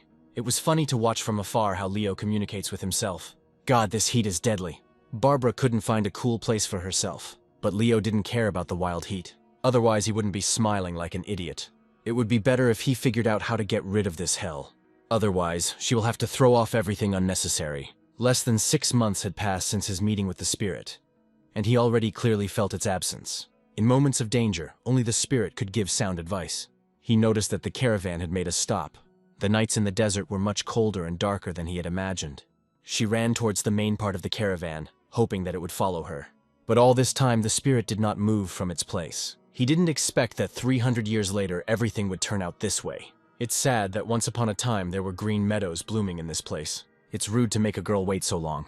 That same evening, a meat stew was already boiling on the fire. It was clear that Leo was supposed to get the tastiest piece. They really respected this guy, and Leo himself has changed a lot lately. Wonderful. This is exactly the Leo he wanted to see in him. Yet thoughts of artificial desertification troubled him.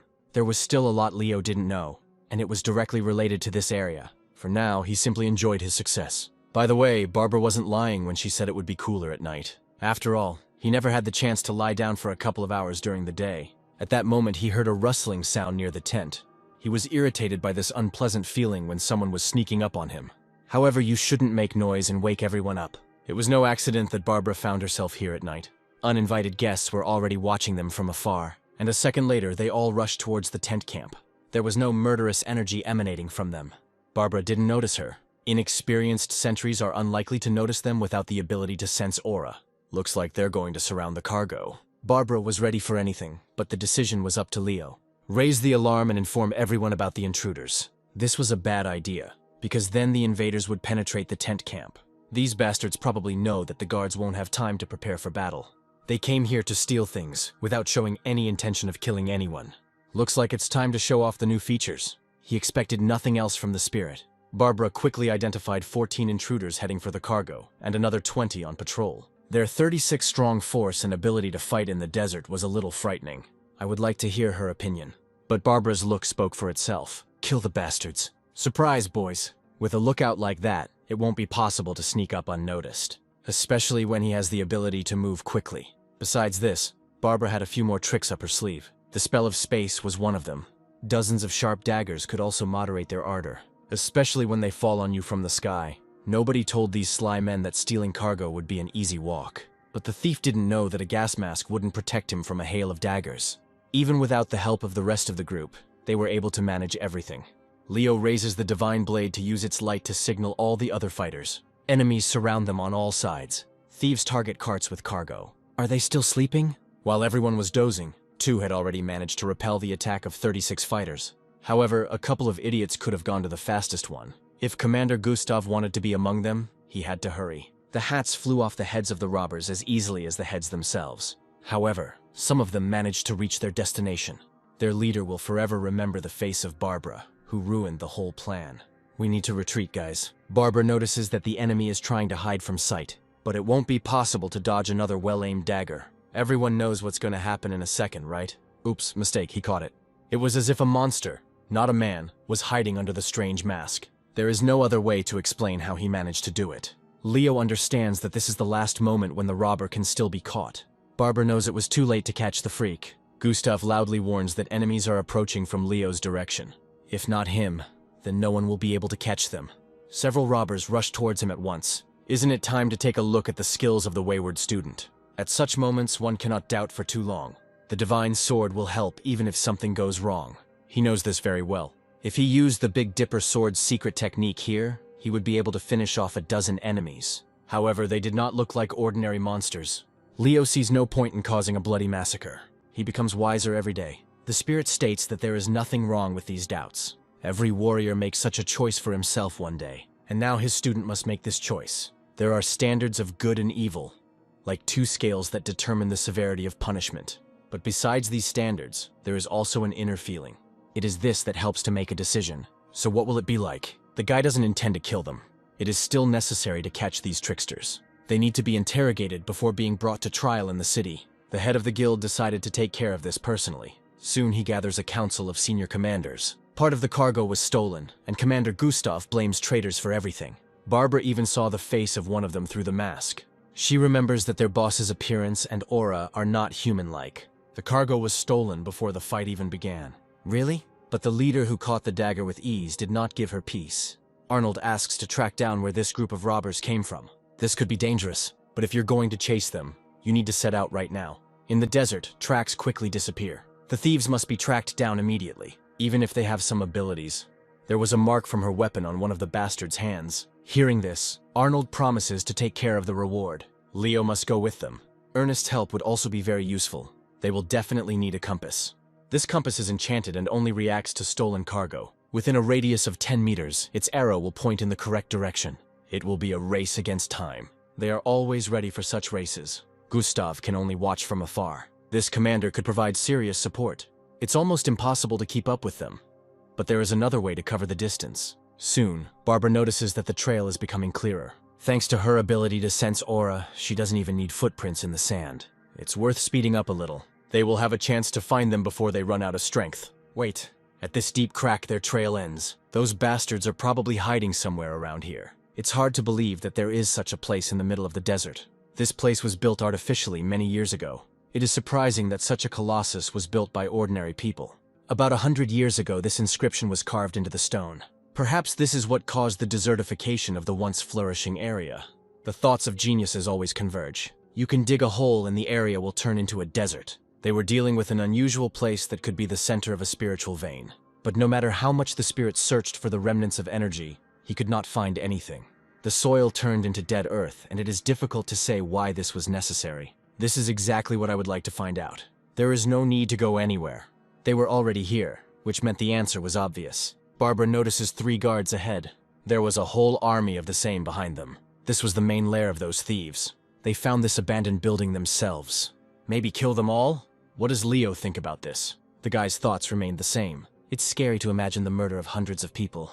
Even though these people were guilty, it is a difficult decision to make. It's easier to do this if you remember how many terrible crimes these scoundrels committed. How many children were left without parents because of them? Should we show leniency to such degenerates who consider it entertainment to leave an abandoned child under the scorching sun?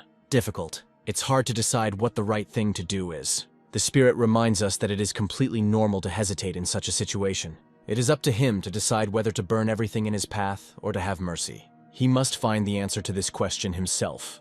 The answer has been found. He knew it would happen. Barbara knew too. The girl was just waiting for this look to be the first to rush into the attack. She seemed to be really into it. She wanted to personally finish off as many scoundrels as possible. At this rate, she won't leave any of them alive. The boys could have stayed home today. They won't be of any use in this massacre anyway. The girl herself is capable of destroying everyone here. Peering out from the ambush, one of them realizes that he needs to tell the commander about everything. He thought for too long. When Barbara gets down to business, there's no time to think. Such a fight was more refreshing than a cool wind. Heavenly delight. Yes, she has always been like this. Leo just wanted to wipe the blood from her face that spurted from the wound of the dead mercenary. That's better. No comments. A second later, Barbara turns sharply in the other direction. For the first time, she felt in her heart something she had never felt before. This guy was a great professional and knew how to approach women. Later, he will understand everything himself when Barbara wishes it. But there was no point in wasting time, because the mission was not completed. The compass pointed Barbara to a door at the end of the corridor. She orders the boys to deal with the guards and begin the invasion. If done correctly, they will be back by morning. For the first time, Ernest sees this girl's abilities. This guy was no slouch either. He was an excellent archer and had a couple of surprises up his sleeve. They should like this gift. Behind the door, their accomplices were already dividing up the spoils. The boss is looking forward to spending the stolen money. It's a pity that he doesn't know what his guards already know. Someday they will share emotions when they meet in the afterlife. Yes, that was exactly what he thought. These two won't leave here without his head. They came here for their goods stolen from the tent camp. Escape would be the best solution, but Barbara makes her move. At the last moment, he managed to dodge. And yet, it is definitely not possible to escape. Blood is spurting out, and it is clear that the wound is quite deep. He dodged it well, although Barbara could have hit him in the leg on purpose. She didn't want to finish off the bastard so quickly. If they had collided 4 years ago, it wouldn't have ended with a wounded ankle. The robber realizes that all his people are already dead. And in front of him, he sees the one who sent them to their forefathers. It's hard to say whether this is a person or a monster, but it would be better if she weren't here. The Undertaker never lets his victims go, and there is only one way out of this situation. Long time no see. This will be the last meeting for these guys. Within seconds, they had dealt with each of them. What about the leader? He deserves a good spanking too, doesn't he? Moreover, now the scoundrel definitely won't run away anywhere. Barbara had already warned him what would happen the next time they met. He should have left this business forever, but he chose the wrong path. There was no chance of a second chance. Barbara didn't like jokes and preferred serious conversation. It would have been worth thinking about this in advance before entering their territory. Even with such an injury, Mole was in his native environment. He instantly burrowed underground and retreated to a safe distance. This technique could only work once. The winner was known from the start, no matter what tricks he pulled. It is not for nothing that this girl was nicknamed the Undertaker, who quickly digs graves for her enemies. She commanded her dark essence to find him. He had to be here somewhere. The shot hit the target right on the first try. Nobody doubted it. I wonder how many times he can withstand such attacks. And what will happen if, instead of one spear, several are aimed at him at once? It will probably hurt. And it might even be very painful. This is what needed to be found out. The boy howled so loudly that it could be heard outside the gorge. The two were left to watch from the sidelines as Barbara worked. They could have come to her aid, but it was not needed here. Wait a minute, he's up to something. She was indeed a real monster, but Mole could do something too. Suddenly the guy started to confess something. He states that the girl was always treated well in the clan. They simply picked up an unwanted orphan from the street and made him stronger. Only her comrades extended a hand to Barbara, unlike everyone else. Why did so much resentment accumulate in her soul? Why did she want to cut the throat of everyone who was with her? Suddenly Barbara confesses that it was she who killed the boss. But if the boss hadn't once given her shelter, she would have died long ago. Maybe. However, the constant flight from herself turned her life into a complete deception. Her life was just an attempt to avoid the worst-case scenario, so she decided to get the main thing that her heart had always longed for. And what the hell did she want to get? Freedom. Freedom, what does it mean? What the hell kind of freedom is she even talking about? She always wanted to get power into her own hands. That's why she took the dagger and pointed it at her own boss. All nonsense aside, she admits it. God, how wrong he was about her. Suddenly the girl extends her hand to him. She asks for forgiveness for everything that happened in their dark past. And yes, it happened because she turned away from everyone. But now she has another family. This guy and his closest associates became closer to her than anyone else. Leo also extended his hand to her, but did not ask for anything in return. When such a chance comes your way, it cannot be missed. He would understand this if he were an orphan himself. She doesn't want any other fate for herself. Barbara approaches Leo and apologizes for being a little late. The first thing you should do is collect your things. If everything is done, it's time to go back. Wait, what is this? A loud sound was heard in the distance. This guy just couldn't calm down. It's time to find out what someone who only wants revenge is capable of. Leo loudly warned that there was a self-destruct button next to him, and he needed to get out of here. Otherwise, they will remain under the rubble of the dungeon. This bastard no longer values his life, but the rest still have something to spend their energy on and something to change. At this moment, Commander Gustav keeps his eyes on the horizon. In just a second, he understands everything. These three showed their best side again. Under Leo's leadership, the team is getting stronger every day. Now you can forget about the robbers of the local wastelands forever. The spirit wants the student to forget about this as soon as possible, without remembering the little things. He was already wise enough to distinguish between the essential and the extraneous. Barbara notices in the distance what is most important to them. Her eyes glow with happiness because the goal was so close. Finally, they reach the city and would soon find themselves in the very center. All his life, Leo had only heard about this place, but had never seen it in real life. It was the first time he had ever looked at such a high fortress wall. He still has a lot to learn, and it's not just about the wall. Meanwhile, Arnold is received with respect as a permanent guest of this city. All his travelers will receive a well-deserved reward. He plans to stay here for 3 days to put the caravan in order. The kids would also benefit from finding something to do during this time. There are suggestions. They can just stay here or take a short tour. There is only one thing Barbara wants to find. It was a tavern 3 blocks away. There were rooms rented for the top management, which now went to Leo and Barbara. By the way, there is a double bed there. Wonderful. There is no need to be embarrassed by this. Maybe he has some expectations about this? Wait a minute. Where's he going? Most likely, the guy misunderstood her. In any case, she won't be able to sleep at night. Having said this, Barbara simply leaves. What if we prepare another room? Should I prepare another room or not? Well, Arnold just suggested it. Damn it, this guild leader was being too pushy. It was a little sad that Leo headed towards the hotel so quickly. There will always be powerful allies by the hero's side, and Barbara was the first of them. The girl already felt something new in her heart. She understood that this guy was more than just an ally to her. The girl still has enough time to prove it to Leo himself. Using her abilities, she quickly finds him. It is impossible to hide from it, and even the spirit is no help in this. The stupid boy does not understand his happiness. It's a shame Arnold didn't explain to him like a man what was going on. He would probably turn it all into a joke again. The cargo that Arnold was trying to get back must have been very valuable. Arnold says it's an important secret that can't be revealed. Wildly interesting. If he promises to keep it a secret, Arnold is willing to whisper in his ear. He confesses that there is a black crystal inside that box. The value of this precious stone is almost 1,000 gold coins. The most important thing is that it is an item ordered by the lord of the city they will pass through.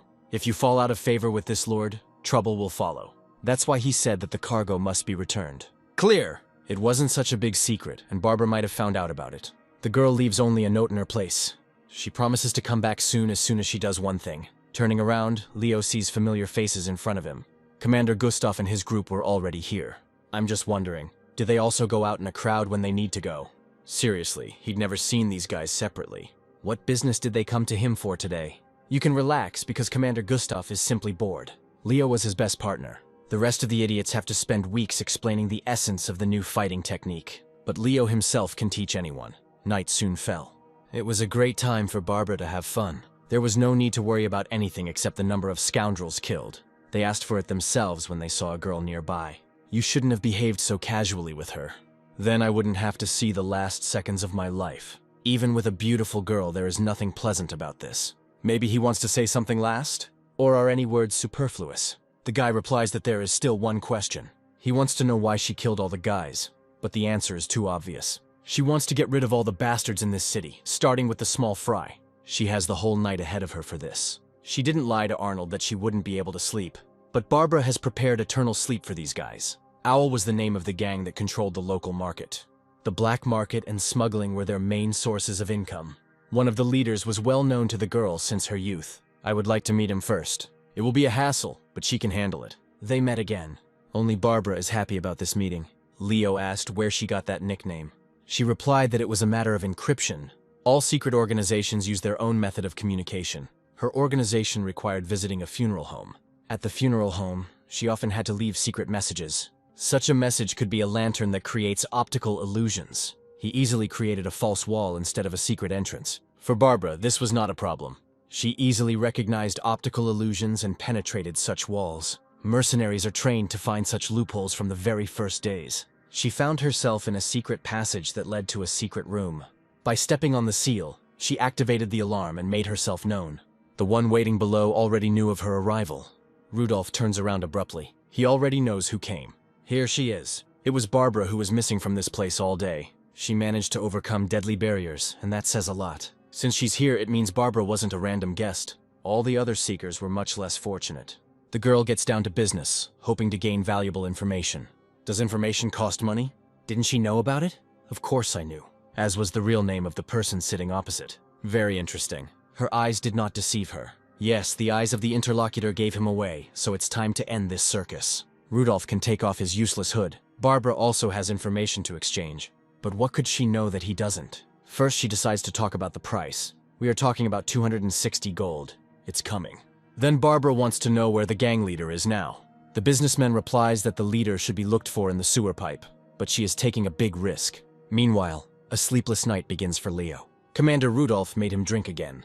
All the boys were looking forward to the fun. However, this was not all they were waiting for. Yes, not only that. By the way, today some city rumors reached Gustav. We are talking about a vampire who haunts the night streets. Vampires were a race that was not inferior to humans in intelligence. The only difference was in their magical abilities. Vampires derived their abilities and immortality from the blood of their victims. Such creatures were rejected by society. Vampires weren't easy to see, but if one of them had appeared right here, his throat would have been cut immediately. Interesting information. It would be great to fight him. This would help to quickly solve the local problem. But first it was worth offering peace. Looking at the student, the spirit understands that he is being a little cunning. He would have killed all the vampires, just like the spirit did in his past. Nevertheless, it is worth trying to talk to him. As a hero, he must judge for himself what evil is. He decides to postpone the trial of the vampire for now. Another guest came to visit them. What the hell? The big guy heard that they had rented the entire tavern where he wanted to relax today. And this bald guy is their commander, right? He was not mistaken, but Gustav did not like this kind of treatment. Despite the big guy's size, he could do some things too. And there is no need to look down on him. Otherwise, Gustav is ready to rise without warning. But instead, the big guy simply spits into his mug of beer. The guys had never seen anything like this. This is a challenge. Gustav was not the type to tolerate this. It looks like a fight is brewing. Soon they all find themselves on the street. The fight was one-on-one, and everyone else had to stay away. This dispute was only between two big guys. I wonder which one of them will win. Derek came here to start a fight from the start. He had quarreled with Commander Gustav countless times, and now the time has come to put an end to their dispute. Derek had two arguments behind his back for this. Ernest had a bad feeling. He knows the strength of his commander, but everything went wrong from the very beginning. It was as if his opponent knew in advance how it would all end. It was a battle of mercenaries of the highest level. The spirit advises Leo to look more closely and learn something. Derek attacks so quickly that the commander doesn't have time to react. Each of his blows could be fatal. Yes, the commander got it badly. He is lucky to be still alive. But his opponent had no intention of stopping. Now it's time to answer for it. But the argument in Gustav's hands was much greater, right? And heavier. This guy's aura attribute was water, and he had recently mastered a secret technique. This time he was ready to bring the commander to his knees. But to do this, he needed to break through his defense. After a powerful blow, a roar was heard in the distance. Leo was nearly knocked off his feet. When the dust cleared, it became possible to see something. To everyone's surprise, Gustav remained on his feet. He just looked down at his opponent. The enemy did not give up, hoping for revenge. This was just a warm-up. The commander was to see the main thing a little later. Derek's ability was still his greatest asset. With the help of demonic power, he could increase the power of each blow by tens of times. Gustav realized that the atmosphere had changed dramatically. His support team realized the same thing. This is no joke, Commander Gustav. Everything turned out to be much more serious than he expected. The same guy who had just recently been kneeling appeared above him. It was clear that a person was not capable of such jumps.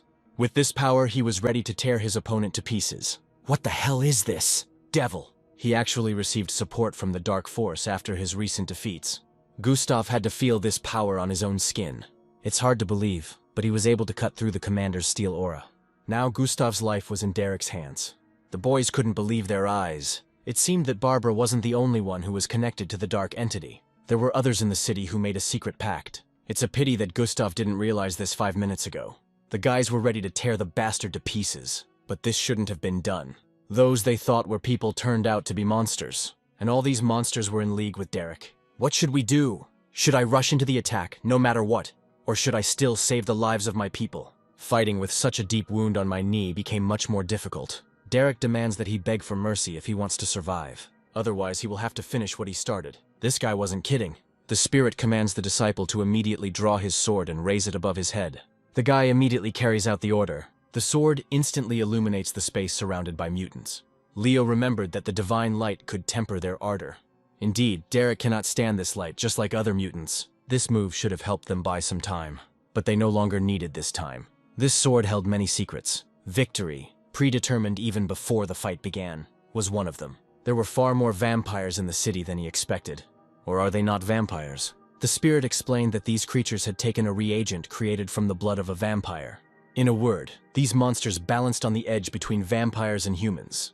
What's not clear about this? The main thing is that Gustav is okay, although he was seriously injured in the fight with the monster. He needs to be cured as soon as possible and briefly explained about vampires. Instead of rest, new problems fell on their heads. Derek soon comes to his senses. He understands that this fight was lost pointlessly. All his men have been captured. I wonder who is so brave here. Or did his courage suddenly disappear? After that, there was a nice friendly conversation with this bastard away from prying eyes. During this conversation, he admitted that he was wrong. Meanwhile, Leo is in his room, trying to comprehend what he saw. Arnold's words about that lord still haunted my mind. The caravan's route lay through his city, which meant that a meeting with the lord was inevitable. It's unclear why everyone is so eager to get their hands on this black crystal. We must definitely talk about this with the commander tomorrow. I wish Barbara would come back soon so I could go to bed peacefully. The spirit doubts that his ward only wants to sleep, and that the double bed in this room was pure chance. No, that's not what we're talking about at all. He explains that he is waiting for her because he is worried about Barbara. And here she is. There was no need to worry because everything was fine with her. But it might get even better if he stops acting like an idiot. The girl didn't end up here by accident. You shouldn't be so surprised. Or rather, you can be surprised, but not too much. Today she managed to get hold of some very interesting information. Now Barbara is ready to announce that there is a vampire in town. Vampire. A real vampire has appeared in the city. What, not impressive? Hey, she's never seen such a rotten reaction before. When Arnold heard about this, his emotions were much brighter. This was exactly the reaction she expected to see today. It was simply impossible to surprise the guy with such news. The next day they gather together to discuss a plan of action. Whoever is behind this may be waiting for them in the next town. The number of vampires grew, and the Count took direct part in this. The commander suggests taking action before they launch an attack. There is no way to avoid the meeting anyway. It would be better if the thieves stole that box with the black crystal. In the end, life is more valuable than a trinket. There's nothing to be done. We'll have to work with what we have. They need to step into danger themselves. And for this purpose, the Union has excellent warriors. Commander Gustav is confident that all those responsible will receive the punishment they deserve. However, to do this, we need to hire more mercenaries, then supply them with silver bullets and holy water. This will make it easier to get rid of vampires. Well, their thoughts coincide, and then the hands come together. All that remains is to take a photo of them as a keepsake. At this point, Barbara asks for a minute. Leo doesn't mind at all. It would be better for them to step aside for a while. Suddenly, Barbara angrily declares that she tried her best to prepare a surprise for Leo. It was very difficult for her to obtain this valuable information. But he acts like he doesn't care. Mole's attack in the desert was not an accident. He had prepared it in advance. Most likely, he acted on the Count's clear instructions. This means that the Count already knows that the caravan is heading towards him. At least she was able to surprise him with this news. If you think about it, what is actually the most valuable cargo? Leo believes that this is the box with the black crystal. But Barbara is sure there is more to it than just the box. Perhaps Mole would have told about it if he had not died so soon. It turns out that now only the Count can shed light on this, but the Count does not want them to reach his lands. His guard is very different from Gustav's squad, and yet there is a chance of success. Of course, if Leo is as skilled as ever. This scoundrel tried his best not to attract attention to himself. But we managed to learn something from the prisoners. When it turned out that we were talking about vampires, things took a completely different turn. The danger has increased, and now he will prepare for the meeting more carefully. The fight was inevitable, because the caravan was already on its way to it. You may have to use the bishop's necklace. Finally, Leo asks her for help. There is one place she must go immediately if Barbara is ready to go all the way. The moon in the sky today was the same as last night, but on Earth everything has changed. This ability made it possible to easily cover huge distances. Soon the Lord was already there. We had to wait a little longer for the butler, who was late again. Sebastian apologizes terribly for the slight delay. Everything is fine. In the veins of this representative of the vampire nobility flowed the blood of the noblest of them. You can stay here for 5 days and then get down to business. He was not used to handing over power to pathetic little people. Oh yes, his sins are great. But the Lord of Vampires has nothing left to lose in this damned life.